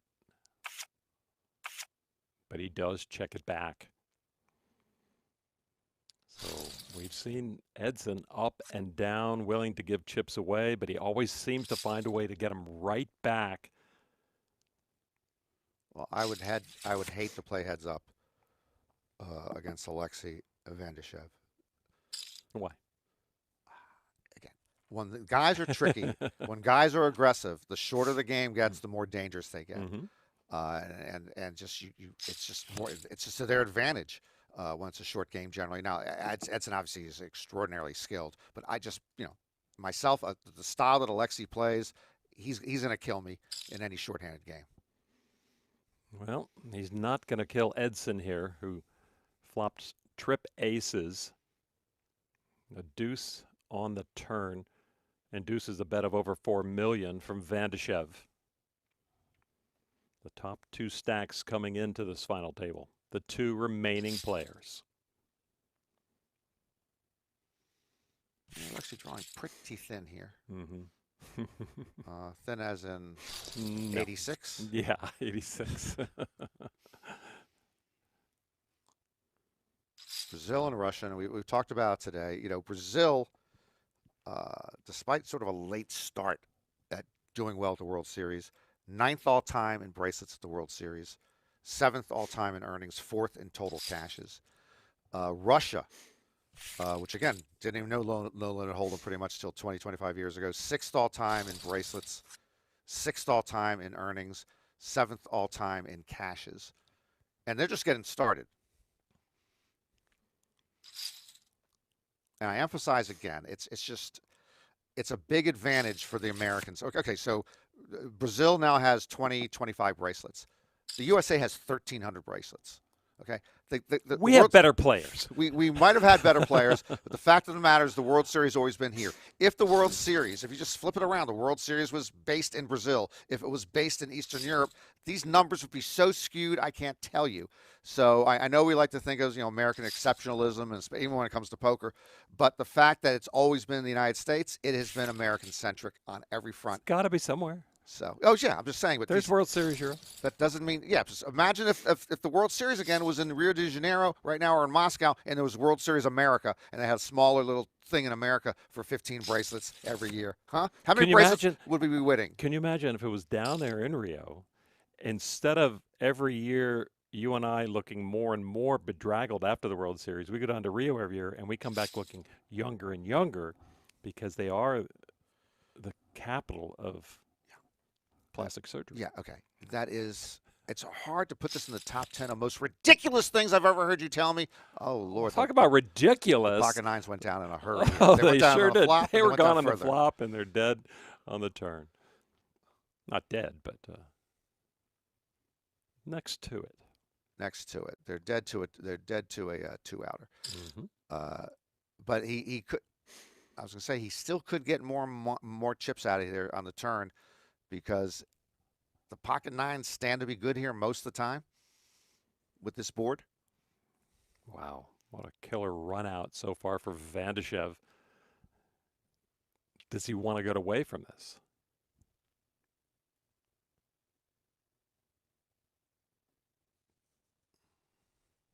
Yeah. He does manage a fold, and he, Tsutsumi had him right there on the hook. Something told Van Dijkev that something wasn't working out there. Yeah, could have been a lot bloodier for him. And he lives to stay at a 2-1 chip deficit. Pair of tens good here for Tsutsumi, the Brazilian, looking to close this out. Ace-6 suited comes up way behind. A third heart out there. And Van Dijkev understands when a bluff is proper on the end when something like that happens. He's just going to replay the hand, look at his actions, and now he decides that a big overbet here is the play, and he does get the better hand to fold. There's overbets and there's overbets. That was overbet.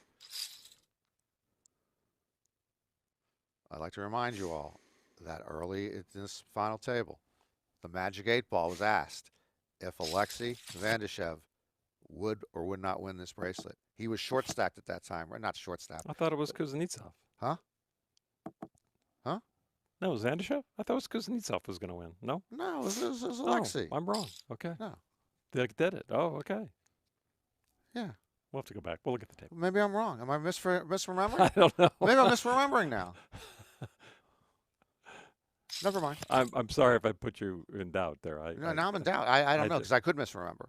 Anyway, let's move on like it never happened. Okay. 8-8 on the run out this time for Tsutsumi. Never behind. Not much of a pot. Queens now for Van Dijkev. No cheap pots at this final table. One limp pot, I think, maybe one walk. Not even a walk. And that was a limp pot. Yeah, but it was all min raised. And the other weird thing at this final table, even when we had a lot of players, we hardly had any three-handed pots. It was heads up almost every pot, even when we were 9-handed, 8-handed, 7-handed, because they did play sort of closer to the vest and were folding a lot of stuff. And it was also card driven, I'm sure, but this was not a group that was going to be very, very active. And here's a pretty interesting flop for these two hands. Both open-ended.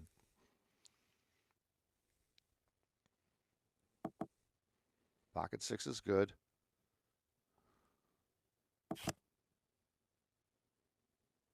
Pocket six is good.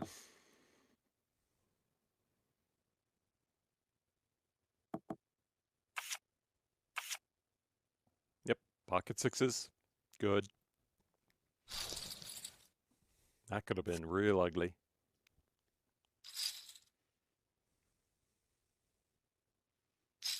You know, I tend not to play heads up a lot, and the main reason, in tournaments, obviously, I don't make it to heads up.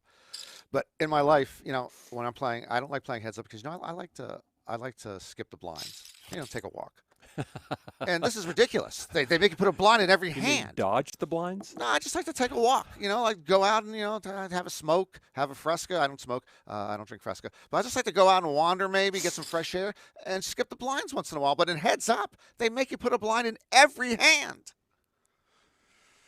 Again, they want you to leave the casino because it's 3 in the morning and the floor man wants to go home. What type of casino management is that? All right, so again, both flop a pair. And this time it's Van Dijkev who takes it with the jack and the queen. I was playing with a friend of mine when I went to Prim, state line of when you're playing Carolina online, and California, Nevada, in Southern California. We were Prim playing, but I was watching and we were playing roulette for a little while late. And it's not that big of a casino. It's like the only table going left. Nothing else is going, maybe one blackjack table.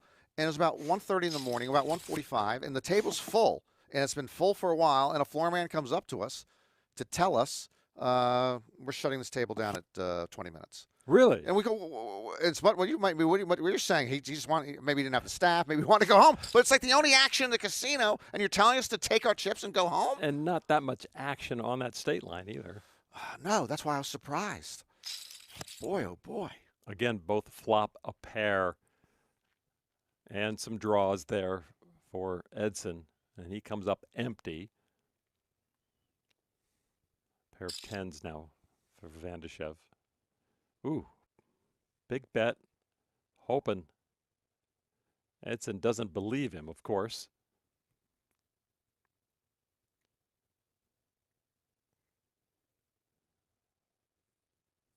Does Edson have it in it to come back over the top? Yeah, I don't, you know, I'm confused by this bet. If Nikita was still here, he might put up, I'm confused. I could put up, I'm confused almost every time. It's not like he's value betting. It's just, he's got a pair of tens. It's just, he bets pot. It's almost like he's turning his hand into a bluff, but I'm just really confounded by this bet size. And we have said that several times about him as well. And he does get the fold, and they'll look into the crystal ball. Well, that worked again. And now both players over 100 million as this heads-up match is tightening up. King high best here. I'm sorry, told by the the chat that was a really good merge bet. Okay. Oh, I didn't want to go there for you. Thank you. You know, I only know, as you know, merge from yield and merge on all the freeways, in which I also do not know what I'm doing. You claimed recently you know what merged ranges were, and that you were no. Yeah, I merged. You bluffed me.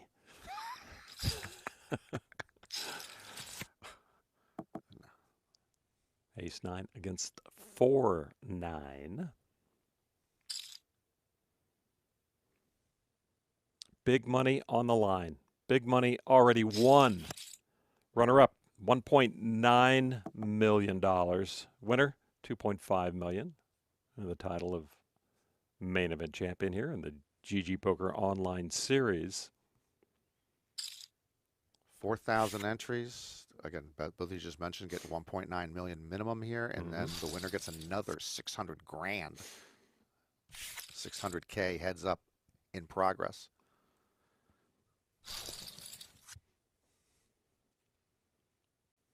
I don't know. Because we can't play on here, I assume. I mean, we don't talk deals a lot, but online it's often, you know. I mean, if they talk to go offline to talk, I don't know how it works. Yeah, the problem is if you got to make a phone call, you got to know the country code. You know, that 0144 stuff. And then I hate trying to make a deal and you use the country code and all that, and then you get voicemail. And it's just disappointing trying to make a meal, you get voicemail. And plus, I don't like, obviously you can do anything with your money, but making a deal over international phone lines just doesn't seem right. The charges alone might not be worth it. Yeah, the charges used to be worse. Yeah, I mean, now everything's changed. Your WhatsApp or Telegram or that's something. right. You don't even have to use the phone. What am I talking about? You just go on WhatsApp. Yeah. It doesn't cost anything. You see the previous finishers, the right part of your screen down there. It was hand number 1 when we lost our first player. And then just recently the second Russian of the 2 at this final table. Nikita Kuznetsov finishing in 3rd place. Joe Sorak making a nice run. Nice to see him back with a chance to get back in the winner's circle. He had some amazingly tough decisions and made the right choice until he didn't. And even then it was tough.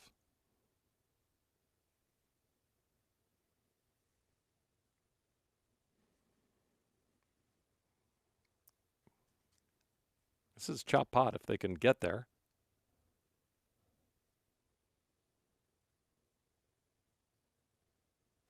I didn't think it was a chop pot, but you might be right. Might be right.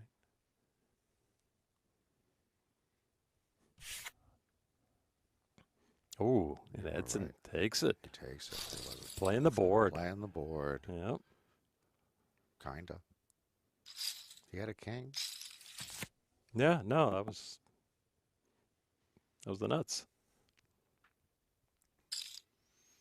Edson trying to seal the deal here. He a couple days ago, he told Will Schilliber of Poker News, "I am living the dream." Mm-hmm. And indeed, he is living the dream. Hey, aren't we all? We are. Well, yeah. except maybe me and you. Yeah, well. Yeah. We just announced the dreams. And there's the straight for Edson. But it's Van Dijkev who's betting. And this exact scenario happened before. It was when Edson flopped the wheel. Excuse me, flopped the wheel and Van Dijkev betting into him. And now it comes over the top. 2 suits out there that can make flushes. He does not want to see another card.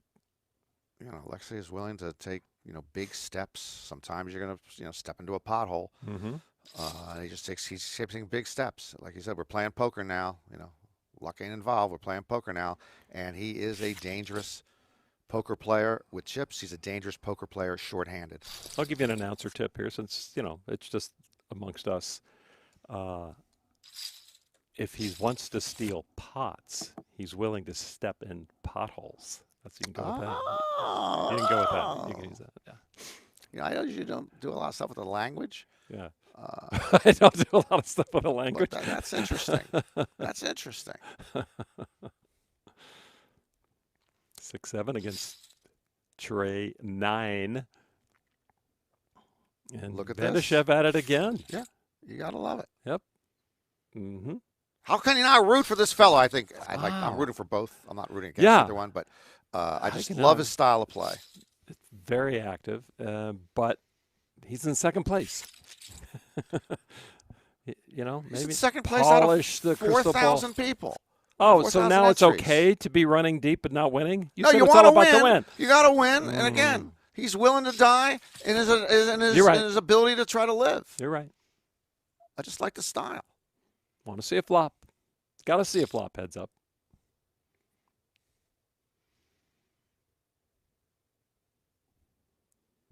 How about the month Adrian Mateos had, though? Here and on other platforms. Just incredible. Who? Yeah, exactly. Please. These two guys actually relatively inexperienced, certainly by age. As we know, Tsutsumi only 24, Van Dijkev only 28, and Tsutsumi has just been playing for about 4 years as a pro. Obviously, plays a lot online. A longer career for Alexey.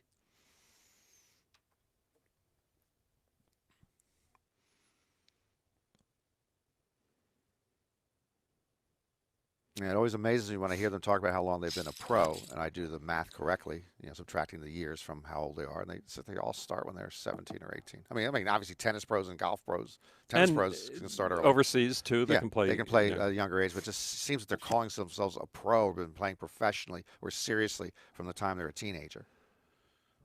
So much money out there to be made for these guys, and I assume they're not making it in private home games.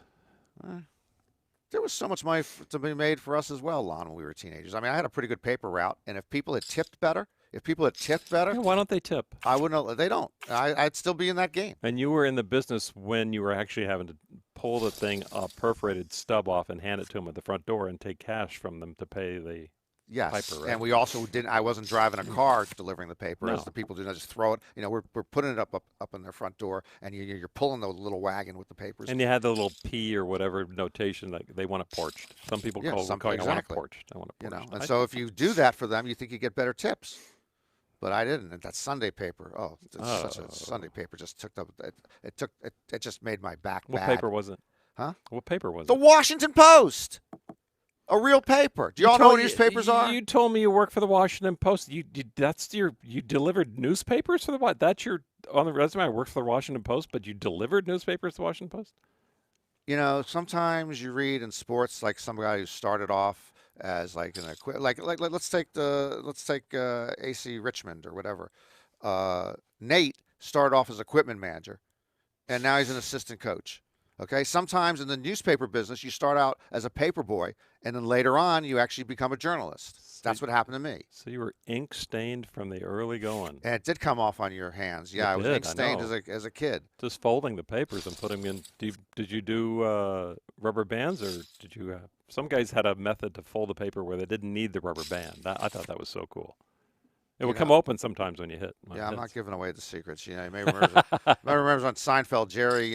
When he was selling umbrellas on the street, he did the twirl. Okay, and other people started doing the twirl, and he probably lost his business. I'm not going to tell you how to deal with putting papers together. But if we just sell the muffin tops.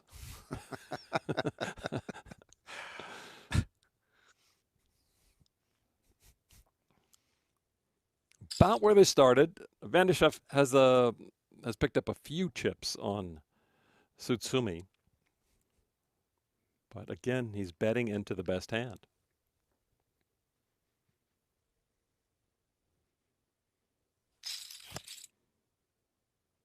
There's the call and another heart on the end, and it's the king of hearts. And Van Dijkev's big bet that got called is going to get paid off.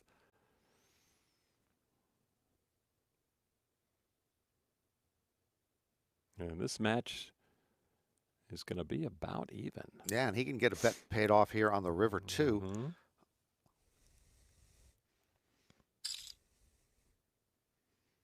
Wow. Going for the gusto. So obviously not thinking that Edson has the flush. Hoping Edson has another piece of it, which he does, but is it a big enough piece? Yeah, and the fold and that pot of almost 44 million going to the Russian, Alexey Van Dijkev, and the players now are going to take a break. Things are tightened up. We are heads up, 128 million for the Brazilian, 116 million about for the Russian. And, you know, you talk about heart, and certainly Van Dijkev have been the one who has been the most aggressive.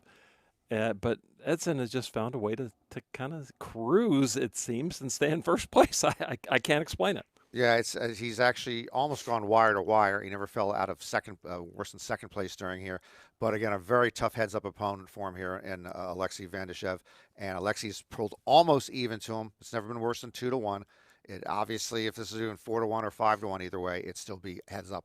It'd be either one would still win. So it's been pretty entertaining to watch these two. Absolutely, and more entertainment to come.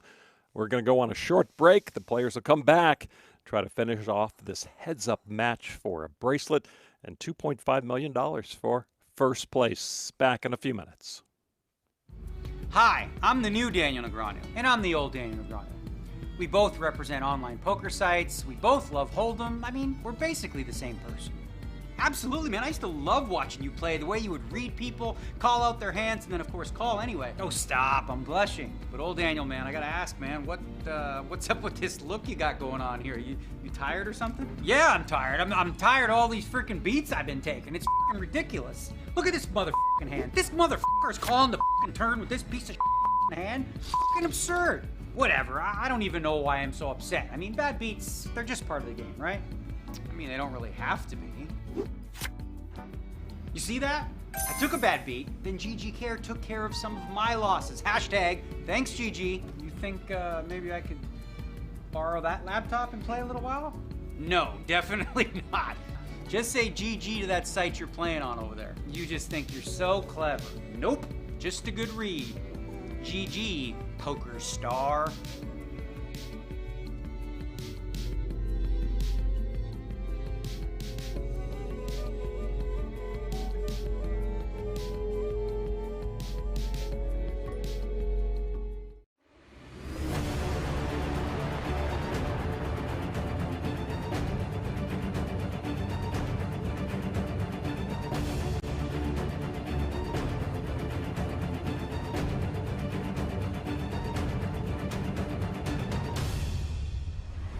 Elke was waiting to come back to the final table. Fedor holds stings. Oh my God. Michael Adamo is the best.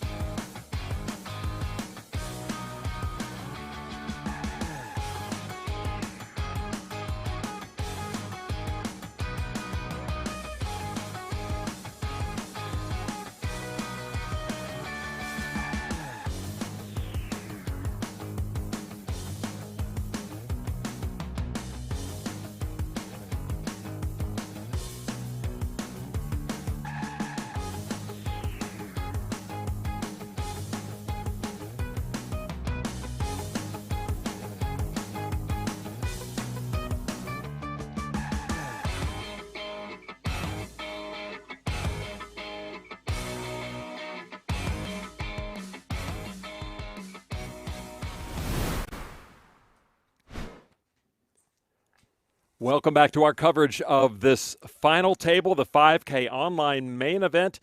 The GGPoker bracelet ready to be handed out, an official World Series of Poker bracelet to one of our final two players, Edson Tsutsumi Jr. or Alexey Van Dijkev. And it got a lot tighter just before we went to the break, Norman. It finally did get tight. Edson has had the lead throughout the heads up, but either one, a worthy main event bracelet champion. Yeah, they have played remarkable poker. Edson has fended off all challengers to this point. Even though he took a dive here and there, he fought back really hard, and he is the one who, we thought, the chip leader was going to hang in there. He did. They usually finish top three, but he has managed to keep his chip lead most of the way. Van Dijkev really coming on strong lately. And a bad run out here for Edson, who flopped the flush draw, then turned the pair of tens, but it is inferior to Alexey's tens with the better kicker. And there you got the bet, the call, and now we are just about even. Oh. Yep. So, yeah, just a slim lead, dead even pretty much with the blinds where they are, 801.6 million.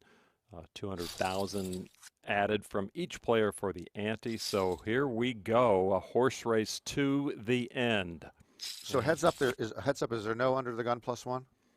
That is correct. Okay, I'm just trying to, because again, I'm usually, I want to walk away, but I can't when I'm playing heads up because of the blinds, and I just realized you're always under the gun. You but always there's no have under to gun have, +1.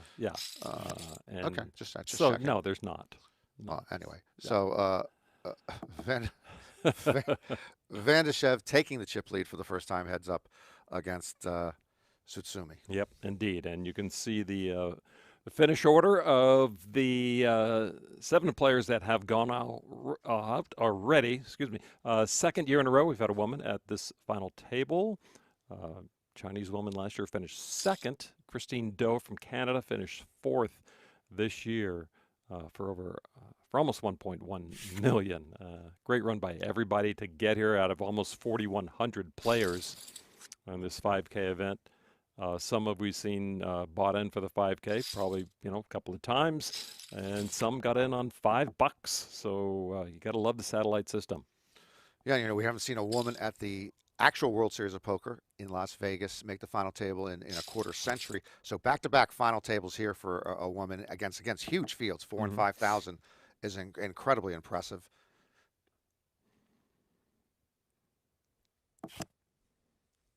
Van Dijkev, well, he had the best of it till the end. Tsutsumi comes up with that river 7. Check to him. The crystal ball's pretty strong so far. And Tsutsumi will take the pot, but not the chip lead. Mentioned this is the last weekend of this 33 bracelet GGPoker World Series online bracelet series. World Series of Poker starting in a few weeks, the live version in Las Vegas, and the first open event. The first event is always event number 1, the casino employees event, but the first open event will be a 25K event. If you want to get in on that, if you can't, you can be a part of it. Even Norman's going to be playing 25K event with some help from you if you want. Where am I finding 25K? From you all. From everyone else. Yeah, so they're doing a new event this year, the $25,000 horse event. And I would not normally play in anything that pricey, but I'm asking everybody out there who would like to have a piece of me to come get a piece of me and also help charity. It's a markup of 1.5. Don't complain about the 1.5. The 0.5 all going to the Hope for Depression Research Foundation. They help treat and prevent depression. A lot of great research, great organization. So let's say you want to just back me for a small amount. $150, $100 goes to my buy-in, $50 goes to the charity. When we get it all paid out by you all, $12,500 will go automatically to charity, whether I cash or not.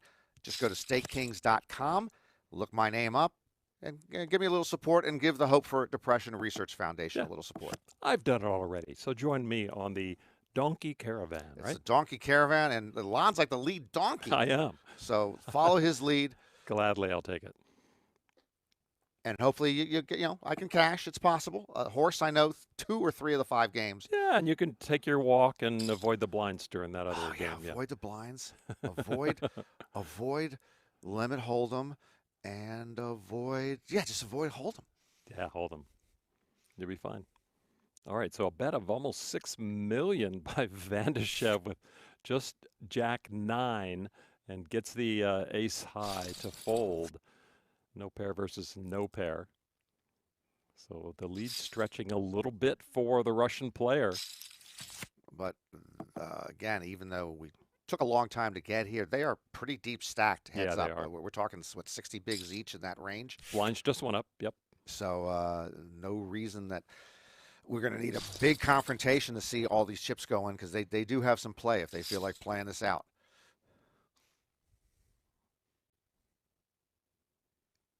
Suited cards for both.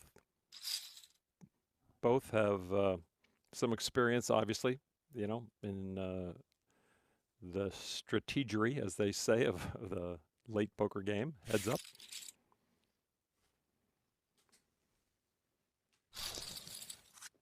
And yeah, it's gonna, the blinds are gonna come into play at some point. But as you mentioned, very deep. It's going to have to really take monster hand over monster hand to have this thing go bang, bang, finish. So enjoy the ride, figure out what they're doing, put yourself into the mindset of the other player and see what you would do. And by the way, so after they run out of their extra time, because they're getting pretty low, as you see, Tsutsumi down to like a minute 25. Yep. After the clock. Their time bank, yeah. The time bank. Mm-hmm. They don't get additional time, do they? Not that I know of. They can't. Not just because you're here, you did your thing. It's not like overtime where you get an extra timeout or two, in basketball or football. Yeah, I think you get something. A lot of those video games, they go into the store and the app and you buy more points or something. They can't buy some time extensions after they run out? No, they're done with time. All the time extensions actually went to event number 31, the Zodiac Autumn Festival. So you're really pushing that Zodiac Autumn Festival. King 10, King's up for Tsutsumi, and 9 on the turn for Van Dijkev makes him keep chips into the pot, put chips into the pot. The old 2-pair versus 1-pair in a monster pot now with that overbet by Tsutsumi with his 2-pair. And of course, Van Dijkev has 2-pair, but the 9s and deuces aren't going to work.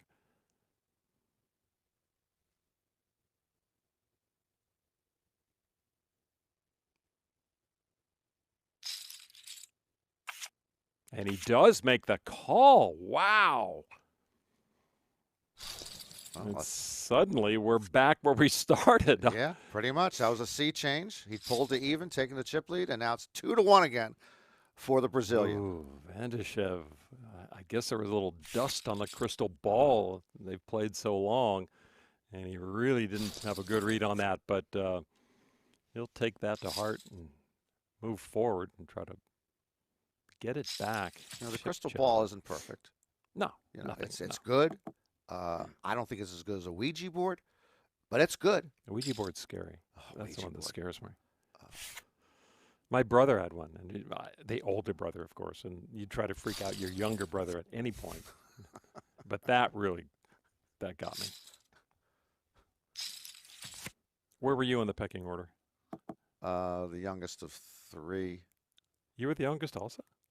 Yeah, and actually I was much younger than the others. My parents only planned to have the 2 kids, and then neither one was really working out that well. So they said, should we fire a 3rd bullet, and maybe we'll get lucky?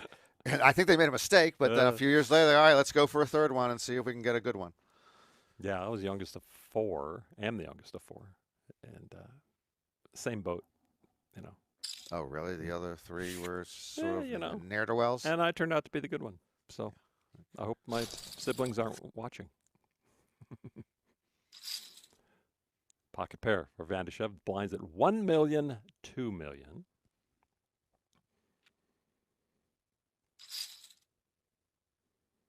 Ooh. Now Sutsumi's going to give it back. He's got the ace-7.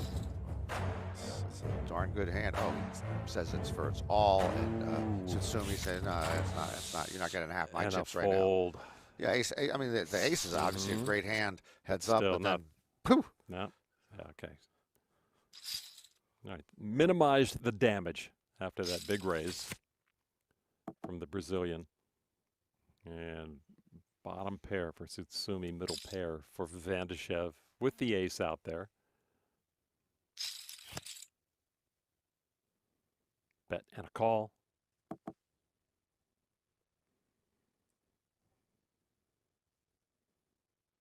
Got to keep betting. No, they don't. This is, I think the turn bet is underutilized. Interesting that you would say that. Yeah. Well, I think we're going to get a bet here. We do. And again, Tsutsumi knows, again, that his king high could be good here. You see his time bank ticking down. He makes the call with the king high, and then the 5. You know, these guys have turned into like Wow. two burglars meeting in the night. They don't trust each other. They keep thinking that the other guy doesn't have it. Mm-hmm. It's been pretty, obviously, very frisky It's heads-up pretty play. common, yeah. I agree. So, and Alexey again pulling closer to even. Tough with to Tsutsumi. really put a gap between these two talented players.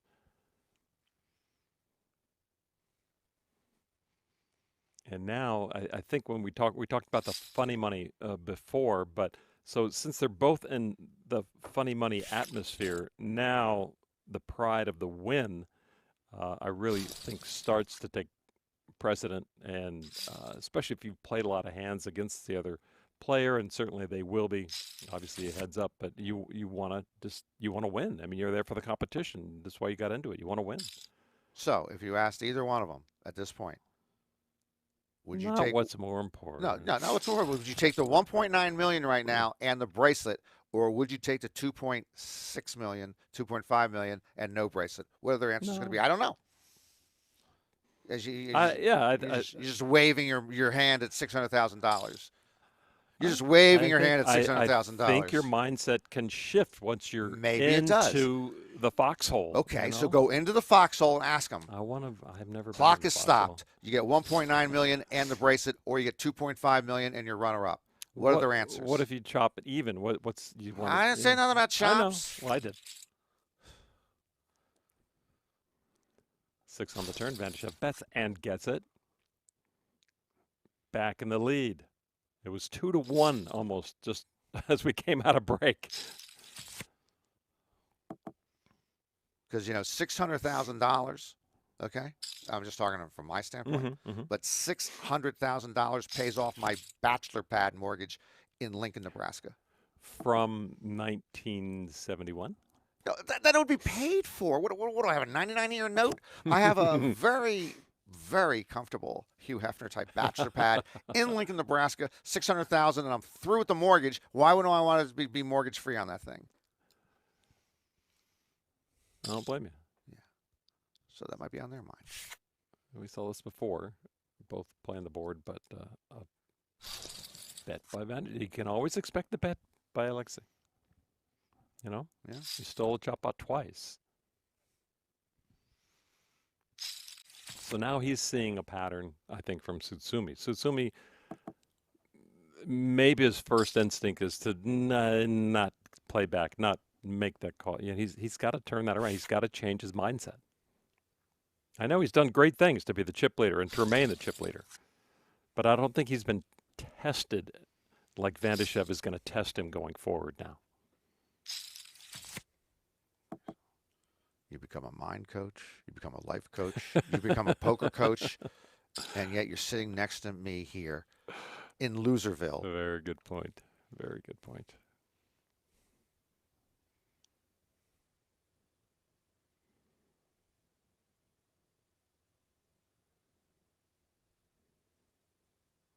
Van Dijkev doesn't have the best hand. He says, I don't have to wait for He the nuts. doesn't need the best hand. And he's never going to need the best hand when he's heads up. He's just going to bet whenever he thinks he's got weakness there. Congratulations. There you go. 6 high. He's just gonna whittle away at Edson's time bank, and he steals another pot. Look at that, 144 million to 97, basically. Van Dijkev starting to find his stride.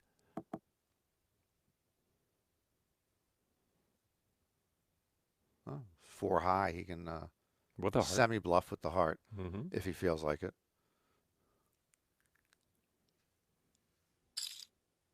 But we saw Alexey when he did get shorter stack today, and I was talking about he made a couple of moves where people with 25 blinds, 25 blinds wouldn't be making the moves he did. And he still was willing to bluff like 1/4, 1/3 of his stack off. So he certainly, with the bigger stack, is going to be very, very, very, very, very, very, very, very, very, very, very active. All right, so with middle pair, Tsutsumi will take a little back, but it really feels like he is back on his heels right now against Van Dijkev. Van Dijkev now with about a 3-2 chip edge. Top pair for Tsutsumi. Van Dijkev with the queens. He leads out. Well, get him from back on his heels to maybe on his toes. On his toes. Thank you. Good spot here for Edson.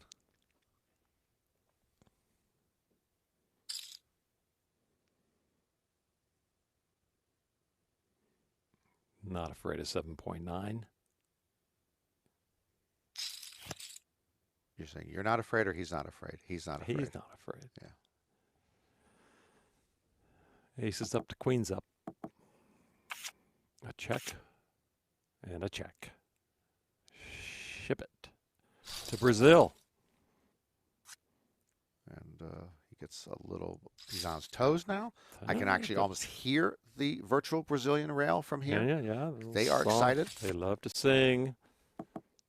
But the songs have to be so short. The next hand comes so quickly. That was a great thing about live poker is you get the dance and you get the samba and you get the flag waving, and then it's taking a while, and then Heather finally deals the next hand, but the whole song is sung. You get the chance.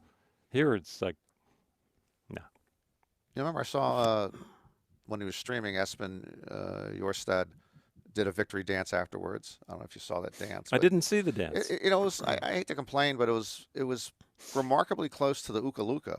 And I take a lot of grief about the Uka Luka. You do, yeah. And actually, there's a new Applebee's ad campaign started with the college football season where they're all doing a dance that's also close to the Uka Luka. So it seems to me, they're not stealing it, but if I could actually get somebody who knew how to sing or dance, that the Uka Luka isn't as bad as everyone tells me it is. I know you were kind enough to contribute an Uka Luka video. I think I improved it. Oh, and a call, both with the diamond flush, but it's a nut flush for Van Dijkev, taking that monster pot of almost 57 million. And now he has the 2-1 chip lead.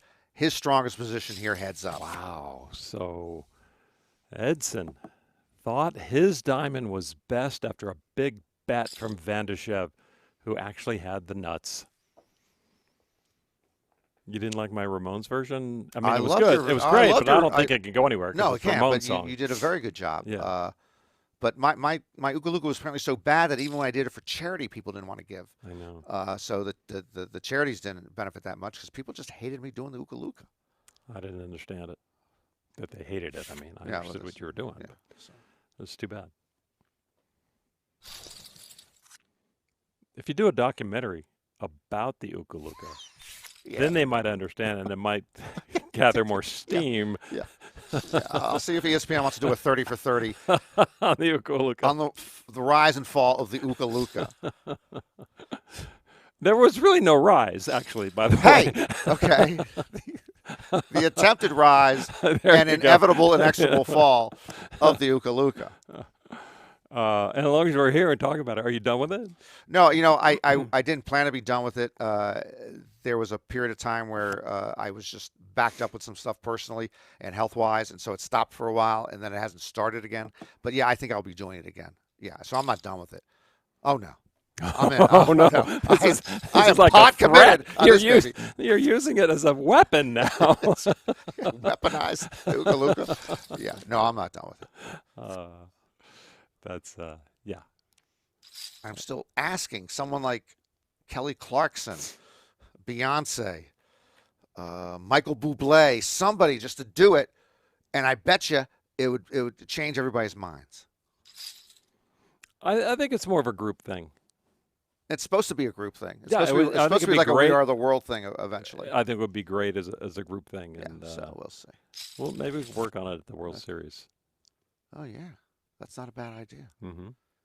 You know, I think we can either get a group of people, and like we'll get somewhere near the All-American Dave truck, or the Poker Kitchen, or Hal the bartender, and we'll be a group of us. You know, and then there'll be a larger group and a larger group. Yeah, it just keeps adding to it, like We Are the World. Yeah. How many people you need to stretch around the whole Rio? Wow, that would be something. Flush draw against the pair of fours with the aces on board. Van Dijkev has the best of it right now. Edson loves his flush draw. I don't know of any flush draw that's come through, though, except for Joe Sorak, and he was up against a higher one. So no diamond flush.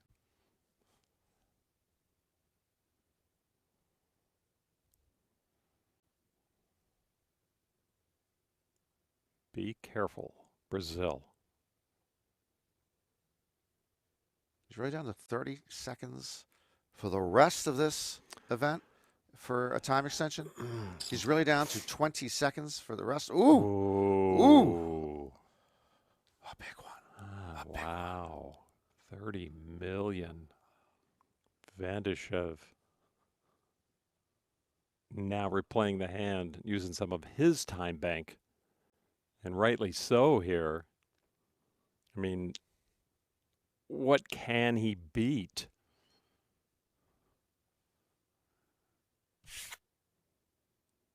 And he does fold. Tsutsumi now.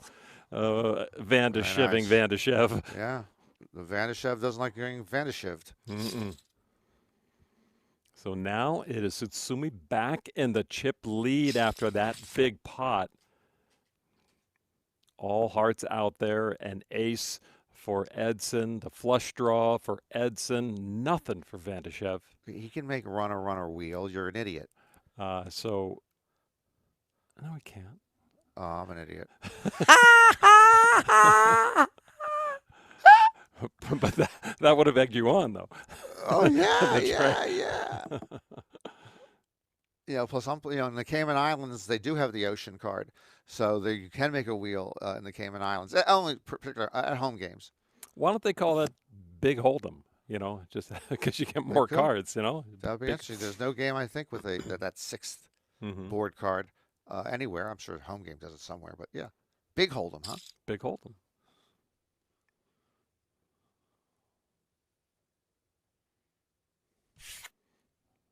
There's no reason to call. No reason.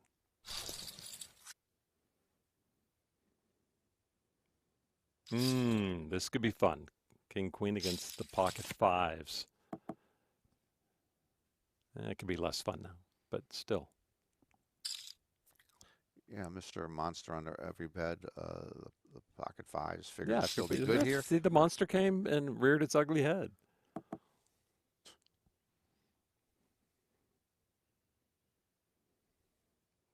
I mean, how many overcards are going to come when you have pocket fives, right? Like 40? Maybe fewer, 30. Okay. But most of the time, it does not hit the other person's You're right. pocket cards. Yeah. Good fold by Van Dijkev. Yeah, and I get, again, you learn a lot about seeing a guy play hand after hand after hand. He hates to fold. You know that. You know? No limping, no folding.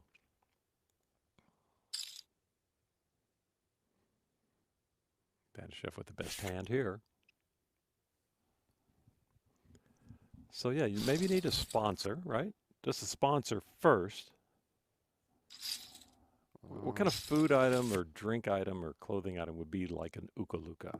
Could be a hat? I never thought about a sponsor. Yeah, I don't know what type of those items would. Ukaluka. Well, musical instrument. I should have used the ukulele when I played the ukaluka. That would have been hard to say, though. Ukulele? And in Hawaii, it is ukulele, yeah. Oh, ukulele.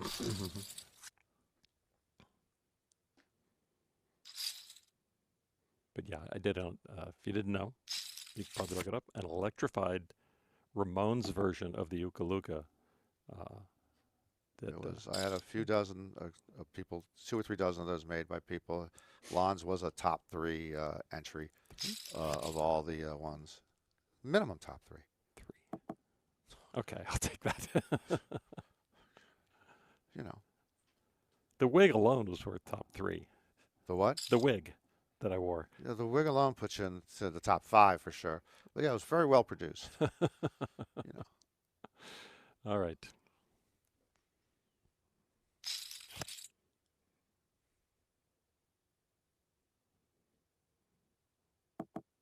Look at his time bank, Norman. 9 seconds. This is exciting. I mean, I know doesn't probably need it now. Heads up, he's going to need it at some point. But is he saving, a couple seconds here and there to, like now? Yeah, I mean, 9 seconds on any hand as an extension ain't much of anything. No. So it's pretty much like you got no time left. I mean, he's got his normal time. Yeah, I know that. Extra time, right? But to get an extra 9 seconds on a hand, again, he's going to use it at some point. He's not going to split this up over 2 or 3 hands. No. So he's going to use it.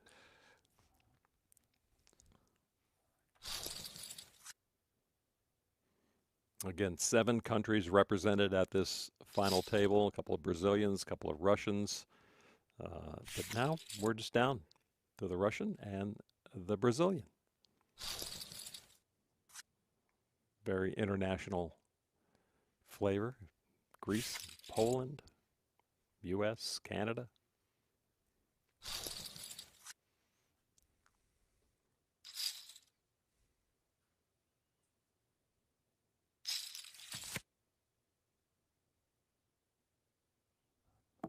And by the way, that's Edson's. What you see on the graphic is Edson's middle name. It goes by a very long. I mean, Brazilians have some of the longer names in the world.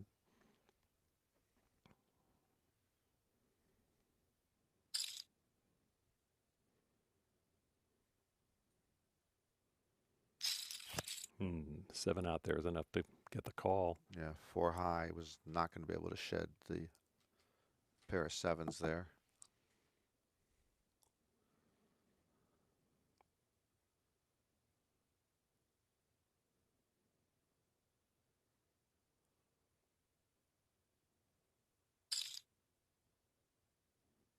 I like it. He does keep the pressure on. There is some time bank melting away. Oh, so he's going to use it on this hand. Oh, no, he saved 2 seconds. He saved 3 seconds and folded. So he Hmm. wasted 6 seconds for an incorrect decision. That's very critical. King high. Ace high. 4-2 from Edson. Again, has to be feeling a little bit frustrated. And then he doesn't know. I mean, and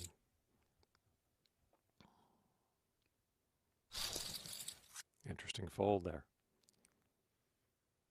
Then he gets dealt 7 deuce. He's got to be frustrated wherever he is. And he's getting messages right and left from his buddies. Hang in there, hang in there, hang in there. Look how many chips you have. You're not that far behind. Of course, they'd say it in Portuguese, which very difficult. Portuguese is tough. Straight for Van Dijkev. With a paired board? No, I'm sorry. I was looking at the wrong card. Still could have been a straight, but there's no. Yeah, it's not a but he straight. doesn't have one. But he does have the best hand. Very seldom ace 8 deuce.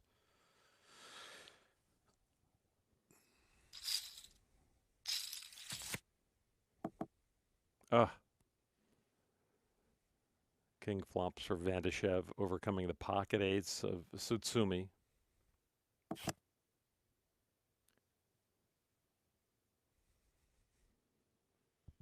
Tsutsumi's just going to have to keep the pressure on.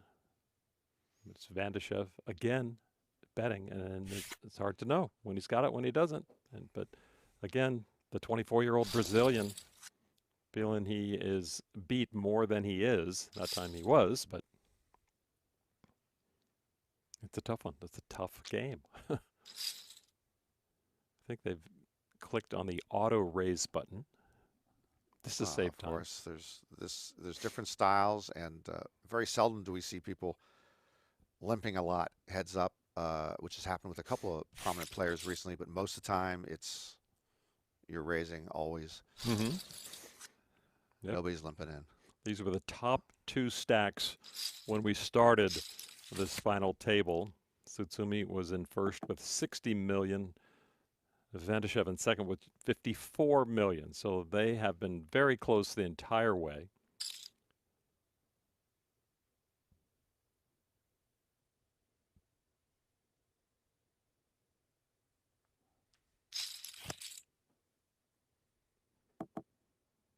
Van Dijkev hanging around with king high against the pair of eights.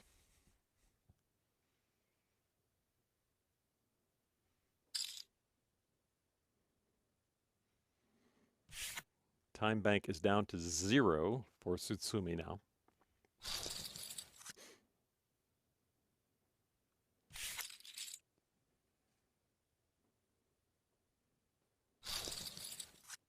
And there's a tweet or in the chat box from Pat Emanuel that we could have written.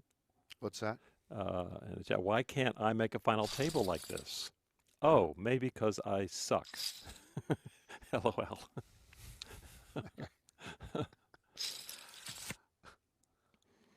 And Greg, yeah, we're wondering about that too. When the time bank goes away, he doesn't get any time. His hand's dead.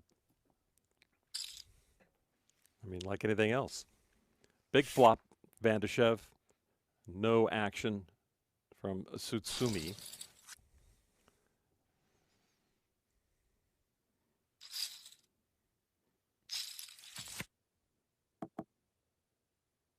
Wow, he just has the best of him, Van Dijkev.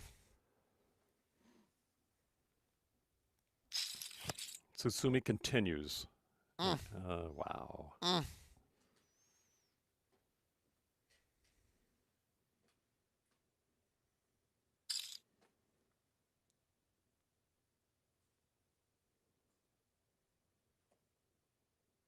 No time in the time bank. Oh, wait, what was that? Does he get penalized? It was a red time. No, that was a red time back. I think that's counting down his final, because he has no time left in the time back. That's counting down his final. Oh, what he's got left in his regular on time the clock, I assume. Okay.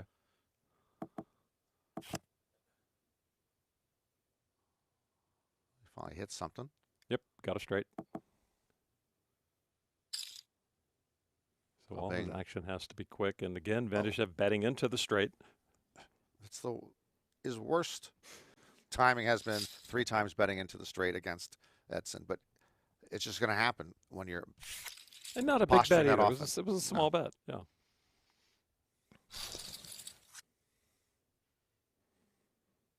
2 pocket pair. This is what heads up gets down to sometimes. Pocket 7s for the short stack, 10s for Van Dijkev, the bigger stack. 2 monster stacks, and this just might escalate like going through a satellite, you know? Just gets it bigger and bigger every step. All in and a call. 10s against 7s, the big stack ahead. Alexey Van Dijkev on the cusp of a main event bracelet. He has to avoid a 7 on the end, and this could be it.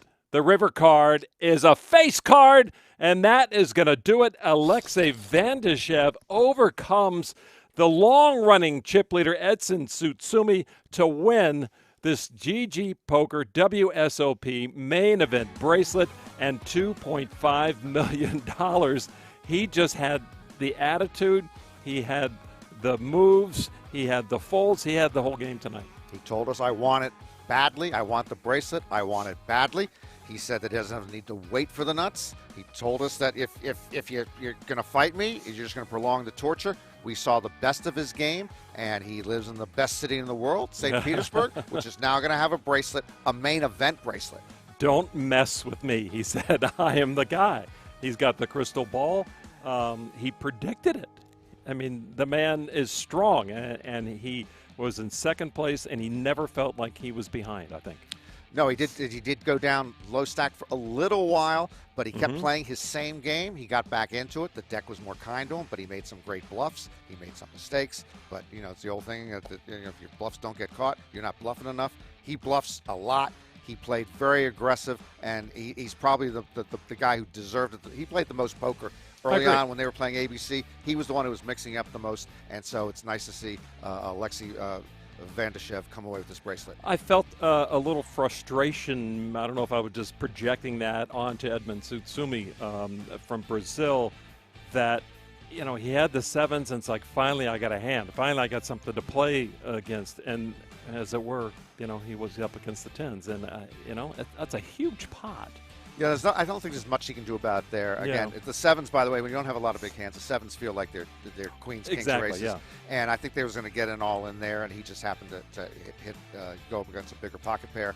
And it was a nice performance. He nearly went wire to wire, but for Edson Tsutsumi, second place is going, and second place in 1.9 million is going to be the consolation for him. Yeah, it's been fun. Glad you've been joining us along for the ride. Some of the preview and highlight shows we did for the 10K heads up, and also for this 5K main event. A different experience for us. It's nice to be back working in the booth, and it was a nice change of pace for us, wasn't it? Nice change of pace for you. I had hoped that my 8-ball was going to indicate that I don't have to work with you again for the next year, but the 8-ball, seldom wrong, and this time I hope it's wrong. Well, it doesn't look like it's wrong. We both signed on the dotted line. We'll be back for the World Series of Poker on your TV this fall and in the winter. So that's going to wrap it up. It was a great heads-up match. Arthur Conan winning that bracelet. And then tonight we have Alexey Van Dijkev winning the main event bracelet. So appreciate you guys sticking with us. For Norman, Chad, and all of our crew here, I want to thank GGPoker and the World Series of Poker. And thank you for joining us. I'm Lon McEachern. We will see you down the road. So long, folks.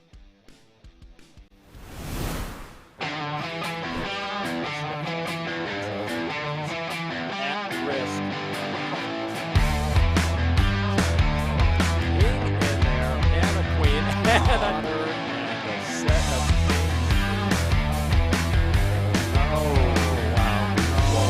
the Norwegian in 6th place in a payday. He does make the call with a bigger jack. Good call. So, and there's ace-10 for not get rewarded for the good call. A jack. They're going to peel it, and it is a 6, and that is it. Oh, my goodness. Tsutsumi. Bigger step. All in and a call. 10s against 7s, the big stack ahead. Alexey Van Dijkev on the cusp of a main event bracelet.